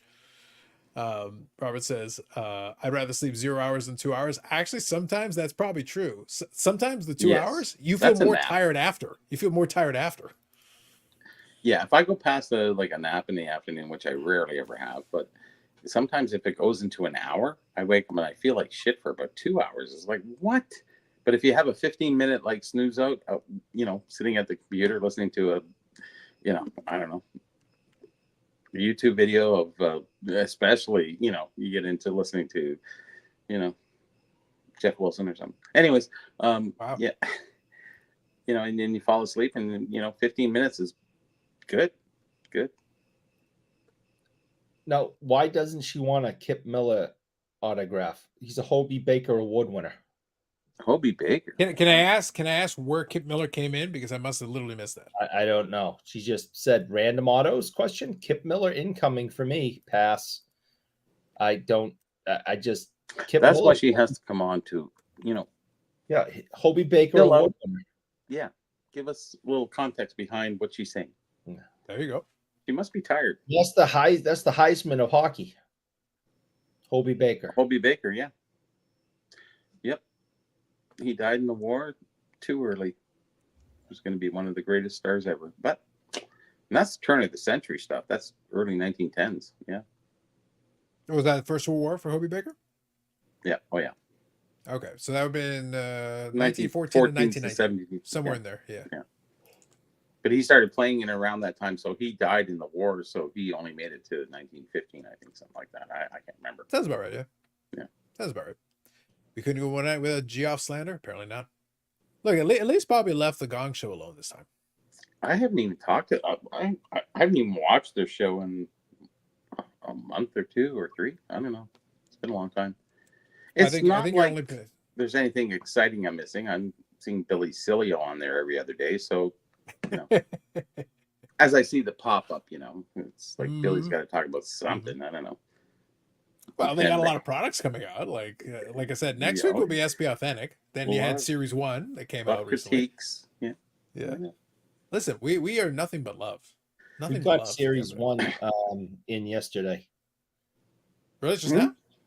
Yeah, we got Series 1 in yesterday. Yep. We already opened the box. You guys get a little delay on that because wasn't it out last week? We got it in yesterday. No, I understand, but I'm just asking if there's any kind of delay. What do you want? I guess so. I don't know. That's why I was kind of curious. I was asking. His allocation at that place is just not good. Yeah. Well, a lot of times it also depends on when the distributor says to send it. That's because I know that the drop date. I don't think we have an official chain of distributor. Gotcha. Is this like the Dallas Card Show thing again? It's like, hey guys, we found a case. Yes. Find it. The back of a truck or something, Do you guys open the box? Yeah, they opened up a box of it yesterday. How did that work? Yeah, I don't think anything great, but the cards look nice. So you got your money back out of the box? No, I didn't get my money. I didn't put any money into it, but some of the cards look nice. I like some of them. I think that's pretty much all you can ask for at this point. The reality is that I did watch some breaks the last little bit, and some of the breaks came out okay. I think it's pretty much comes down with hockey flagship. You can get away with the young guns. If you get some of the decent names, it's okay. It helps that this is the year after Bedard, so it actually brought the price down a little bit. So it meant it's a little bit easier to kind of level yourself out a little bit. You don't need the biggest name necessarily, and you can do okay. Even if you get like a $20 or $30 young gun, at least that eats a chunk of the cost of the box.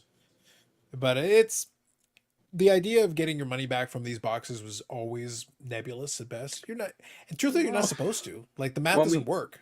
no, it doesn't really. You know, when we were a kid, we opened it up. There was really no value. The value was just in what you paid to get cards. That was Yeah. it. There was no value after the cards that you pulled.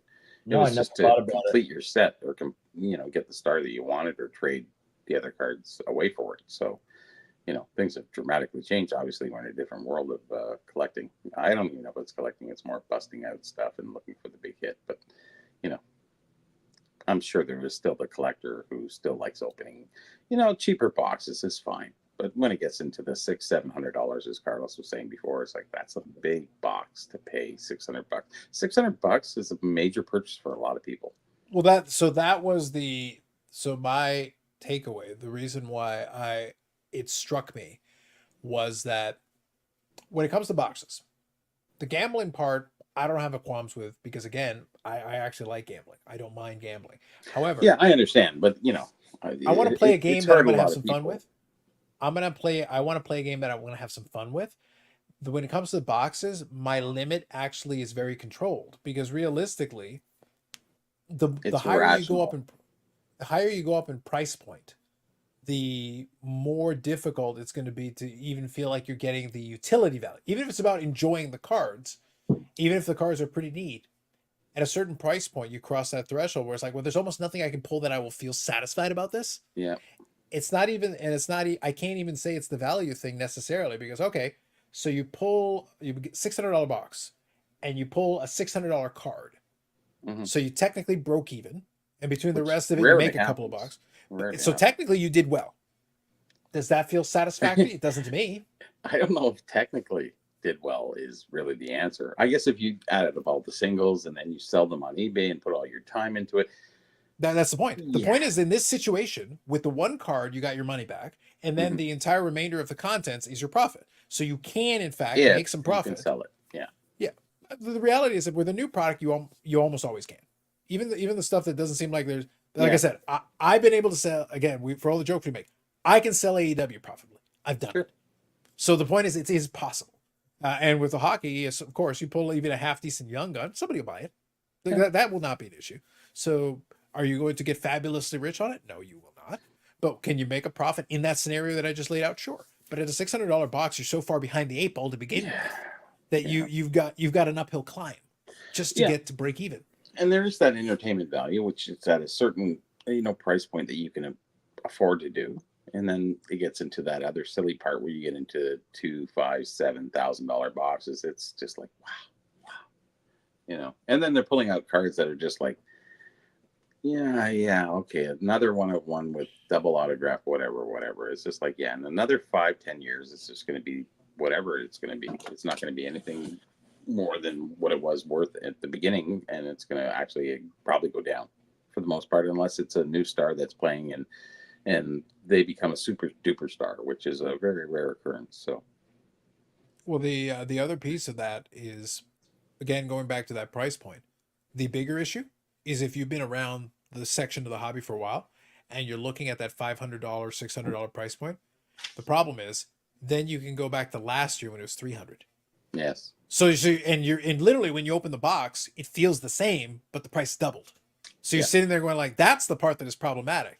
At $300, it was still expensive, but you're getting X contents in it. But then what if I just took the same contents and doubled the price for basically no reason, other than the possibility of maybe pulling the one guy that maybe can return you that. The rest of it is basically the same. Do you see how we're talking here? We're talking return on investment opposed to getting cards that you really want. So that's the gambling aspect that really takes away from the collecting aspect. So we are in a different mode of conversation talking about,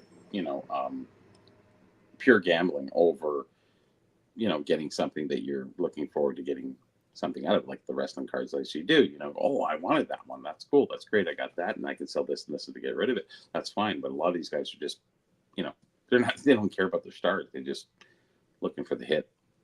And that's most of the videos that we see are kind of like that. So, I can understand that being predominantly, because nobody cares if you pulled your player, oh, I got my medallion I was looking for. Oh, yeah, no, that video is like, see ya. Nobody cares. So I get, it's all hype, but it's I you think see we'll all that's change our behind the tune scenes. the day that one of these products gets opened, and all of a sudden a Reggie Lemon comes out, and all the rest of the video is just A Eric one of screaming, one double running, sign by running from one side of the building to the other, and all you just see is it zooms backwards, and Eric's still running, yeah. Why which don't is you- awkward since he has like the bad hips, so the running isn't very fast, but is Yeah. he still like the arms Maybe are moving like he's maybe trying to move bicycling. fast, so I don't know. the effort is still there. Why don't you go on the Instagrams and go to Glenn Barracuda's Instagram page and see I what can't find anything on Instagram. It's just horrible. he made? But please don't ask. I will be getting it in hand at the expo. Glenn I was looking, Barracuda. it's funny. I was, Carlos, I was looking at Instagram today. I was looking under Magpie with Kathleen Harrison, I think it was.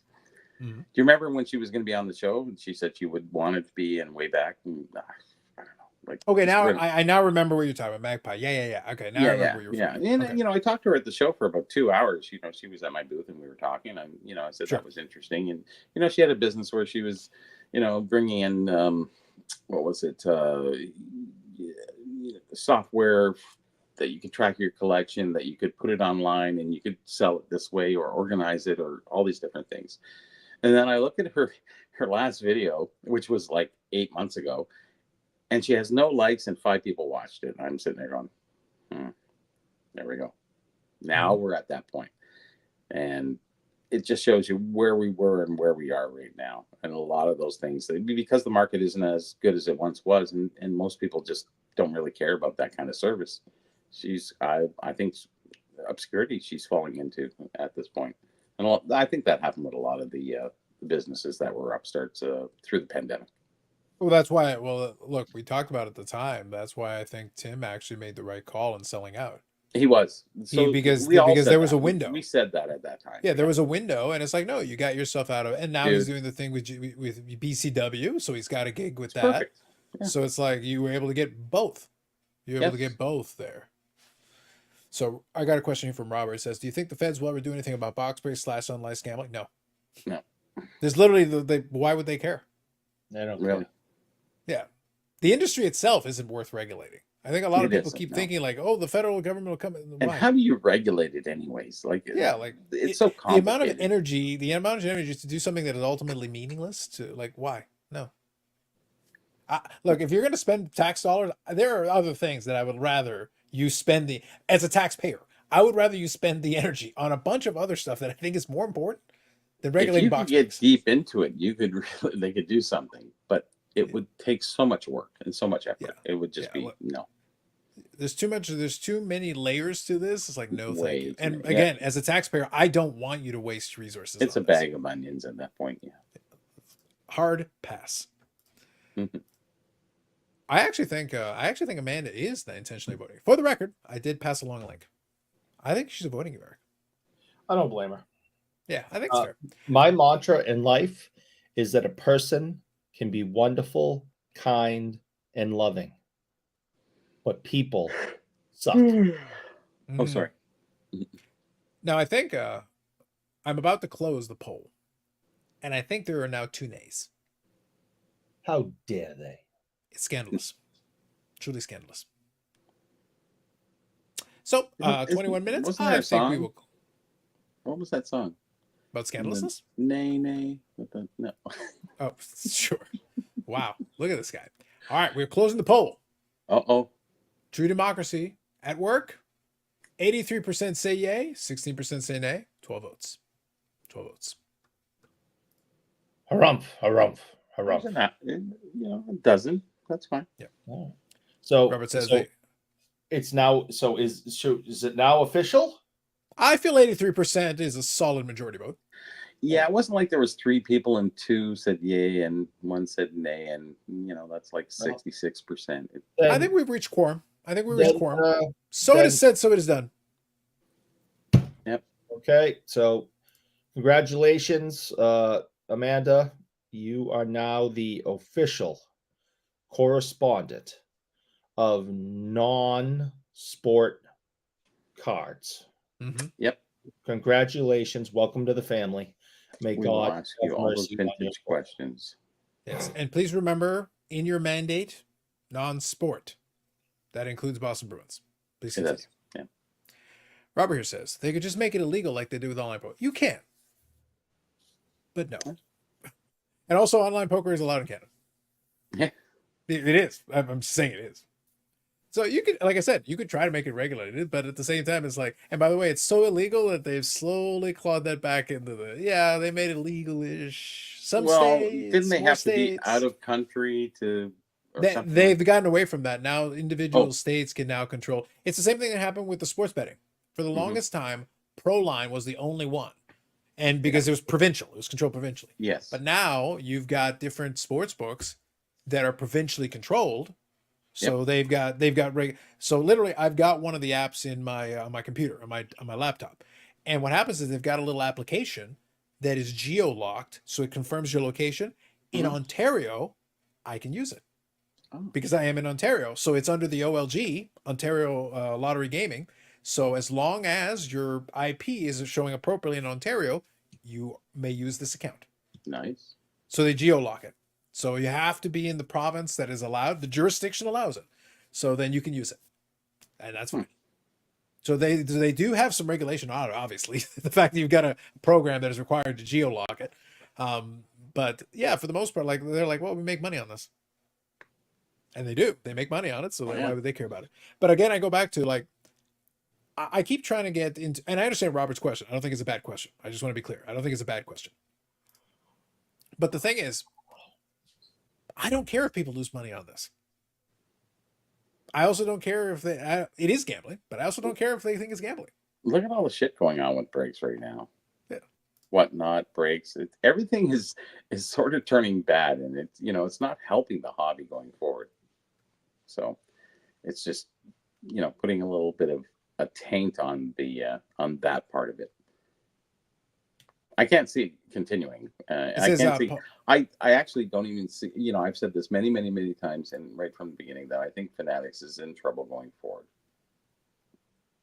Just my thought.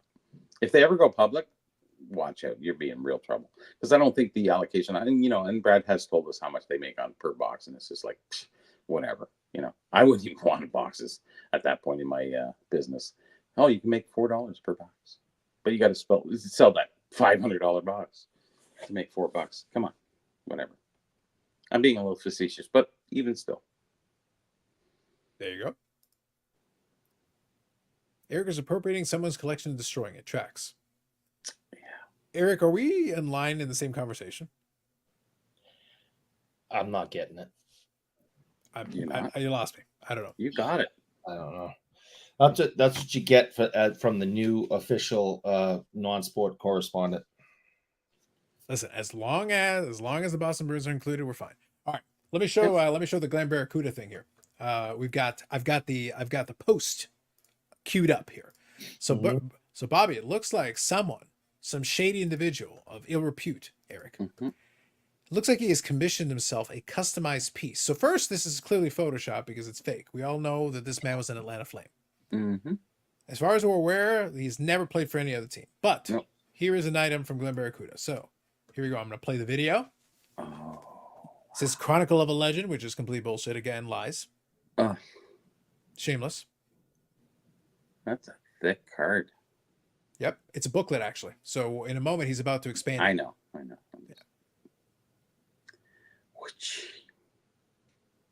And again, a fake picture. This is just terrible. You'd think you could use the real image that exists. Man, look at that. Oh, it opens more. You got more bullshit in there. Yeah. And then look at this garbage. That is like literally that is like 18 syllables short of his real name. I think that's a 14 color. Collectively. It didn't open another time? Oh. Should have. Yeah. So now Can't wait to get my hands on that. Should have been a so quad. in the caption here it says Regine Lemonem. That's the whole caption. Triple franchise auto booklet. Can't wait to see how it looks after it's signed. Yes, after he inscribes it. That's not my name, you idiot. Mm-hmm. Did Billy do this? No, this is the Glen Barracuda. This is the character.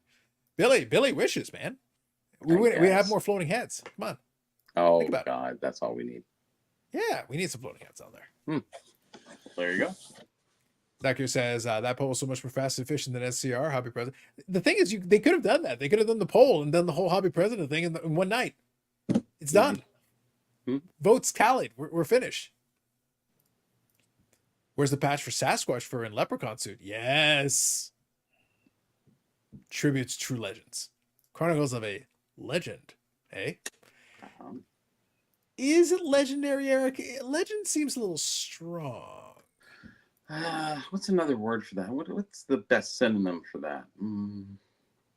Loser? No. Where's Are your Tourette's acting up again? Yes. No, that we meant that one.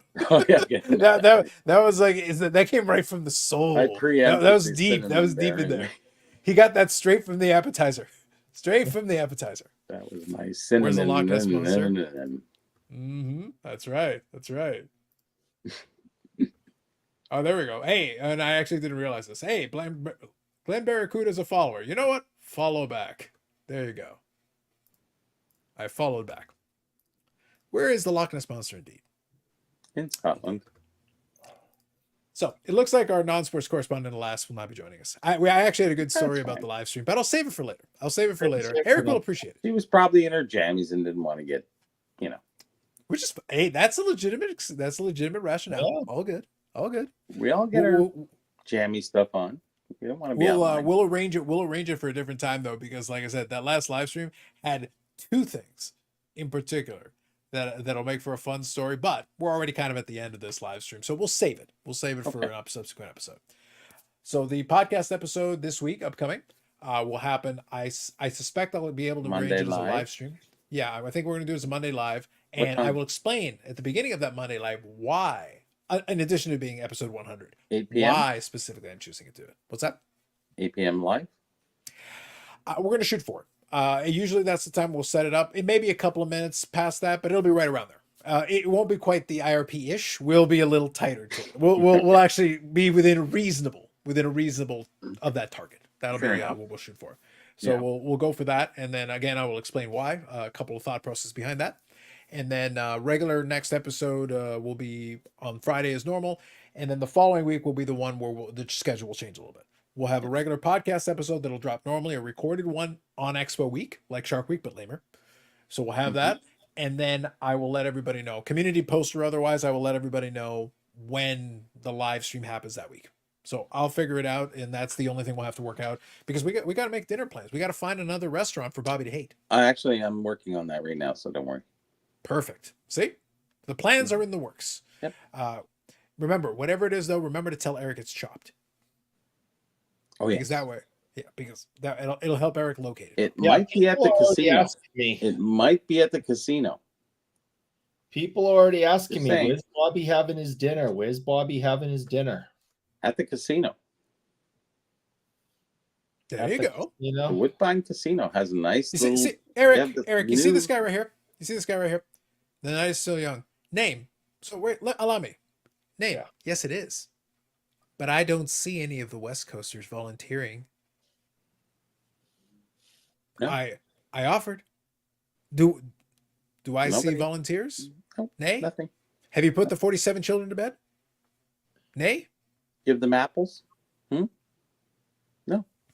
You could address your accuser directly, face to digital face. He doesn't want to face me. He doesn't have the cojones. Say my name. Say my name. I offer, man. We've been asking him to come on for like 4 years now, and it's always, well, I got the kids, and I have to make the hot dogs, and I have to go to hockey, and I have to. Oh, it's okay. No big deal. And Anyways, And then the biggest lie of all. Oh, my wife likes me and wants to spend time with me. And it's like, no, sir. Come on. Wow, you were questioning the marital appreciation. You know, just because your wife, your questioning daughter, his everyone with you lies. doesn't like you. mm-hmm, I'm questioning his lies. Mm.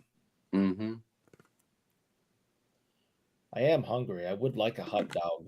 Honestly, I'm getting a little hungry myself, but I got to go to bed soon. Oh, that's disgusting. Going to Hey, bed. listen, I don't know. No, with putting mayonnaise on a hot dog. That's Oh, gross. actually, if you have a bacon cheese dog wrap, oh man, and then you have some little bit of mayo and ketchup, killer. So you need to figure out where we're going for dinner. People are asking. Yeah, there's a couple locations. I'm thinking Mandarin. Truly, it's a buffet. It's a Chinese buffet, but they have prime rib and everything else too, so it doesn't matter. Is there The one only actually problem close is by? it's Because I not know you so mentioned it, but social. where is it? I said I remember you mentioned this, but It's is at there one nearby?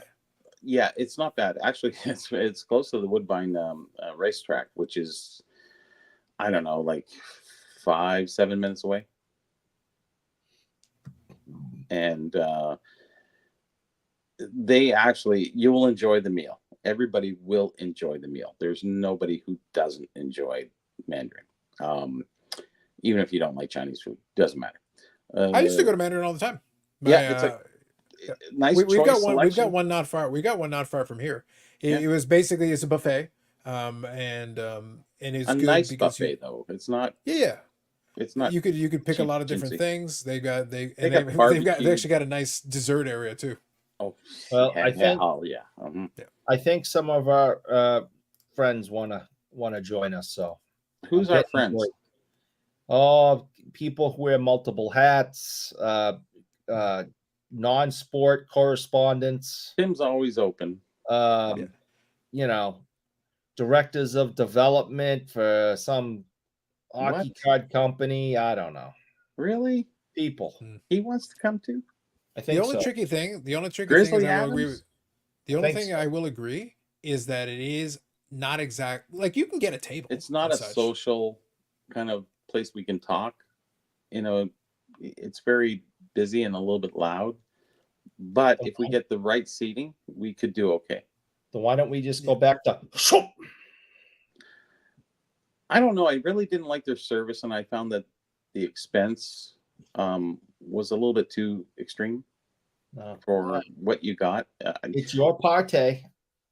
It's my party. It's your party. So I'm just. Well, it's no Montana's, Bobby. It's no Montana's. Oh, well, there is Lone Stars, which was another choice too. That's another possibility. Yeah, that is available. But it that is in busy range. because it's right there. It is, yeah. Yeah, That's so true. it might be, and it's very loud. It's very hard to talk there. It's because they have a lot of music. I think that's a problem with a lot of their options. Though. I think with a lot that's a problem with a lot of them. We should on Saturday night go to the place that has the dinner on Thursday night. The Jack Astor's. The Jack Astor's. Oh, He's saying ignore the Thursday because I don't think Jack Astor's is closed night, on Thursday. We should go to the Thursday night place. we could do that. We could go to Jack Astor's, but it's a very busy place for Saturday night. A lot of them are. Look, you know what makes me sad? What makes me sad is I like the restaurant beside Jack Astor's. Because there was a restaurant right beside it that was actually pretty good. And it was a shame that they closed it off. COVID killing it off. Well, maybe it's something else that's taking its place. I don't know. Yeah, the name escapes me right now, but the one right beside it was actually really good. And it was solid because we could sit down, we could have a conversation. Too. It might have, I forget, but it was solid. I thought it was good for what it was, and they were right beside each other, and it made it very convenient. But I'm trying to remember the name right now. I'm just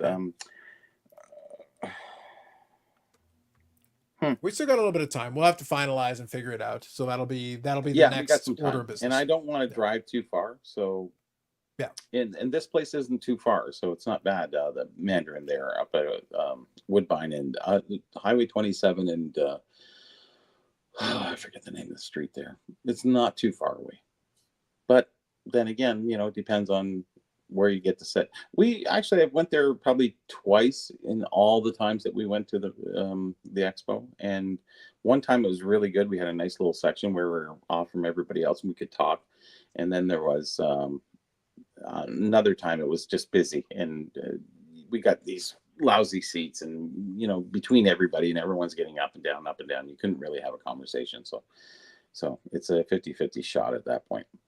Yeah, that's kind of the issue with it. I used to go there with the family for dinner and for lunch pretty It's regularly. fine, yeah. Because In the the one things, that we've but got near us Saturday night actually, is busy. it is, Yeah. yeah. Yeah. The one that we have near us, the folks that did own it for years were actually friends of my parents. Oh, So for us, it was like, so we would literally go. Sometimes my brother and I would get stuff off menu, like it wasn't on menu, and they'd be like, "Well, can we have?" And they're like, "Yeah, we'll make it for you." So it helps. It helps that the owners were friendly with the family, so we could. that always So helps. like I said, I used to go to Mandarin regularly. It was there all the time. They still order the takeout from it because it's very convenient, so they'll get it from there. But yeah, Mhm. we're we regular, very familiar with it, and they do have some good choices. They got some good options there. Again, it depends on who's running it, but the one there was actually pretty well operated. They did a good Well, job. Saturday nights you have prime rib, you have barbecued, whatever, chicken and beef. You got pizza, you got whatever. Yeah, you get almost everything. They make a little bit of everything. Yeah, for sure. All right, so we'll wind her down. So thanks everybody for joining in and hanging out. Hit the like button on your way out. Eric will pay for it. So like I said, the next couple of episodes, we've got it pretty well figured out. The week of the expo, I'll figure out what, if anything, kind of live will happen. There'll be videos for sure. There'll be some kind of a live. Go ahead, Bobby. What was it? Marketplace. That's what it was. It was called something Marketplace. But that Maybe. was beside. That was unfamiliar. Yeah, and I thought it was pretty good for what it was. That It was a actually buffet pretty as solid. well. Pretty solid. And if anybody knows this man, warn him and tell him, I am coming. He is pre-warned. Mhm. Don't worry. He knows to stay away. And I don't care what his security people say. I'm going to be right Tucker's Marketplace. That's what it was. It used to be Mother Tucker's, and then they called it Tucker's Marketplace. And that's where the buffet was, right beside Jack Astor's. And it was great. Actually, we sat down and we had our dinner with what's his name? Brian McFarlane there, and his wife, and the boys from way back. And I got stuck with Mrs. and she'll talk your ear off, and I missed all the great stories that the other guys heard. Anyways, moving on. Right. Makes sense. So, Bobby, what I'm going to say, I'm going to actually do something here because apparently I just got a message. So bear with me a minute. But if you are done for the evening, I will say if you want to take off, we may have one West Coast guest that may join us briefly. Apparently they did respond, and I just didn't see it because I couldn't see it in the chat. I was looking there. I don't see it. They literally sent it to me, so I was like, okay, I'll bring you out for a minute. It may be someone that Eric needs to face. Is he coming? I've sent him the link. Oh. He did, in fact, request the link. I literally didn't see it here, so I don't know what happened there. But Let me get a he literally washroom showed me break. a screenshot of him putting it in the I'll chat. have a so I was like, washroom break, and I'll stay up a little longer. all right, there you go. So I have sent said link to the individual in question. See, we're all done. We thought we were safe, but they pulled me back in. Don't believe. If it's him, don't believe him. He's got hot dogs to cook and kids to bathe and wives to snuggle with or something. And I got a very convincing Photoshop. Very convincing. don't believe anything he says. He lies. Are you sure, Eric? I'm telling you, he lies. So you're saying, as a subject matter expert on lying, as Yes. a noted Boston Red Sox fanboy and hater of the Boston Bruins, I don't know if that's accurate, but okay. I believe that's what I know. Name, if you're there, give me a thumbs up. Don't give him a thumbs up. Don't let him on. In fact, as a matter of fact, I'm gonna do this right now. I'm gonna put him right here, directly above you. Oh, there we go. Great. Nate, That's how are you? Good I'm evening. doing well. Doing well. Good evening. Good morning for you. Oh, it is morning indeed. But listen, Name, I am What a a man way of the to people. start my I am day. here. I am a professional. I am dedicated. Now that we are here, I feel that you need to face your tormentor. An internet bully. He bullies me. Everyone bullies you, Eric. In That's fairness, true. literally everyone bullies you, That is true. including the host. The host especially likes bullying you. Hey, name. Been a minute. Bobby, good to see you. Good to see you. So, How are you? Eric, what are you up to now? What magazine are you in? Yeah. What TV show are you on? What what are you doing with Upper Deck this month? Go ahead. Just go ahead. Name, and brag regale about him, everything. and while you're doing that, I'm going to get cookies. Go This is a ahead. win-win for everyone. Oh, yes. Do your thing. Fill us in All right. on We got all the cookies. great things Oh, that Name Cardinal is all about this month. I'm on because I'm Carlos. Yeah, that's nothing That's to what be I'm proud of. on. That's nothing to be proud of. I've been trying to get off this show for 4 years, man. There's nothing to be proud of. You're stuck. Yeah, Oh, you're a fixture. You're a fixture. Pretty much. So, Yeah. so you were just on TV again. Tell us about that. I was on A Canada's Most Wanted. Just kidding. I've been on that. That's no big deal. show. No, Eric, you were on Canada's Most Least Wanted. So That was up both. Yeah. Yeah. Well, last week on APT and the Aboriginal Peoples Network, there's a docu series on right now, and it's called A Good Game, and it's a 13-part series that was put together by a film company called Niche Productions, and they went across the country and they went to different communities, and they basically filmed and documented people who were involved in the game of hockey in different ways. And the producer of the show had found out about my hockey card collection and my involvement with the First Peoples rookie cards, and they reached out to me and asked me if I wanted to be a part of the show. And then we did 2 days of filming here in Kelowna, and then it just aired last week, and it was so well done. It was so cool. it was good. You got to catch it? Oh, yeah. Awesome. Yeah, it was really glad, good. Glad you got to see it. Wasn't Yeah, that a and girl interviewing you or something? Yeah. Pardon me? Was there a girl on there too?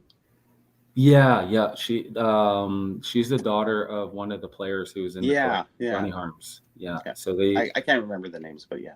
Yeah, they live out in Armstrong, which is about 60 kilometers north of here. So I've been in contact with her for the last 4 years, and it was just really cool that they included her in the documentary, because you got to see like how important her dad's story was to their family, and just like how like impactful the hockey cards were for all of them. Mm-hmm. And It was really good. You should tell them where it is and to go watch it, because it was really interesting. And you did a great job. You really. Oh, thank you.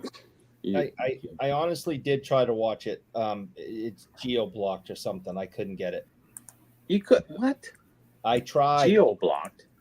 I actually think the problem is, so there's two issues here. So, Name, thank you for sharing. I was listening. I was able to hear everything you said. So, excellent. Congratulations. Now, one thing I think what happened wasn't geo-blocking. I think Eric's television only works with the attached bicycle, and he has to pedal in order to get enough electricity to make the television work. And unfortunately, at Eric's current condition, he's barely able to get through a commercial break. Yeah. Let alone you can the only entire pedal show. with one leg.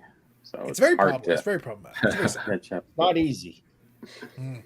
Yeah, it's like that episode of The Simpsons where Bart has to get up really early and ride his bike somewhere, and it's really dark out, and he's like, I got to use the generator, and then he flicks this thing on his bike, and he's just like barely pedaling because he doesn't have the leg power to turn the headlamp on his bike.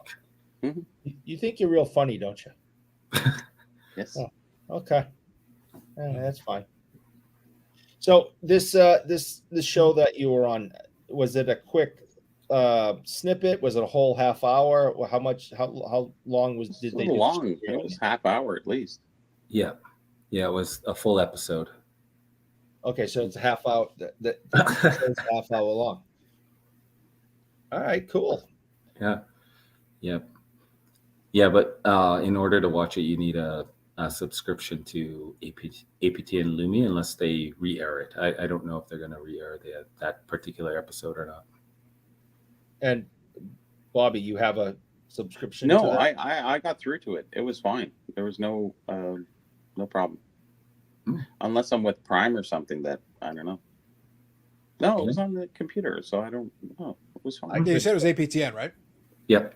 I think I remember it being on a lot of the packages. Now, it's been years since I worked at a satellite TV company, but I just remember APTM was very regularly available on most of the Yeah, packages. it is. Here, it's a channel that is definitely In available, Toronto, yeah, I folks. think it's Yeah. yeah. without a doubt. So Eric, the good news for you is if you can ever get the pedaling thing figured out, Mhm. I think they're going to put it on the Ocho. So Oh, what you I got to love do is the you got to make Ocho, sure yes. you got to just turn on the Ocho and just stay tuned to it. Now, Yeah. there may be Oregon Ducks games, so you got to watch right through that. They might sneak it in the middle of an Oregon Ducks game, so you got to No, I tune in from the refuse. beginning and just watch all the way through. Yeah, we had a lot of Oregon Ducks memorabilia come in a couple of months ago, and I put it all in a trash can and put lemon fluid on it and threw a match in, and I live streamed it to name. So Yeah, yeah, it's the same that you're going to do with that hockey card that you showed us tonight. that Mm-hmm. I'm snipping It that could be up. worse. It could Get be it. worse, name. You're gonna Yeah. get it in pieces. I've heard stories of this violence. It could be worse. I heard a rumor, and it's unsubstantiated, but I think it's true. There was once a guy who was like live stream fails, and there was a guy who tried to record. And he couldn't even live stream, but that's how bad it was. He was trying to record and enter in a video that was supposed to be a live stream, and he had a Bobby Orr hockey stick, and this moron smashes it into like the wall, and it's like I think he was killed by locals or something. It I was a forget metal what happened shelf. to the guy. It was a metal shelf, not a Oh, wall. you remember? You saw the video. Oh, good. Yeah, I saw the video. Mm-hmm. I knew I should have just started over again. Just cover your tracks so that no one will know. Yeah, I went, oh, what's the big deal? No one's even gonna notice. Yeah, people noticed. Everyone knows. So, name, I'm reminded of this. So, the reason I thought it was pertinent to bring up is number one, because I forget nothing, especially when it comes time to bring it up at the proper time. But the other thing is, this is from a supposed Boston Bruins fan. It'd be like Bobby saying, yeah, I like the Maple Leafs. Here's a Boris Summing jersey that I'm lighting on fire. Might be contradictory statements. Your words might not be matching your actions, is what I'm saying. Mm. I have questions. It wasn't my best moment. Mm-hmm. I should have started the video over again. Eric's all about the views and the clicks. Yeah, Mhm. that's why I'm on the Bad, isn't it? my face and the Insta faces and all those things. That's what I'm all about. Well, you know, Eric, and here's a question, a hypothetical. Uh-huh. So we know that Timmy Two Hats has a card from Topps. Yes, That's ill-advised. It might have been ill-advised, but the fact is it exists. But the fact is it exists. I have to get one. He's It's going me, to sign it yeah. at the show for me. I think that's fair. And Name, do you have a card too? No. See? No, he just makes them. Instead, Yes. Upper Deck just hires him and says, "Hey, since you're so awesome and stuff, will you just make us a set of cards?" And he's like, "All right."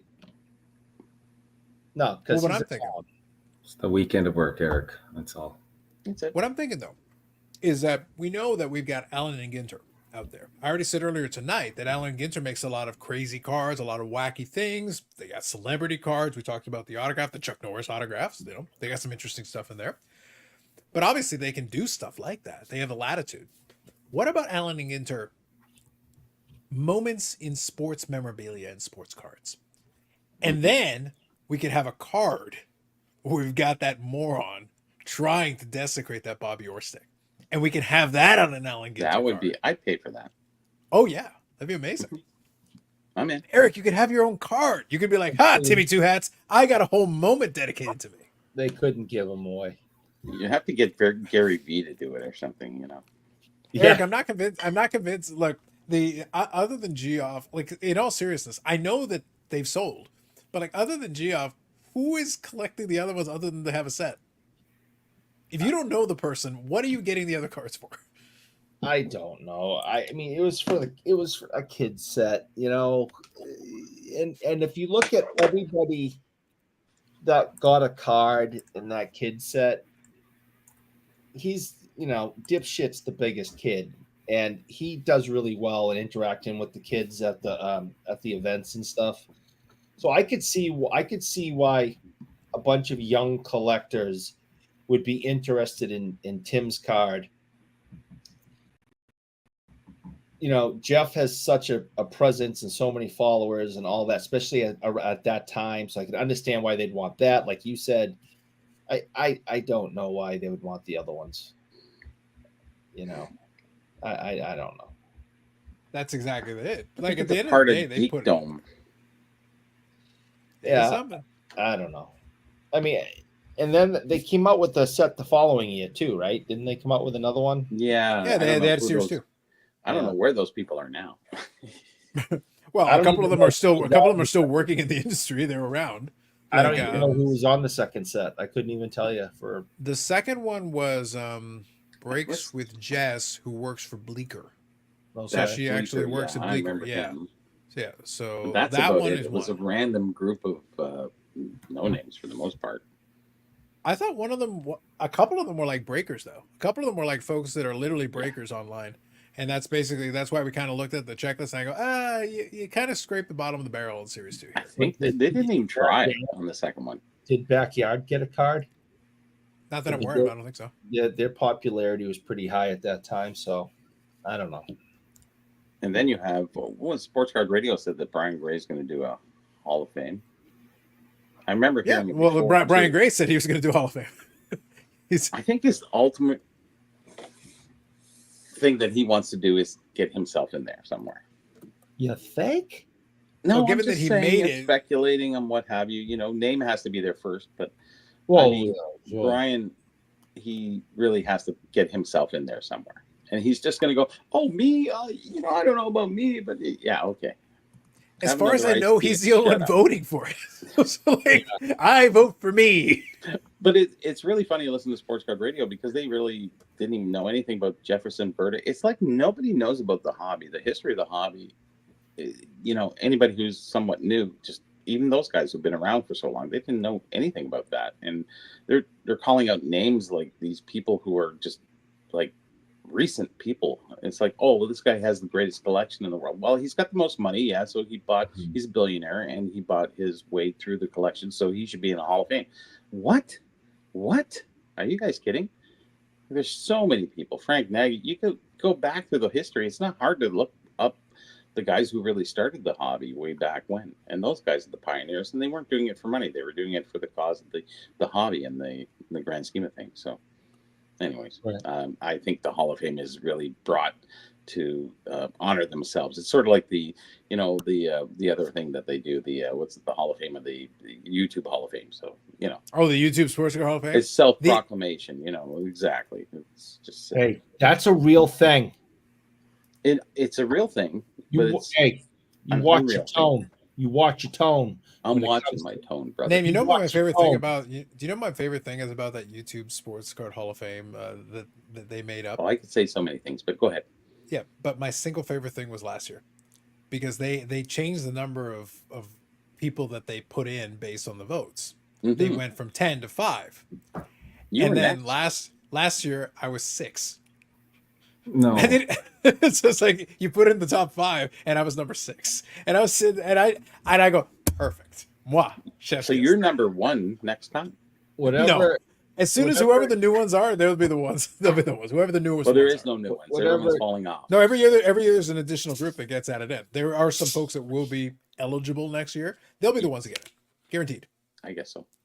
Whatever It's like the Hall of Fame and getting passed by so many times. Yeah, I understand. Whatever. They will love our Hall of Fame. I like it. Eric's the curator of that Hall of Fame. Oh yes. Oh my god! I'm telling you, I'm going to throw up on air, and we're going to get kicked off YouTube. This is gonna be a situation where he's also a client. It's pretty great. Most of the Hall of Fame members will be probably the guys who've been around for the last 5-7 years, pretty much. Well, That's okay. Hall So of let Fame me status. let me go to Big Bry's junk. His Please latest do. attempt. Big Bride. Okay.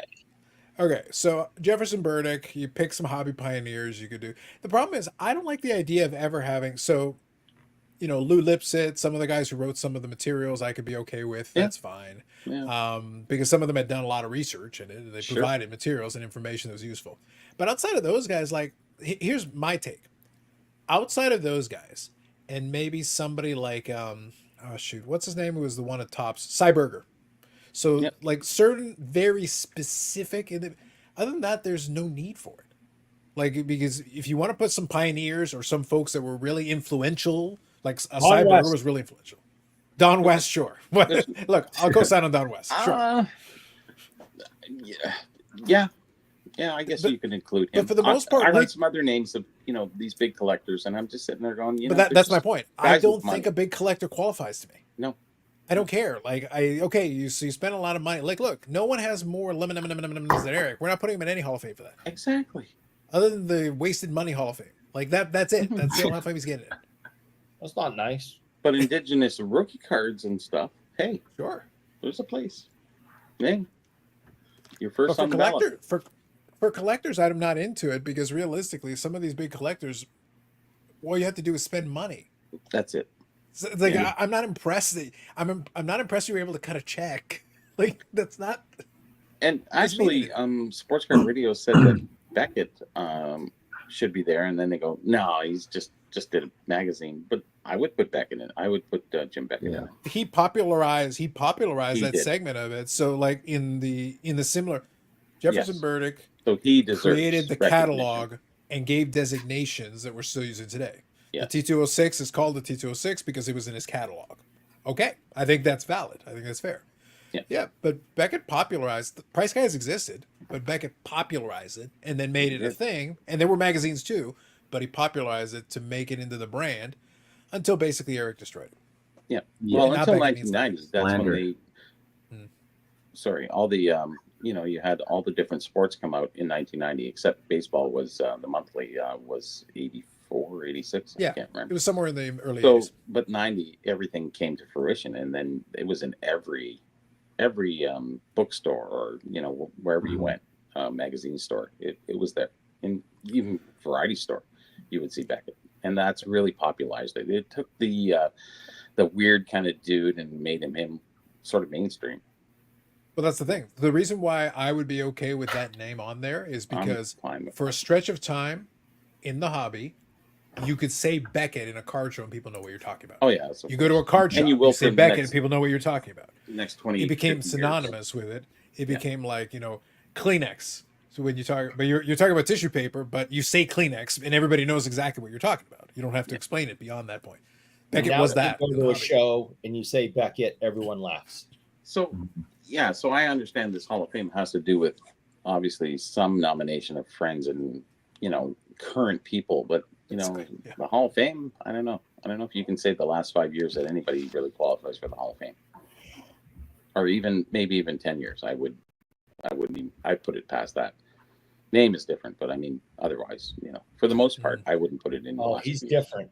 I think you have to recognize all the people who really brought the hobby to the forefront and then move forward.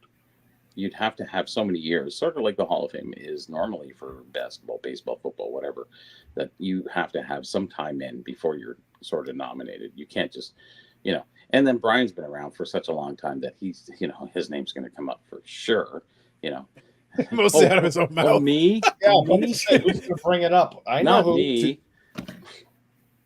And Yeah. and I think that's his main thing is to get himself nominated in the Hall of Fame, that he did something that nobody else did, that everybody else did. Sorry. Well, look, Bobby, I will only allow it under one condition. What's I that? will allow it under one condition. If Big Brian wants to do this so badly, he needs to build an actual Hall of Fame. And he has I to want know a the building. real. I want a building. I want plaques. I want the That's it. fix-its. He's I got all want the that whole money thing. now, right? I want all that. Name. I want the whole thing. I want the fix-its. I want the whole damn thing. I need a whole production, a whole deal. Get it. We need this. Everyone hit the like button so you can fund it. Correct. Yes. No, Yes. Correct. Oh my God, I hate you. Yeah. I'm not letting an Big Brian off the Indigenous Bobby. Hall of I'm not Fame, letting Big too, Brian off the on hook. top of that. We're not We doing need it. that. We're not doing any of this digital bullshit. No. Nope. You want the damn thing so badly. I want a building. Live. I want a building we can see from space. You can talk to ComC. They know how to do this. You get a building you can see from space, and and then I want stuff in it. and vending sandwiches in the cafeteria. Yes. Ooh, All that. stuff. amazing. And a swimming pool. Mm-hmm. Yeah. Yeah. We could use a kiddie pool. We just put it in the middle for no reason. Like, I don't care. The point is Big Brian's paying for it. So I want all of it. I want lasers.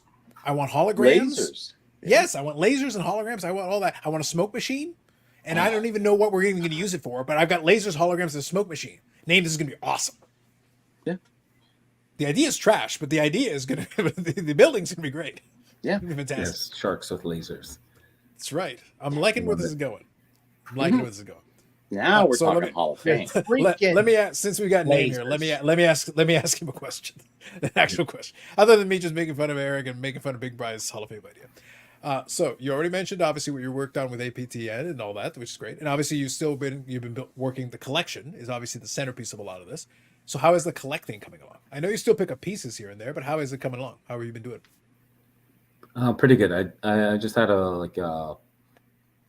almost a week steady of cards coming in almost every day. That's pretty good. Excuse me. Excuse me. Sorry. They were coming in from Dallas, and he's just they just coming in. They're just coming in every day this week. From Dallas. I was gonna say the convenient timing of that's Sorry. beautiful. I apologize, but there just seemed to be like a bunch of cards that just popped up on eBay recently that I sparked my interest, and I picked them up, and so in addition to more money in the meter. Yeah, that's one of my kids playing. Yeah, Give him an That's all apple. I just enjoyed the timing. Yeah. All of that. It was beautiful. But yeah, so you got the cards coming in, so that's good. Any specific Yeah. players though, or is it across the board? Is it a mix? He got it backwards. yeah, and I have a number of side PCs. So in addition to like my main collection, which is like the kind of the focal point of my collecting, I have side PCs of Jordan Tutu, Jonathan Chichu, who else? Brady Keeper, Zach Whitecloud, Brandon Montour. So I've picked up a lot of their like base rookie cards, but now I'm just kind of chasing the parallels. Tutu is the one that I remember from your Instagram and from some of those because I think he was 0304 if memory serves me. There was a lot of good stuff for him in 0304 because I remember that year well. I remember the products, I remember the boxes and the packs and everything because I remember opening a bunch of stuff that year. Nice stuff though. There was some good stuff in that one. Yeah, But yeah, he had a lot, especially. yeah. Was That's Whitecloud from the 80s, junior leagues? No, Whitecloud is recent. He's modern. okay. Yeah, There's another like Whitecloud or someone. I think his rookie is in 2019-20. That's his rookie year. Okay. Yeah. I just got this card. This is a 0304 Pacific Calder. You can't really see in the glare here, but Yeah, we can see it. Yeah. Now. Yep. yeah, I paid $12 for this. This is card out of 500, and it's an actual game worn jersey on it. So, I mean, can't go wrong. To me, you can't go wrong with that. And also working on this Pacific Prism Rainbow right now, which is Alfie Michaud. Sorry, I have all my cards in team bags, so they're hard to show. That's Yeah. good. Yeah. You got to do what you We got can to see do. it. We can see it In on all the angle. seriousness, I've noticed that you do that, and I've always wondered why do you put it in team bags with the top loader? I put them in team bags when you have mag holders because they get scratched up super easy, and mag holders cost more, and usually you put nicer cards in the mag holders. So I put them in a team bag so the thing doesn't get all scratched up in the box. Why do you put top loaders in team bags? Well, we all have our quirks. Some people like to put cards upside down in mid loaders. So, Name, thank you for bringing this up. I appreciate you mentioning this because I was about I was about to pose a question. A serious question, and that jerk spins it around and throws a curveball at me. But I have a serious question pertaining to this very topic that Name brought up. A very astute comment from Name. And I must ask, are you sure that this whole you doing that with the one touches is not because since the one touches are upside down, since you keep complaining about mayonnaise and throwing up, it's so the one touches don't throw up, or if they do, they're already inside of a team bag because they're upside down as God did not intend. An abomination to the Lord is what it is. I never thought of that. Mhm. I asked the serious question, thinking that maybe I'm asking you a serious question. We're talking about an abomination to the Lord. Question on the hobby and why people do what they do and what the meaning of it all is. And nope, he took an opportunity to take a swing at me. Now I understand the game that we're playing, so I won't ask any more serious questions. He can go pound sand, and I'm not going to talk to him anymore. Now, well, that's a Pound great sand. statement. There was a Native Indian called. It was a major deal that they did with the what was it, pound sander, or was it sand pounder? I can't remember. Well, I appreciate Eric's know that attempt one? at a retort, a misdirection. Okay. I'm going to remind everyone that he did not answer the question. It was a very valid question, and I believe we need to get to the bottom of this. Is really what we need to do, because this mystery will not remain unsolved. This is not like the 540 flips thing. We will get to the bottom of this. The people demand the truth, Eric. It's so the one touches don't get nauseous, isn't it? It's so that if they throw up, you've got it covered. That's what's happening here, isn't it? Basically. Have you considered the possibility of the whole upside down one touch thing? You're trying to claim it's intentional, but are you sure it's not the concussions? Are you sure you don't actually know how to do the one touch right side up, and that's the issue? I've had a lot of concussions. I know. That's why I'm bringing it up. A lot of concussions. It's almost like a form of dyslexia in a way. Yeah. Like this is how I like it. I like I'm gonna it ask a like question. that. I don't like going through the boxes and seeing the little maggot dot on them all. It's called a magnet. It's a magnet. Okay. I don't like it. Magnet dot? This is what I like. That's what I do. I'm not convinced. All right. Look, we're going to do a simple test. Instead of a road sobriety test, we're going to try this. I would like you to tell me, Eric, which square name is currently on. There are 4 squares. This isn't Hollywood squares. I don't You only see have it. 4. Oh, I think you see him. He's not here. Oh, I think you see him. Well, if you Nope. don't see him, then that kind of convinces me. It kind of tells me everything I need to know. He's not here. He's in the main in square denial. because it has Are you Carlos' sure? logo on the top corner. Are you sure? It's actually the premier Are square. you sure he's not right beside you? Uh-uh. Oh, you're looking right at him. I see what's going on there, Eric. I see what happened. Yeah, I knew. How interesting. How interesting. Name, I got to be honest. I understand why you don't want to come to Expo. Eric is a bit of a perplexing individual. I can see why Marcel hides from him and all these other hockey players. Doesn't hide from me. I mean, he runs a little bit, but he doesn't hide. Well, he's not a young man. He can only do so much. Yeah. Yes, getting up Yeah. there. Yeah. But he's still going strong. Yep. All right. So we're not going to get to 5 hours. I don't want to drag everybody else out into it. I kind of enjoyed the couple of minutes. It gave me an excuse to make fun of Eric a little extra. So last insults to Eric before we call it a night. And then otherwise, before we go though, Name, are you, I think you're still, I think I saw an episode. Are you still doing the podcast? Yes, we just shamelessly promote the podcast. Do it now. Okay. I have a basketball podcast. I used to play basketball. I don't just collect hockey cards. I'm a washed up former college basketball player. And I have a podcast with my friend called War Scouts Basketball Podcast, which is the name of our club team, our former club team. And we just want to keep that name going. But really what we want to do is we just want to, just a place for us to talk about basketball and like interview people who are still involved in the game and share their stories. So if you're on any podcast platforms, it's War Scouts Basketball. Thank you. Absolutely, of course. Why don't you ask him how often he does that? I'm not talking to him anymore, but maybe you should ask him how often and what days and some of that information. Don't third party Well, name. thank you. I'm just putting it there on the screen just so we can all see. So Yeah. Nobody cares.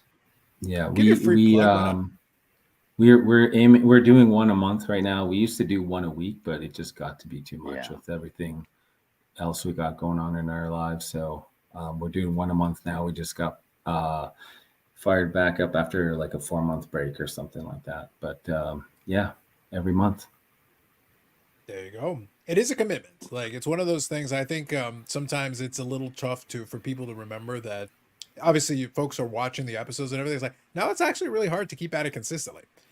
You really have to enjoy it. Like I wouldn't look. I wouldn't be 211 episodes of this goddamn thing in if I didn't enjoy doing it. So you have to really, and you have to find time. One way or the other, it's not easy to schedule, and the more moving parts you have, the tougher it is to schedule and find the time. Yeah, this isn't the pandemic anymore, so yeah. Mm-hmm. Yeah. My friend lives in Alberta, so he's an hour ahead of me, and we got to coordinate our schedules to make it happen and record something. So it can be tricky for sure. So I have a lot of respect for people who are fully committed to podcasting, especially all you guys here. You do this live every Friday, and then you do a podcast, which is allegedly 5% more mature. But based on the baseline that we're talking about, I feel most of us have achieved that. Although Brandon, I question it. We did expect more. Eric's bar is about as low as it gets, so really, it's not difficult for him to hit 5%. Not difficult at all. But I feel most of the time I nail it. I pretty much nail the 5%. Like there are some truly obscene things I could say to Eric on that podcast that I do not say, and then on Friday I say them. Yeah, you write them down and wait till Friday. Yeah, like I save them, and then on Friday it's like, no, you're getting the full brunt of this. You're getting the whole thing. Yeah, no holding back. There are lists. Mm-hmm. But yes, so thank you for joining us, Nate. We appreciate you popping in. In lieu of the expo, we can't have you at the expo, so at least we got you here. We got a chance to chat with you a little bit. So check out the War Scouts Basketball Podcast if you're curious and you want to check that out. Eric literally watches every episode at least 45 times. Mm-hmm. I can go to Oregon. I can go to Edmonton. I can just travel all over the place with girls basketball teams. I can bring my kid 5 hours to play hockey, but nope, I can't go to Toronto. What a bunch of crap. In fairness, that's where Eric is, so I can see reasons not to go. It's near me, and I almost consider it every time. I'm like, I know, me too. It's like in my backyard. It's a long half-hour drive away from me. It's like right there. I guess. Plus, we got to make Billy feel better. It's important. Yeah, he's sad if we don't go. What else is he going to do? Who else is going to talk to? Like, really? It's true. It is true. Anyway, folks, appreciate you. Hit the like button on your way out. We always want that. Eric will pay for it. We thank Name for joining us here tonight. We thank Brad Hartland from PSA Canada earlier in the episode joining us. And we had a Baubles and Ball card sighting tonight as well. Pretty special. There will be a live podcast. This Monday will be a live podcast. And then the regular live stream next week. And again, on Monday, I will explain why I'm putting in a bonus live stream on there. There is a reason for it, but I'll explain it on Monday. Otherwise, you can check that out. More videos will come up on the channel. And if anybody else says something objectionable, if someone wants to make a Hall of Fame or interview a notorious card trimmer, I could make a video on that. I could be coaxed into it. I just need them to say something ridiculous. Just do it, and then I'll make a video. Works out. There you go. We managed there, Paul. I thought that was Colonel Sanders, maybe. Maybe it was. Gandalf. All right, folks. Now I'm hungry for KFC. West Coast, you still got time before. Enjoy the rest of your Friday. People on the East Coast, it is now Saturday. Enjoy your weekend. Have yourselves a good one. Less than 13 days to Expo. It approacheth. We will keep you posted on that, and there'll be some coverage of that. Well, basically, it'll be me filming Eric basically chasing down hockey players and then security chasing him down. Yes. It's going to be very exciting. We'll have videos. So it'll be a regular expo. Okay. Yeah. But I want the people to see it. They don't all get to see it live. It's like a stage show. I'm going to film it so that they can see it. Okay. Yes. They'll live vicariously through the footage. Anyway, folks, have yourself a good evening. We'll catch you in the next one.